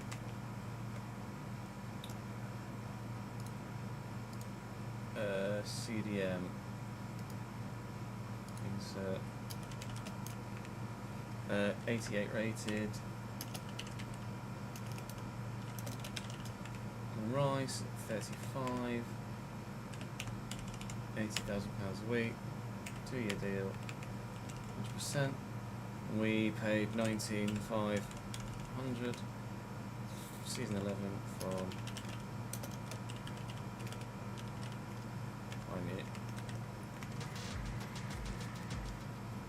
Yeah, I would imagine you'd have a soft spot for Cadiz there. 19.4, get it right, Jess.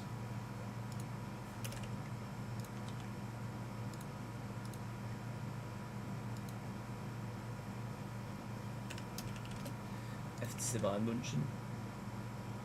Oh, yes, I'd like to register him.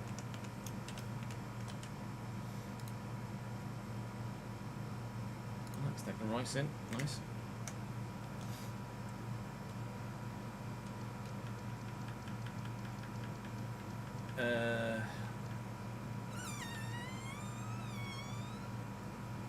I'm going to get Van der Ven.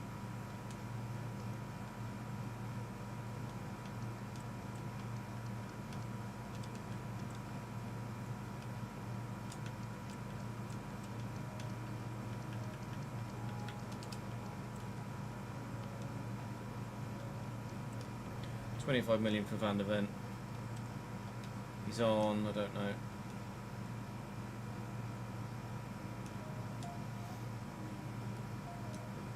He's on 59.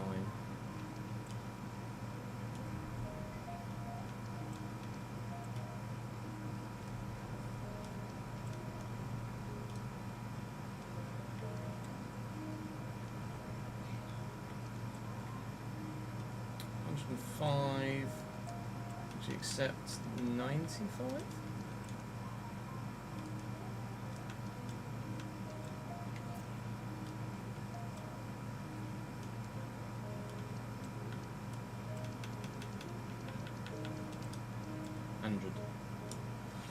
£105 then. £105,000 a week for Mickey Van der Ven.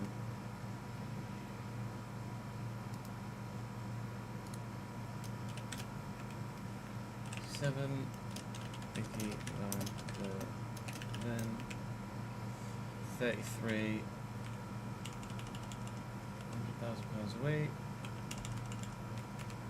2-year deal. 100% of his wages. What did we agree? 23.5. Was it 25? 25, I think, wasn't it? Season 11. He was coming from Bilbao? Bilbao. Athletic Bilbao. Yes, we'd like to register him, please.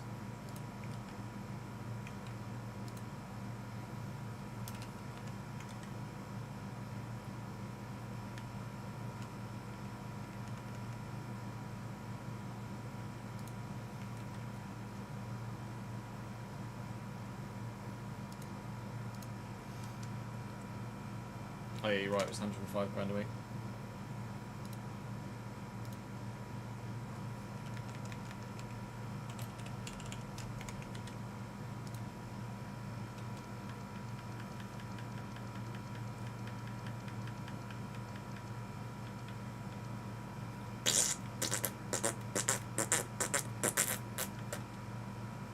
Piss, I didn't want to move harder then. Clicked not wrong fucking player.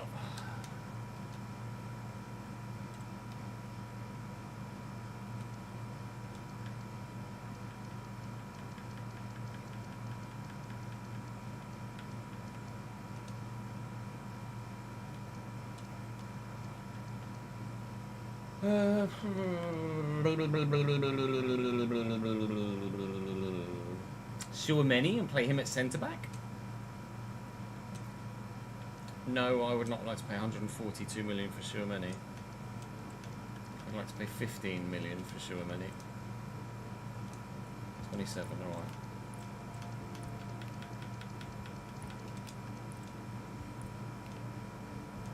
Come on, Diego. Play ball. 23.2. Done.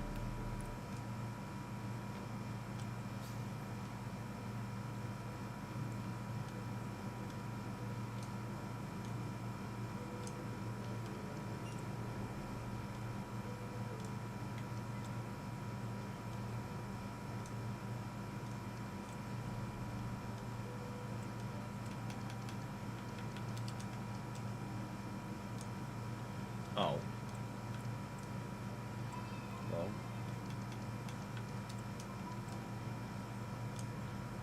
Too many 100 grand a week.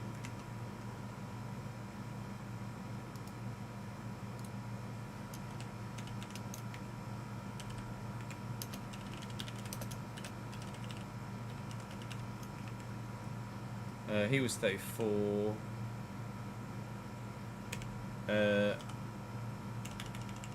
He did sign 100 grand a week. It's 23.2. That's another 0. Shares. Season 11. Atletico. Madrid. Yes, we'd like to register him, please. Right, I've run out of wages now, but I can just whack some more money in here. Considering we've got so much in the... Oh! Lol. F. Bad negotiation, fuck you.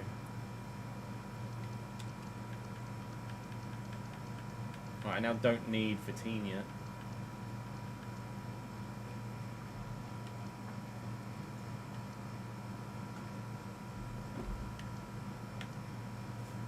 Nuno Mendes for right back.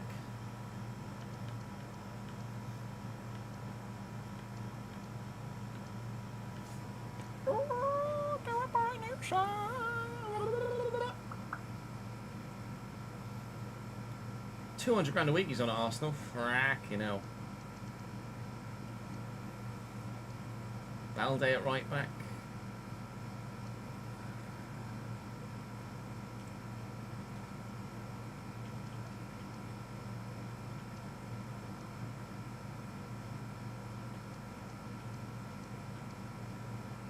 By Alphonso Davies and Nuno Mendes.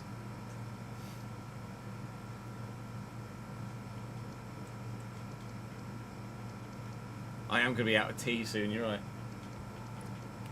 27, say yes. Good. It's on 155 grand a week though, so that is punchy.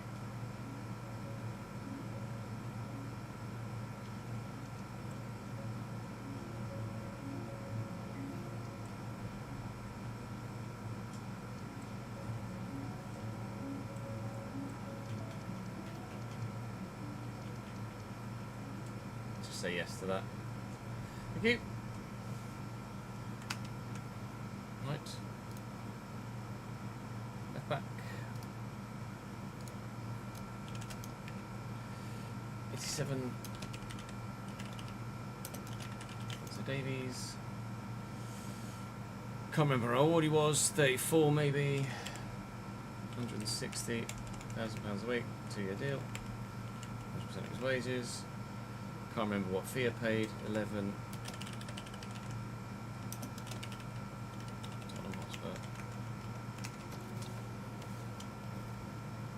25 was it? 27.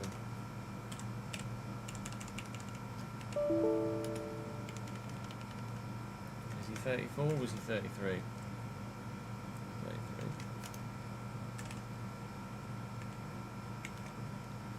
Well rememberedly. Oh, and yes, I'd like to register him, please.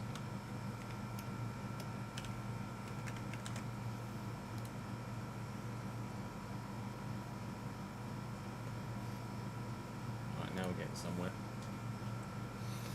Nuno Mendes, do you want to come and join me too?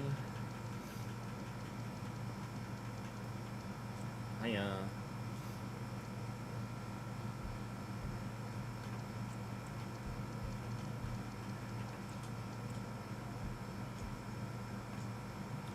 No.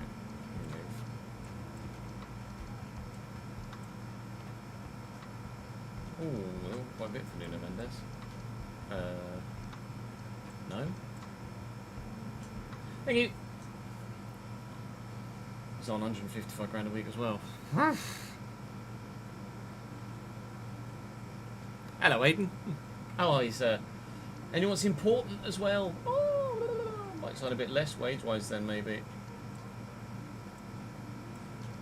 140. Yes. Oh my lord.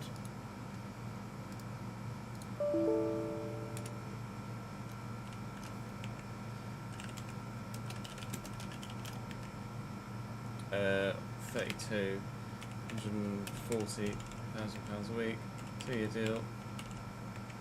Can't remember what the fee was.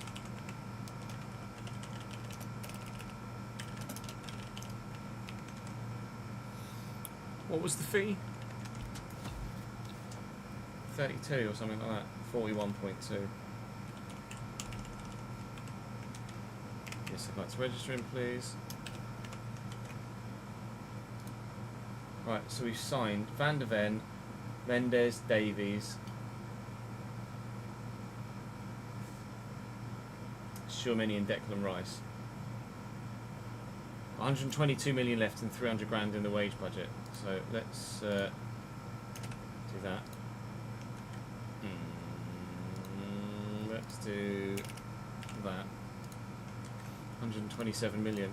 I'm going to go for Sheshko next.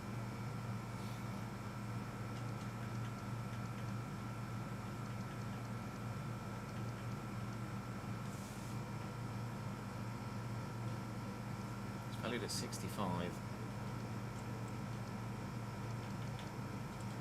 Or from 60? No.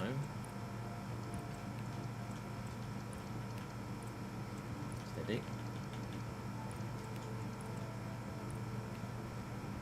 Sweet. Sheshko for 60 mil. Always on a lot of wages though. Holy moly! 200 grand a week.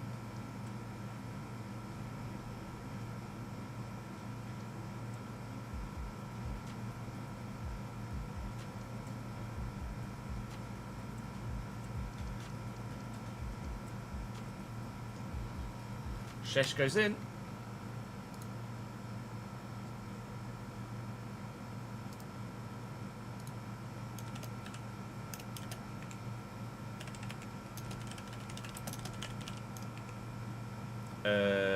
31, I think he was.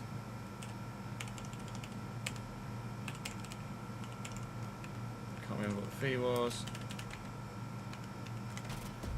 What was the fee?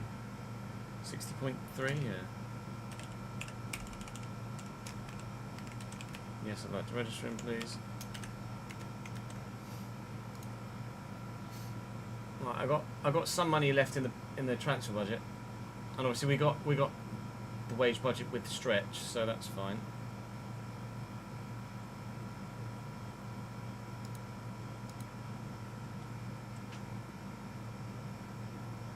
Right, let's take a look at the squad now first before we do anything else.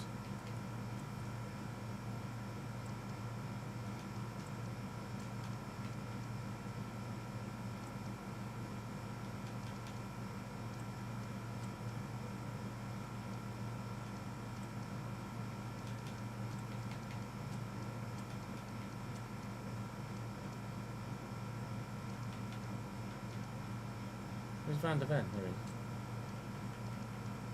That's weird.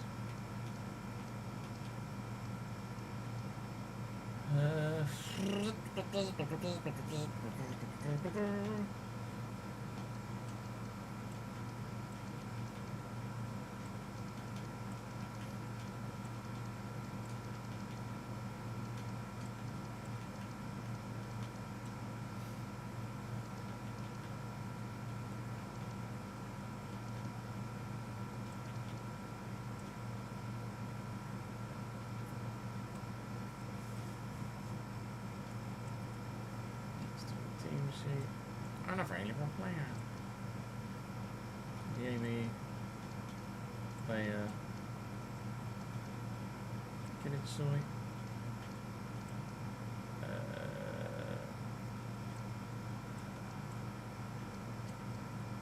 Gonna need another centre mid.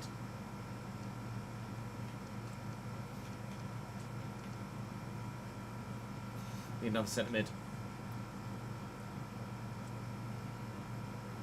Oh, I should put Murillo in there, shouldn't I?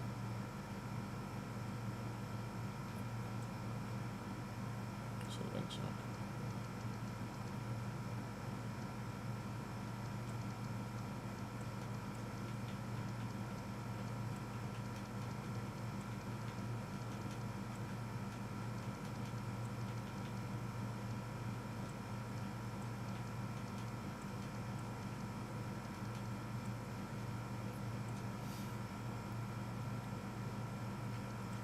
Murillo, I did move Murillo to the bench.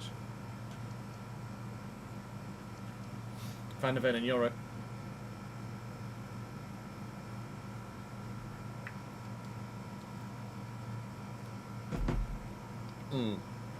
So Killjoy is still starting on the left. So I need a winger and another centre mid. So we'll get Vitinha when we can. Or do I go for Erdegar?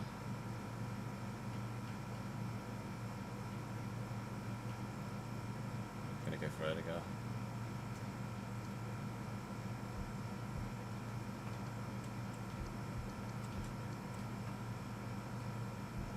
No.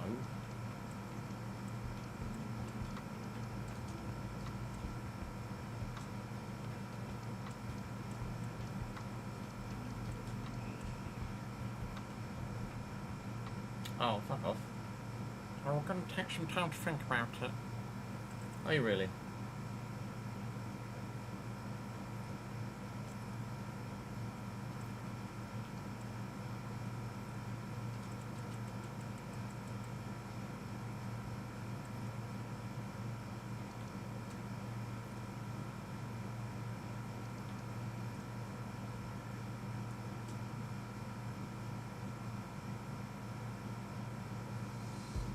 The youth player out, Ando Fiorentina, 10.6.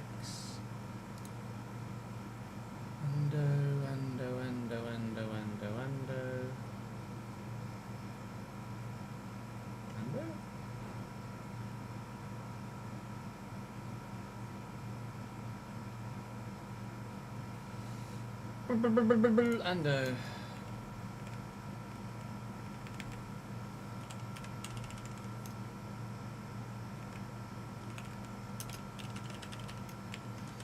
Argentina, that gives us a bit more in the wages and the thingy, but not much. Hello, June. How are you, mate? Thanks for joining us, pal. We've got a bid for Lunin. 7. I'll just accept that, and then we'll get Mamadashvili in.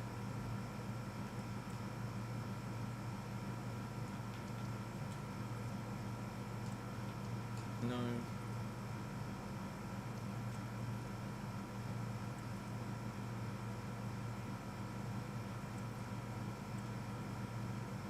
Oh, 28 and a half. Sure.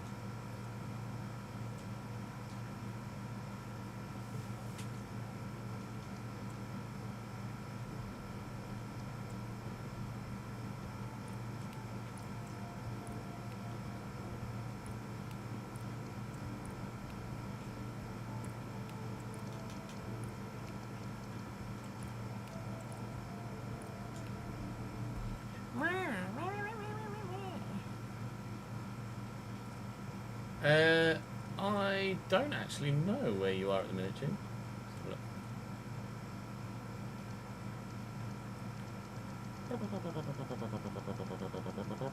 Yes. You're a bit good as well. And your bloody pre-gen been bagging goals for Arsenal. Or was, at least, till he got sold.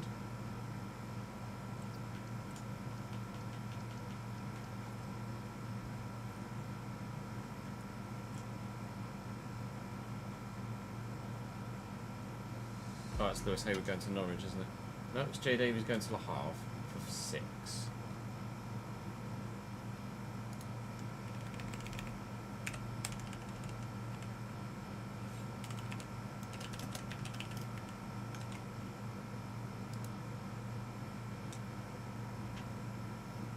Alright, what? I thought it was Lewis fucking Hayward. Norwich, 14 and a half.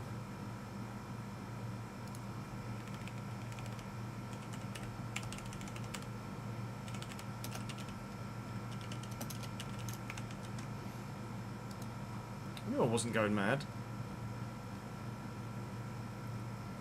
Liverpool a bid for a Champon. I couldn't believe it when I saw the regen, to be honest, June. I was like, are you fucking kidding me?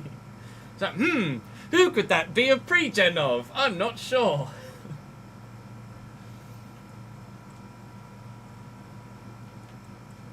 Juve 1 rig. Holy fucking shite, mate. Well then.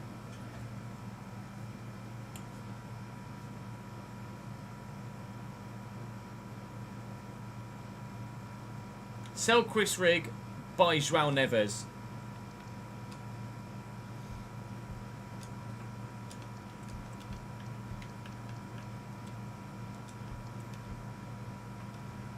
Oh my god, they just said yes immediately. They just say yes immediately. Right, okay.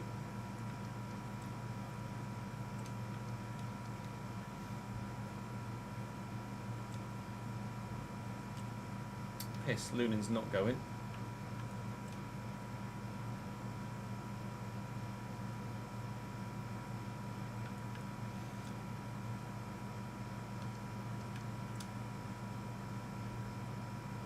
Jesus Christ. That's 4 fucking 0 to Leipzig. With my strongest 11. Are you sure about that? Bye, Chris. Oh, shit. That is Chris Rigg to Juventus. For £112.8 million.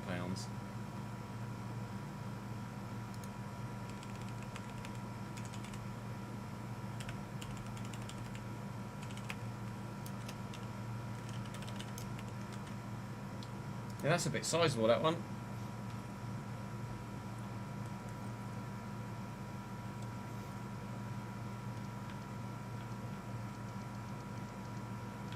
I'll have João Neves, please.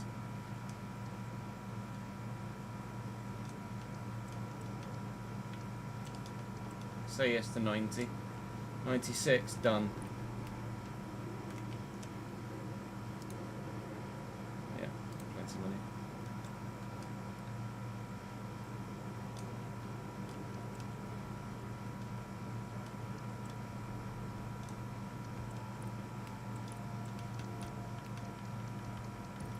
to make him joint highest earner in the club. Oh, actually, no, Šeško's on 200 grand, isn't he? Oh, well.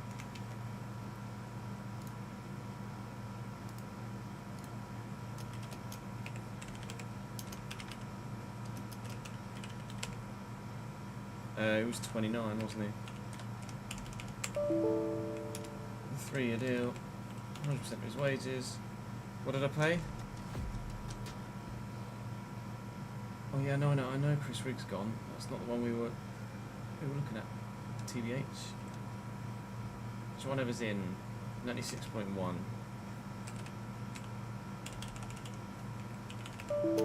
Fuck off. Need to register him. Yes, please.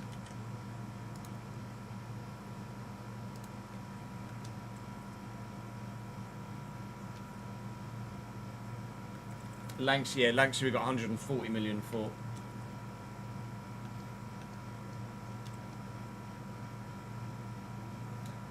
Neves. Sorry, mate.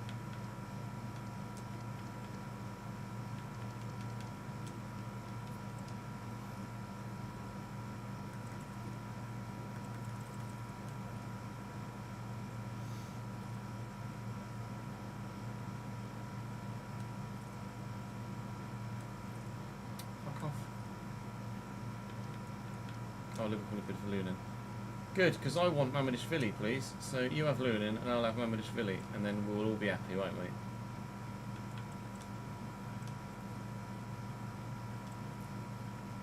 Sure.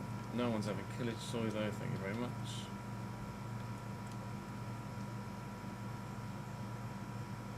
This is season 11, June, but it's a one-off, like simming the whole year trying to win the Champions League thing.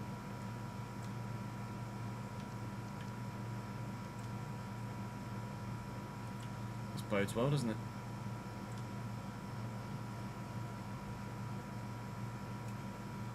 Should probably make sure we do people's play styles and stuff, shouldn't we?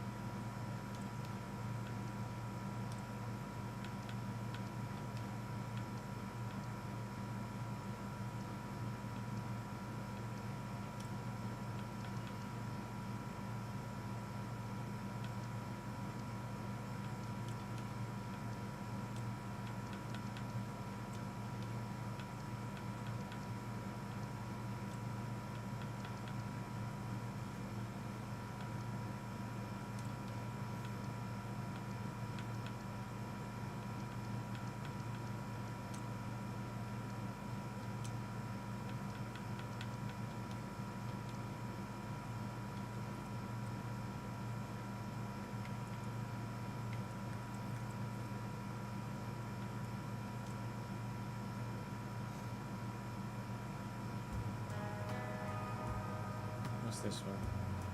Oh, that's Lunin to Liverpool. 7 mil. Lunin.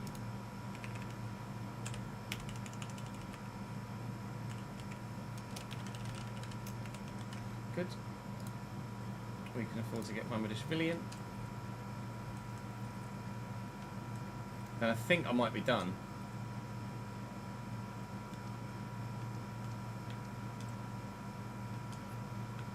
No, we're not to pay £99 million for him.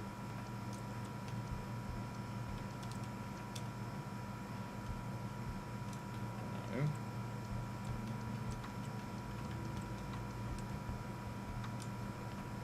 Thank you.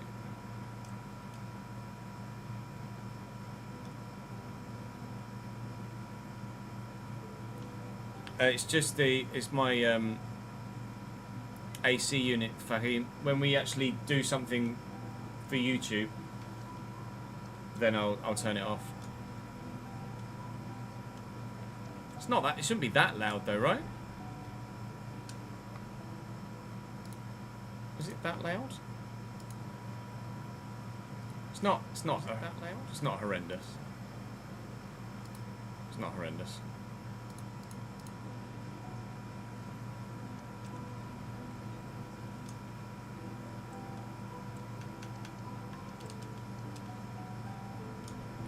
Sure. Mamadishvili for 20 million.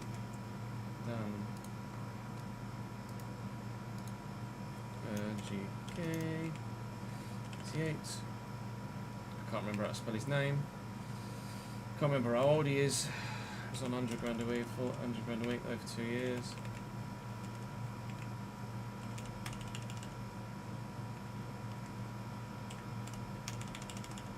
A million.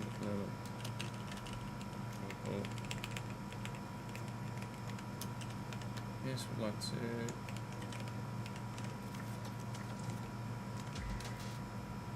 Georgie.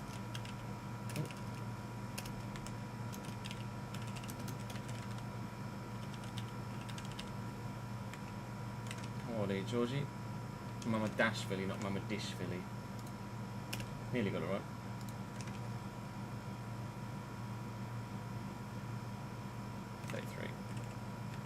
Swish. Well, I think that's us done.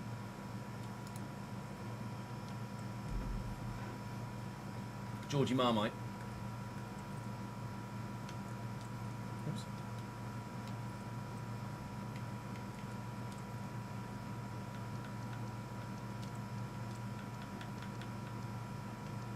Sorry, Truman.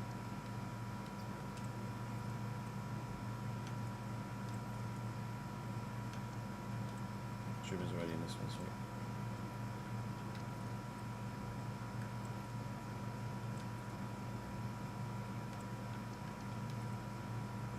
Right, that's us done then. Not planning on doing anything else between now and deadline day.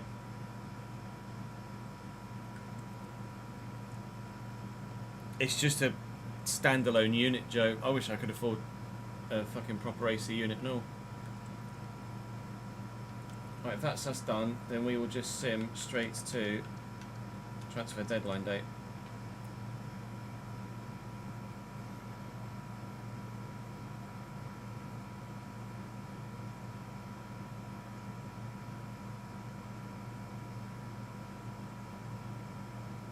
Lost the fucking Community Shield. Sick.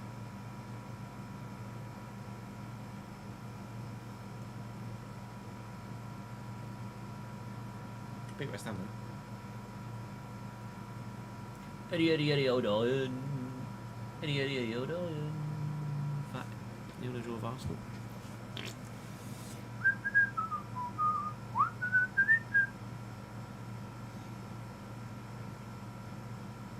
Good.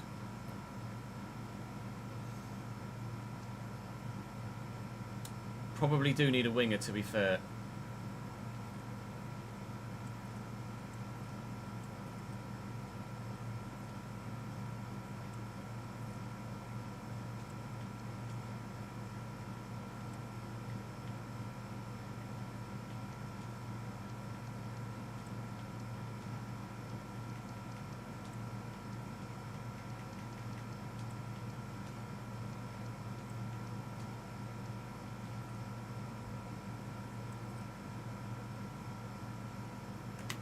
Question is, with 64 million, what winger do you get?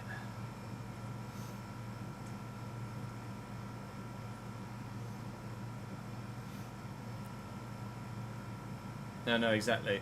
I've no idea who's going to be starting.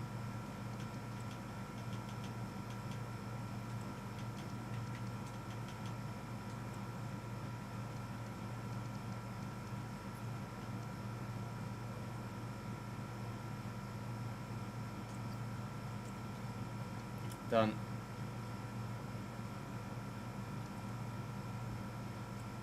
His contract is expiring, I'm fucking having him.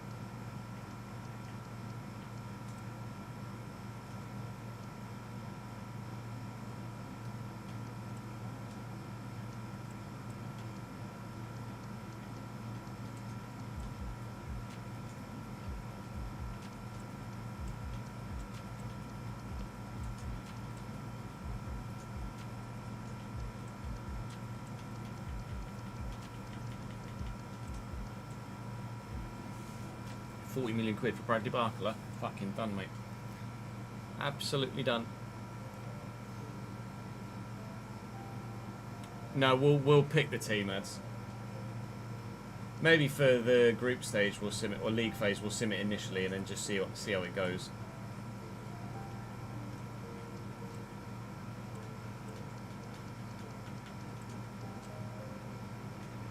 Bradley Barcola, £40 million, 180 grand a week.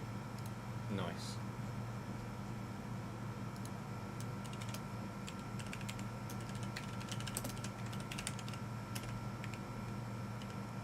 Can't remember how it was. 31, wasn't it? 31. Next grand a week. 2-year deal. 100%. 40 million. 11. Newcastle United. Yes, I'd like to. Please.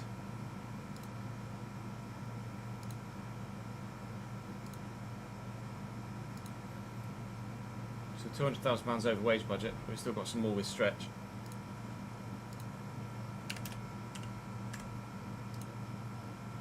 There you go. Plenty of money.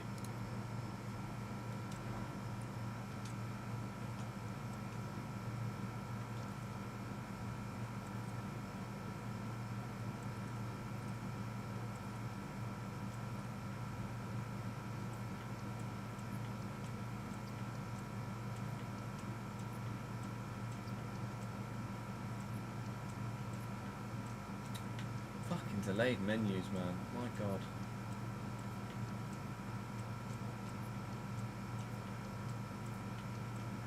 Oh, and it's deleted all the other fucking emails that I was trying to keep track of. That's good, isn't it?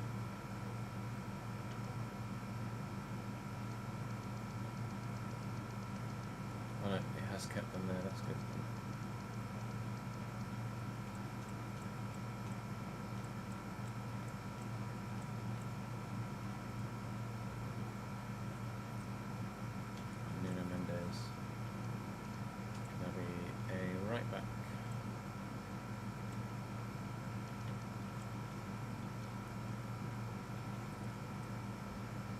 Evening, Reese.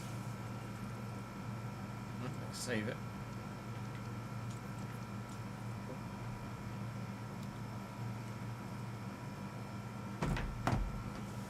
Let's get back on the YouTube side of things.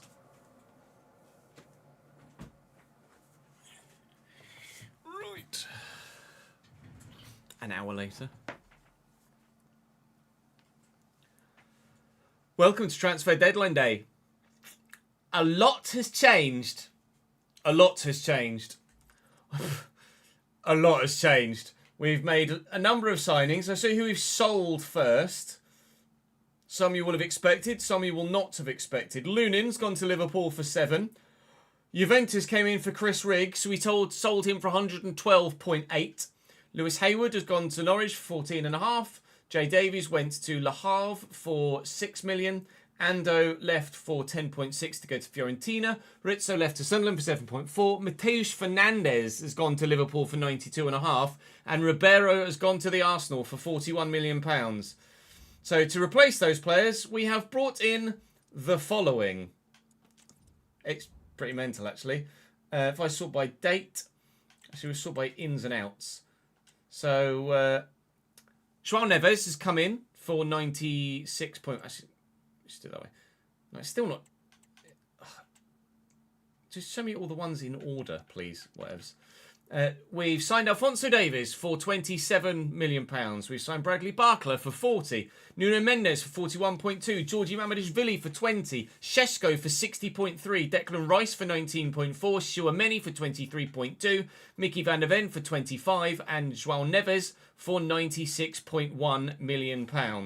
A number of them are obviously aging, but we've gone with the whole overall rating over other player in that position method.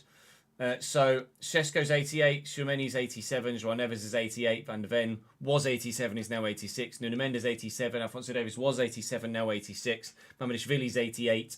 Everybody we've bought has been an upgrade in rating for that position. And as such, we're hoping that we can challenge through this season with obviously the simulated games that we're going to do. We'll be simming our way through the calendar for anything that isn't Champions League.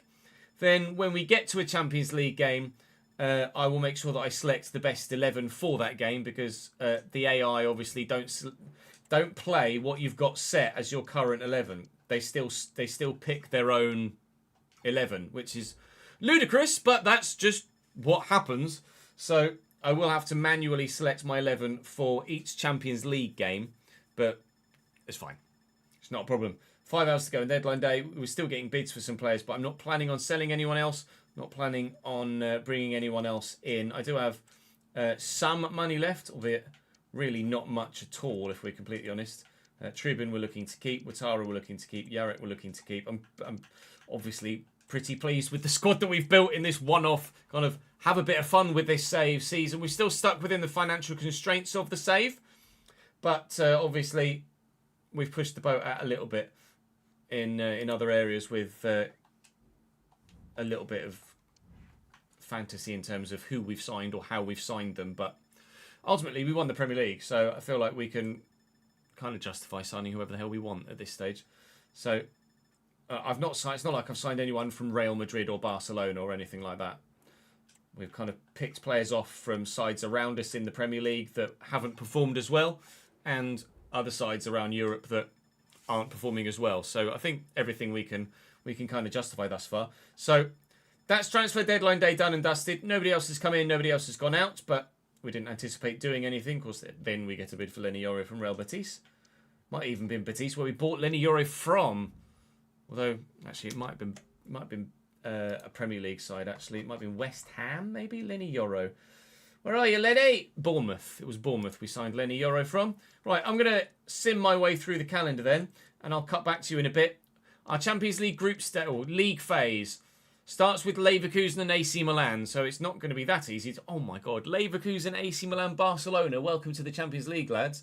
Then Apoel Nicosia, then Olympiacos, then Celtic, and Benfica and friggin' Feyenoord. Bloody Feyenoord. Can you imagine? We lost the Community Shield to Fulham, unfortunately, and the opening Premier League games of the season were a 2-1 win over West Ham, a 2-0 win over Everton, and a 0-0 draw against Arsenal. So I'll join you sporadically as we progress our way through the season, and then hopefully we'll get to the Champions League final, and then we'll play that at the end of the episode. That's the current plan, anyway.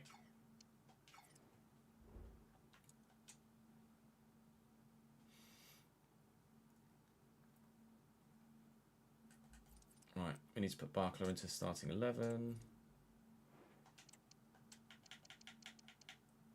Make sure that Kilic is on the bench for Adeyemi.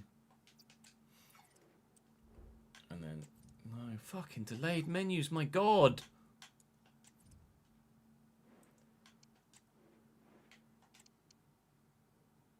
Oh, Adeyemi and Kilic, so yeah, that's fine.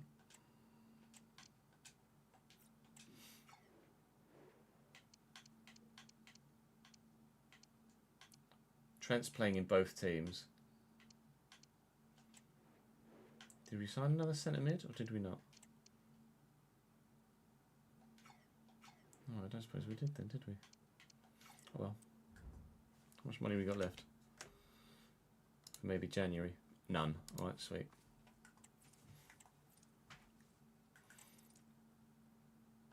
Okay, well let's... Well, actually... only simming as far as the next game.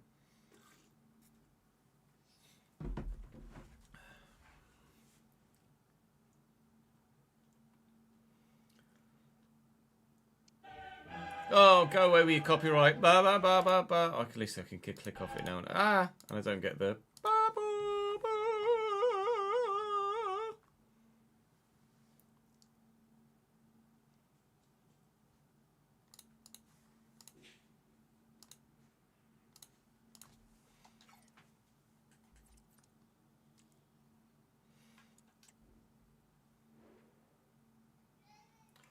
Well, then match day 1 in the Champions League is Bayer Leverkusen. So this one could go horribly wrong. It's not gone horribly wrong, but it is a defeat. Irankunda with a brace. We lose our first Champions League game. It's fine. It's not a problem. We absolutely will be able to get ourselves out of the league phase of that, I've no doubt. Let's advance as far as Milan. We beat Burnley by 2-1 in the most recent Premier League game.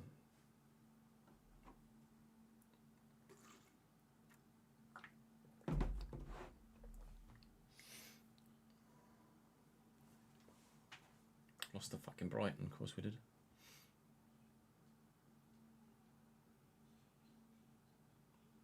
Blimey, 3-3 draw against the Fulham. Rice is not in the first team sheet, actually. No, you might be right there. Or at least the Brighton game was Cup. Yeah, Rice is in the backup one. Neves, Tchouaméni, Arnold, Engels, Rice, Arnold.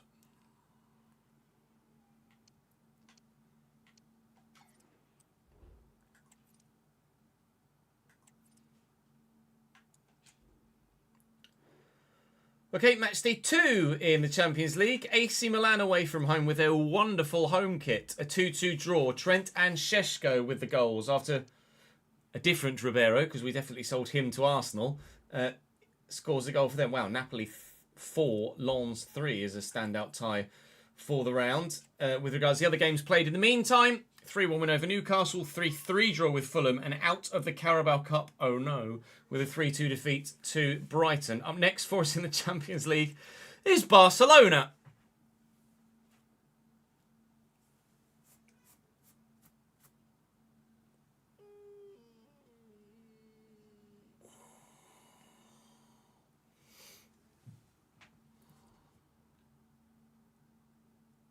Nice.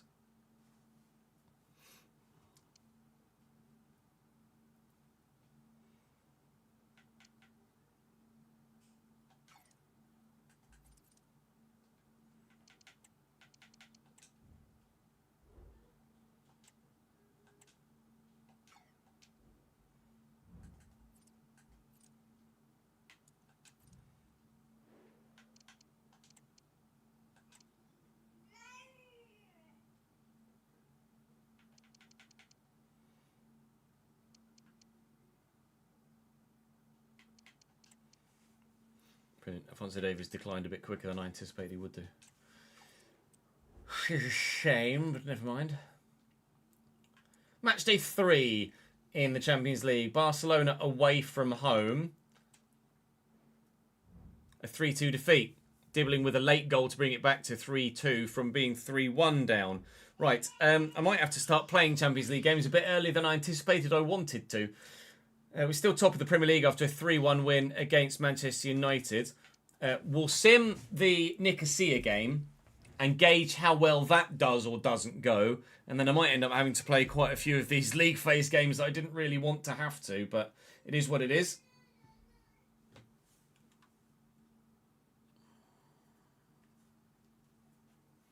Fucking Brighton.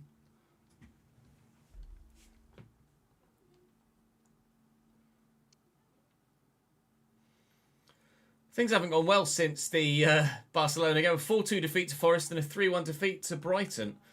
Things really haven't gone well in the Champions League so far, but it's been quite the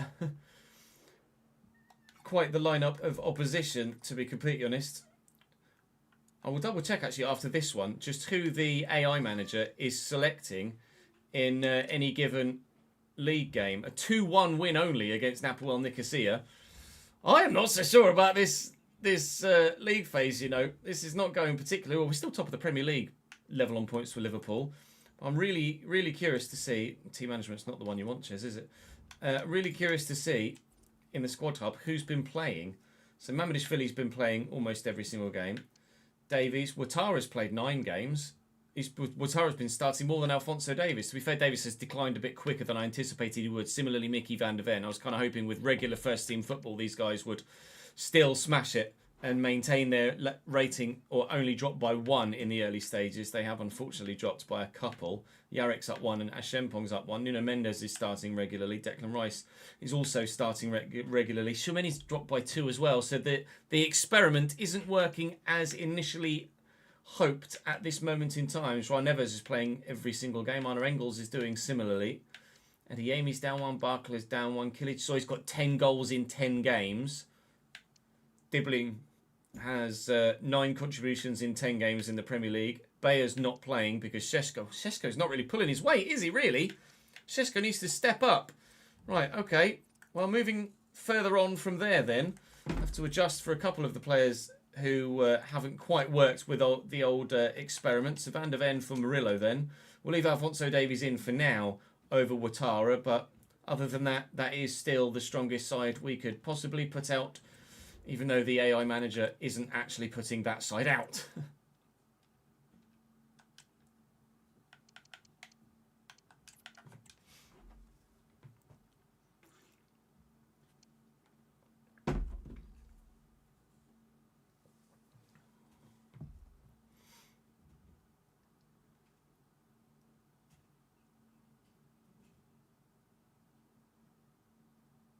So we better have fucking won that one. Rice for Suameni.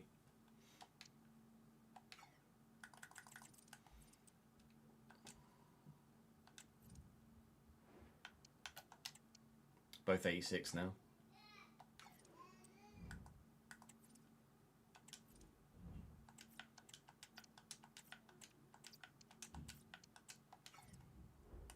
Just got the word office stuck there at the minute. Don't really know why. Match day against Olympiacos then. This will judge whether we play the remaining 3. A 4-0 win against Olympiacos. Now that's much more like it, thank you very much. And that will significantly improve our position in the Champions League group stage from... Oh, I keep saying group stage. I wish it was still the bloody groups, to be honest. Not because I keep making that mistake, just because the groups are better. The groups were genuinely better, IMO. We won 3-2 against Sunderland. We won 2-1 against Manchester City after the Apo and Nicosia game. Got Leicester, Villa and Chelsea on the horizon before Celtic away. And then we will take on another Champions League tie.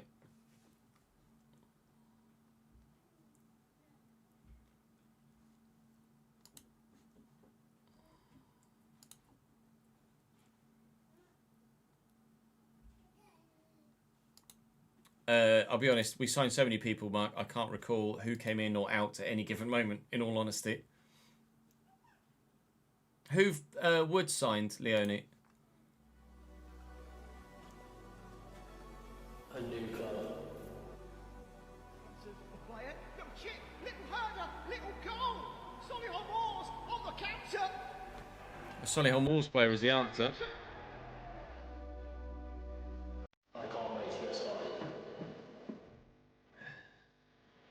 and show you all what I can do.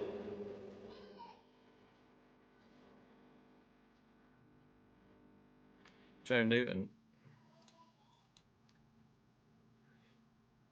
He looks about 10 years old, bless him. Lens to do video work going well. So yeah, that video was sick. Great announcement video. I've got Manager of the Month, apparently, for... doesn't actually tell me what month it is, does it? Regardless, we won Manager of the Month. Yay! Right, Celtic are actually above us in the league phase at the minute. We need to finish above 24th. So we've got a game in hand on some. This one against Celtic should be pretty straightforward, he says, as we now lose it. No, 4-0 win here as well. Good, good. This is more like it. This is what I expected from some of the group stage games. I was hoping that we'd be a bit more competitive against those bigger teams, to be completely honest. Šeško is suspended for a game. Well done, mate. You've got yourself sent off. Šeško's been underwhelming thus far, hasn't he? That's muscle memory going straight into the budget that we now don't need to do. 2-2 draw against Chelsea, by the way. A 2-0 win over Villa and a 2-1 win over Leicester. See us still challenging at the top end of the Premier League. We've got Southampton in the FA Cup as we move into January, actually. But I've not... I'll show you the spreadsheet. I've not got any money left to do anything. So we're not planning on... doing anything in January. But just beat Liverpool 2-1 there. So far, so good domestically, apart from the exit of the Carabao Cup, but no one's really bothered about that. And hopefully, we will get ourselves through in the Champions League, but I look like I'm probably going to end up having to play a bit more manually than I anticipated we might have to.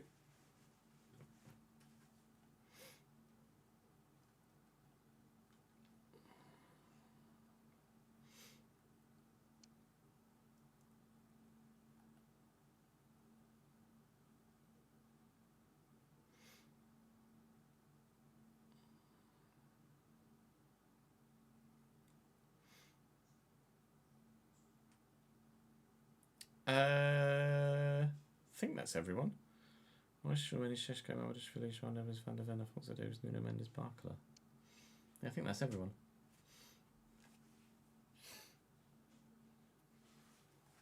Goalkeeper, right back, left back, centre mid, centre back, winger. We're through in the FA Cup at least.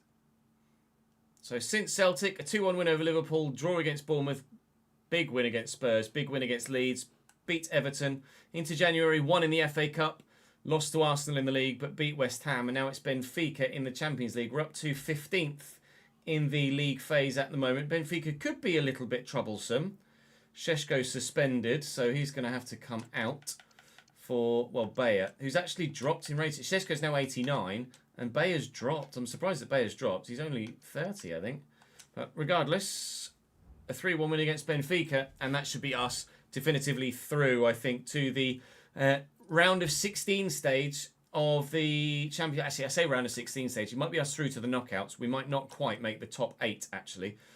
We've got Manchester United next, and then Feyenoord. We'll just quickly sim our way there in this same highlight. We are top of the Premier League still. Although we have just lost to Manchester United, though. Unbelievable. Bottom half Manchester United beat us. Right, Feyenoord. You know what happened last season? Oh, please. We are 9th, so we do need a win to guarantee automatic progression through to the round of 16. And against Feyenoord this time at home, we win 2-1. We lost 2-0 last season for no discernible reason whatsoever that we could decipher, but we're top of the Premier League, still level on points to Liverpool and only 3 points clear of Arsenal. So there's a three-way fight for the Premier League title still this season. We're still in the FA Cup. We're through to the knockout stages of the Champions League. I'm sure that would have put us into the top 8 with that victory. So onwards and upwards to the knockout stages of the UCL, boys. Bayer is 32, is he? I didn't realise he was quite that old.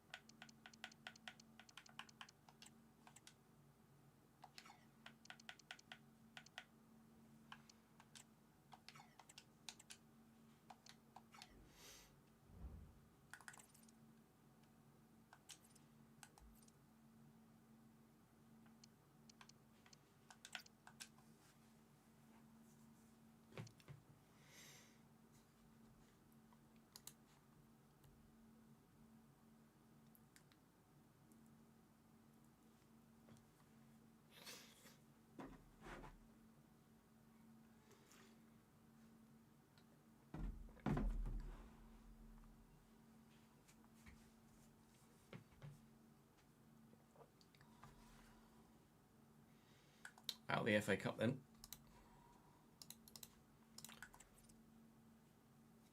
So following the Feyenoord win, it was a 2-1 win over Palace in the league. We have since then gone out of the FA Cup to Tottenham. Knockout stages of the Champions League haven't been drawn yet, so we're going to continue on to the end of February. And then I shall reconvene with you when we know who we're playing.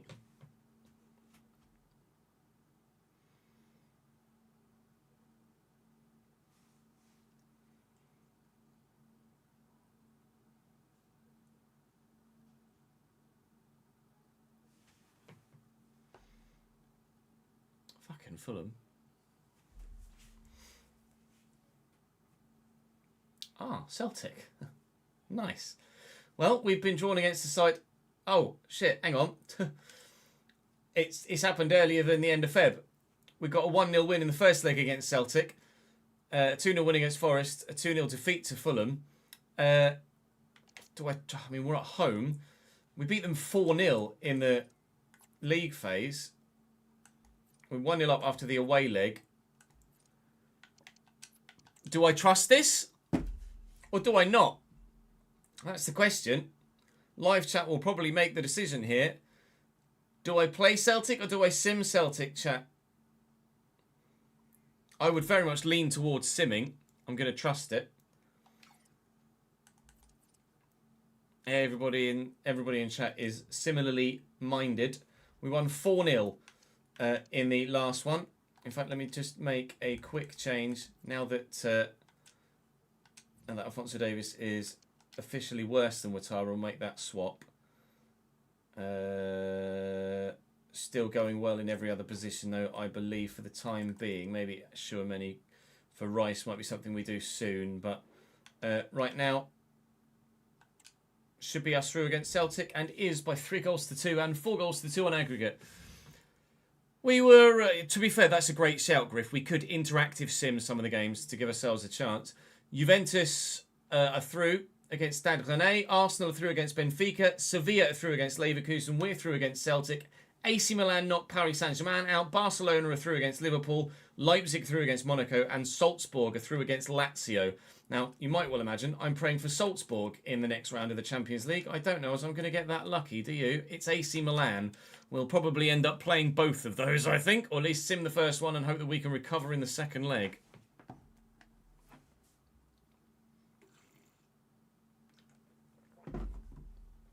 Interactive sim is probably the best bet, isn't it?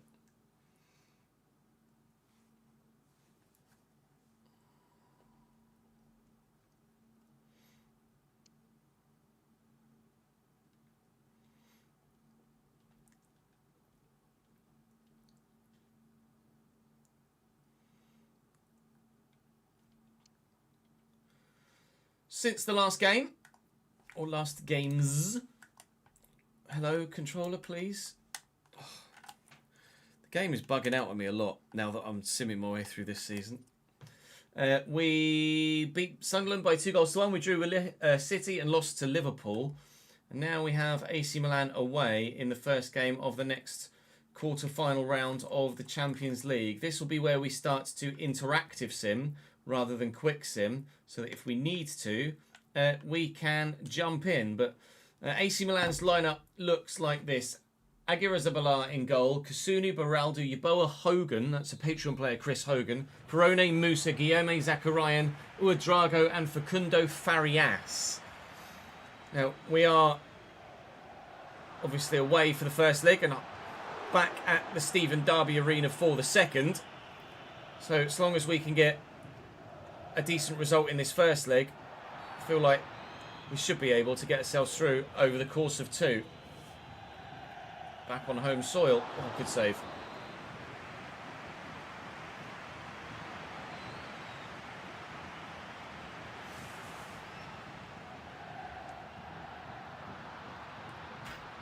(1-0) AC Milan. Facundo Farias in the 16th minute. The Italian side take the lead.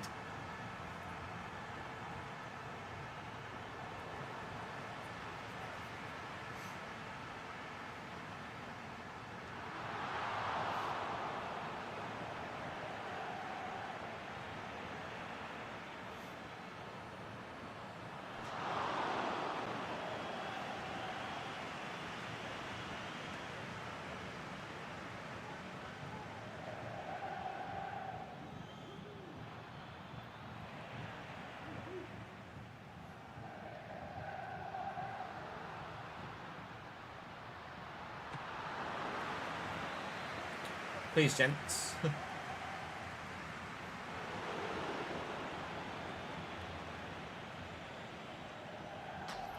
2-0 AC Milan. Luis Guillaume adds a second before half-time.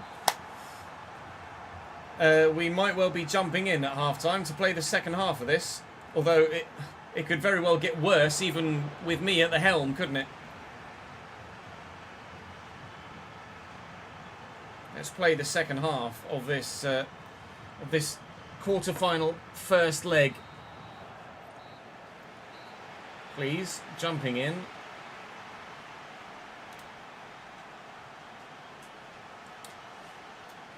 Jesus Christ, controller or game, sort your fucking life out, will you? Let's see what the situation of the team is.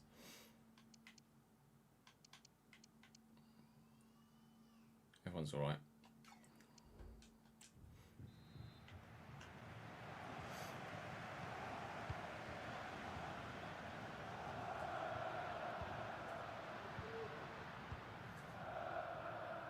Farias. And that back. Well done, João Neves. João Neves is like 84 and upwards in every overall category. He's just a little bit bloody silly, actually. Here's Šeško. Can't quite turn the man.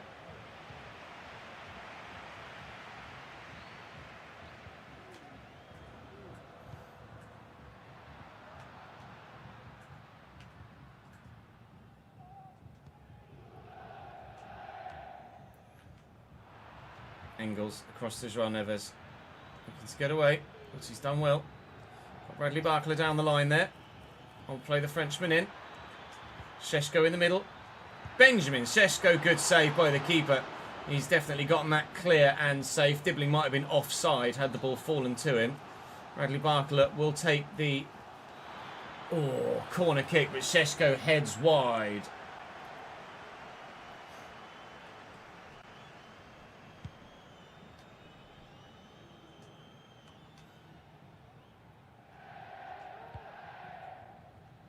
Barkler inside to Neves. Across to Engels, looking for Šeško, finding Šeško. Šeško turns well. Benjamin Šeško fires it straight at the keeper. He's got to find the back of the net there. Benjamin, please, mate. It's not what we paid over £60 million to bring you from Chelsea for. To hit the ball straight at the keeper, you've got to be better. It's Nuno Mendes looking for the runner, but can't find him.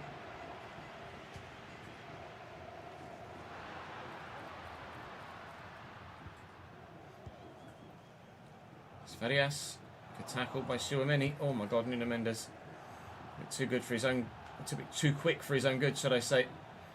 Zakarian and Facundo Farias. That wasn't far away from a third.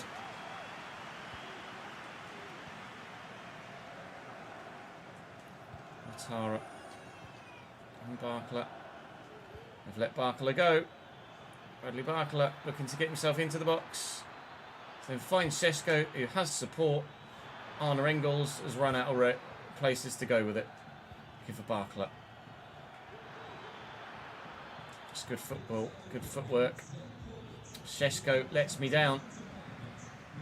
Good enough for Benjamin. I might bring Bayer on, to be honest, for the final. Oh, he's 84 now. Bring Bayer on for the final 15 minutes or so, because Šeško, not the one so far.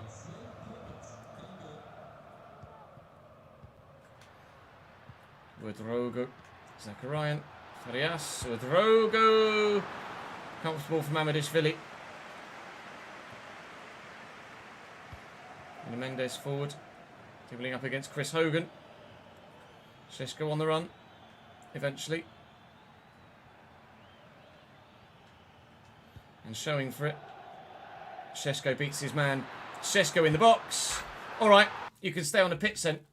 Šeško scores the goal to bring it back to 2-1. Not over yet.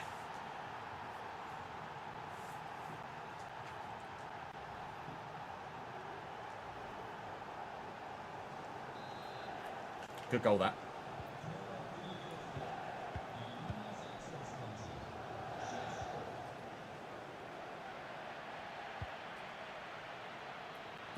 Zakarian, well intercepted by Nuno Mendes. That was brilliantly read. Šeško looking for Engels and finding him well. And Šeško's going through. And Šeško's in. I tell you what, their keeper's a bit good. Either that or Benjamin Šeško can't finish his dinner. That was a brilliant save. I can't quite believe he's pulled off 3 of them now. João Neves to the edge of the box here to Arne Engels, looking for Šeško. Can't spin his man. 5 to go. We've halved the deficit to 2-1, which gives us, oh my God, gives us a chance in the second leg. But we are going to have to make sure that it stays at 2-1 and they don't score a third. Please. Please. Into Farias. Mamardishvili with a big save to keep it at just the 1 goal. Zakarian with the corner. In from the far side. Ouattara's up. Dibling's up. It's going to fall. And away, please. That's really not the clearance I was after. Trying to pump it long to somebody further down the pitch. Someone is Benjamin Šeško here. Up against Yeboah. Yeboah's dead. But I just needed anyone to arrive in the box at the right time. There just wasn't anyone there. So we've got Mendy, João Neves. I need to get the shot away. So we will. And Aguirre-Zabala is an unbelievable goalkeeper. He's pulling off some pretty ridiculous saves in this game. He's 85 rated only. But, my God, is he pulling out quite the cat-like saves left, right and centre. We lose the first leg by 2-1. We'll definitely be playing the second.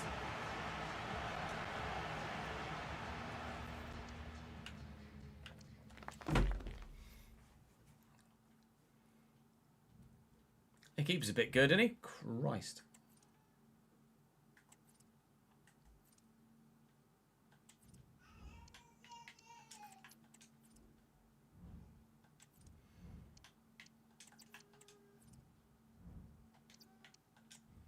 Right, chat, that is me for today.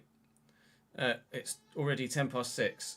So we will not have only F1 tomorrow. Tomorrow will be including the final recording of that video as well.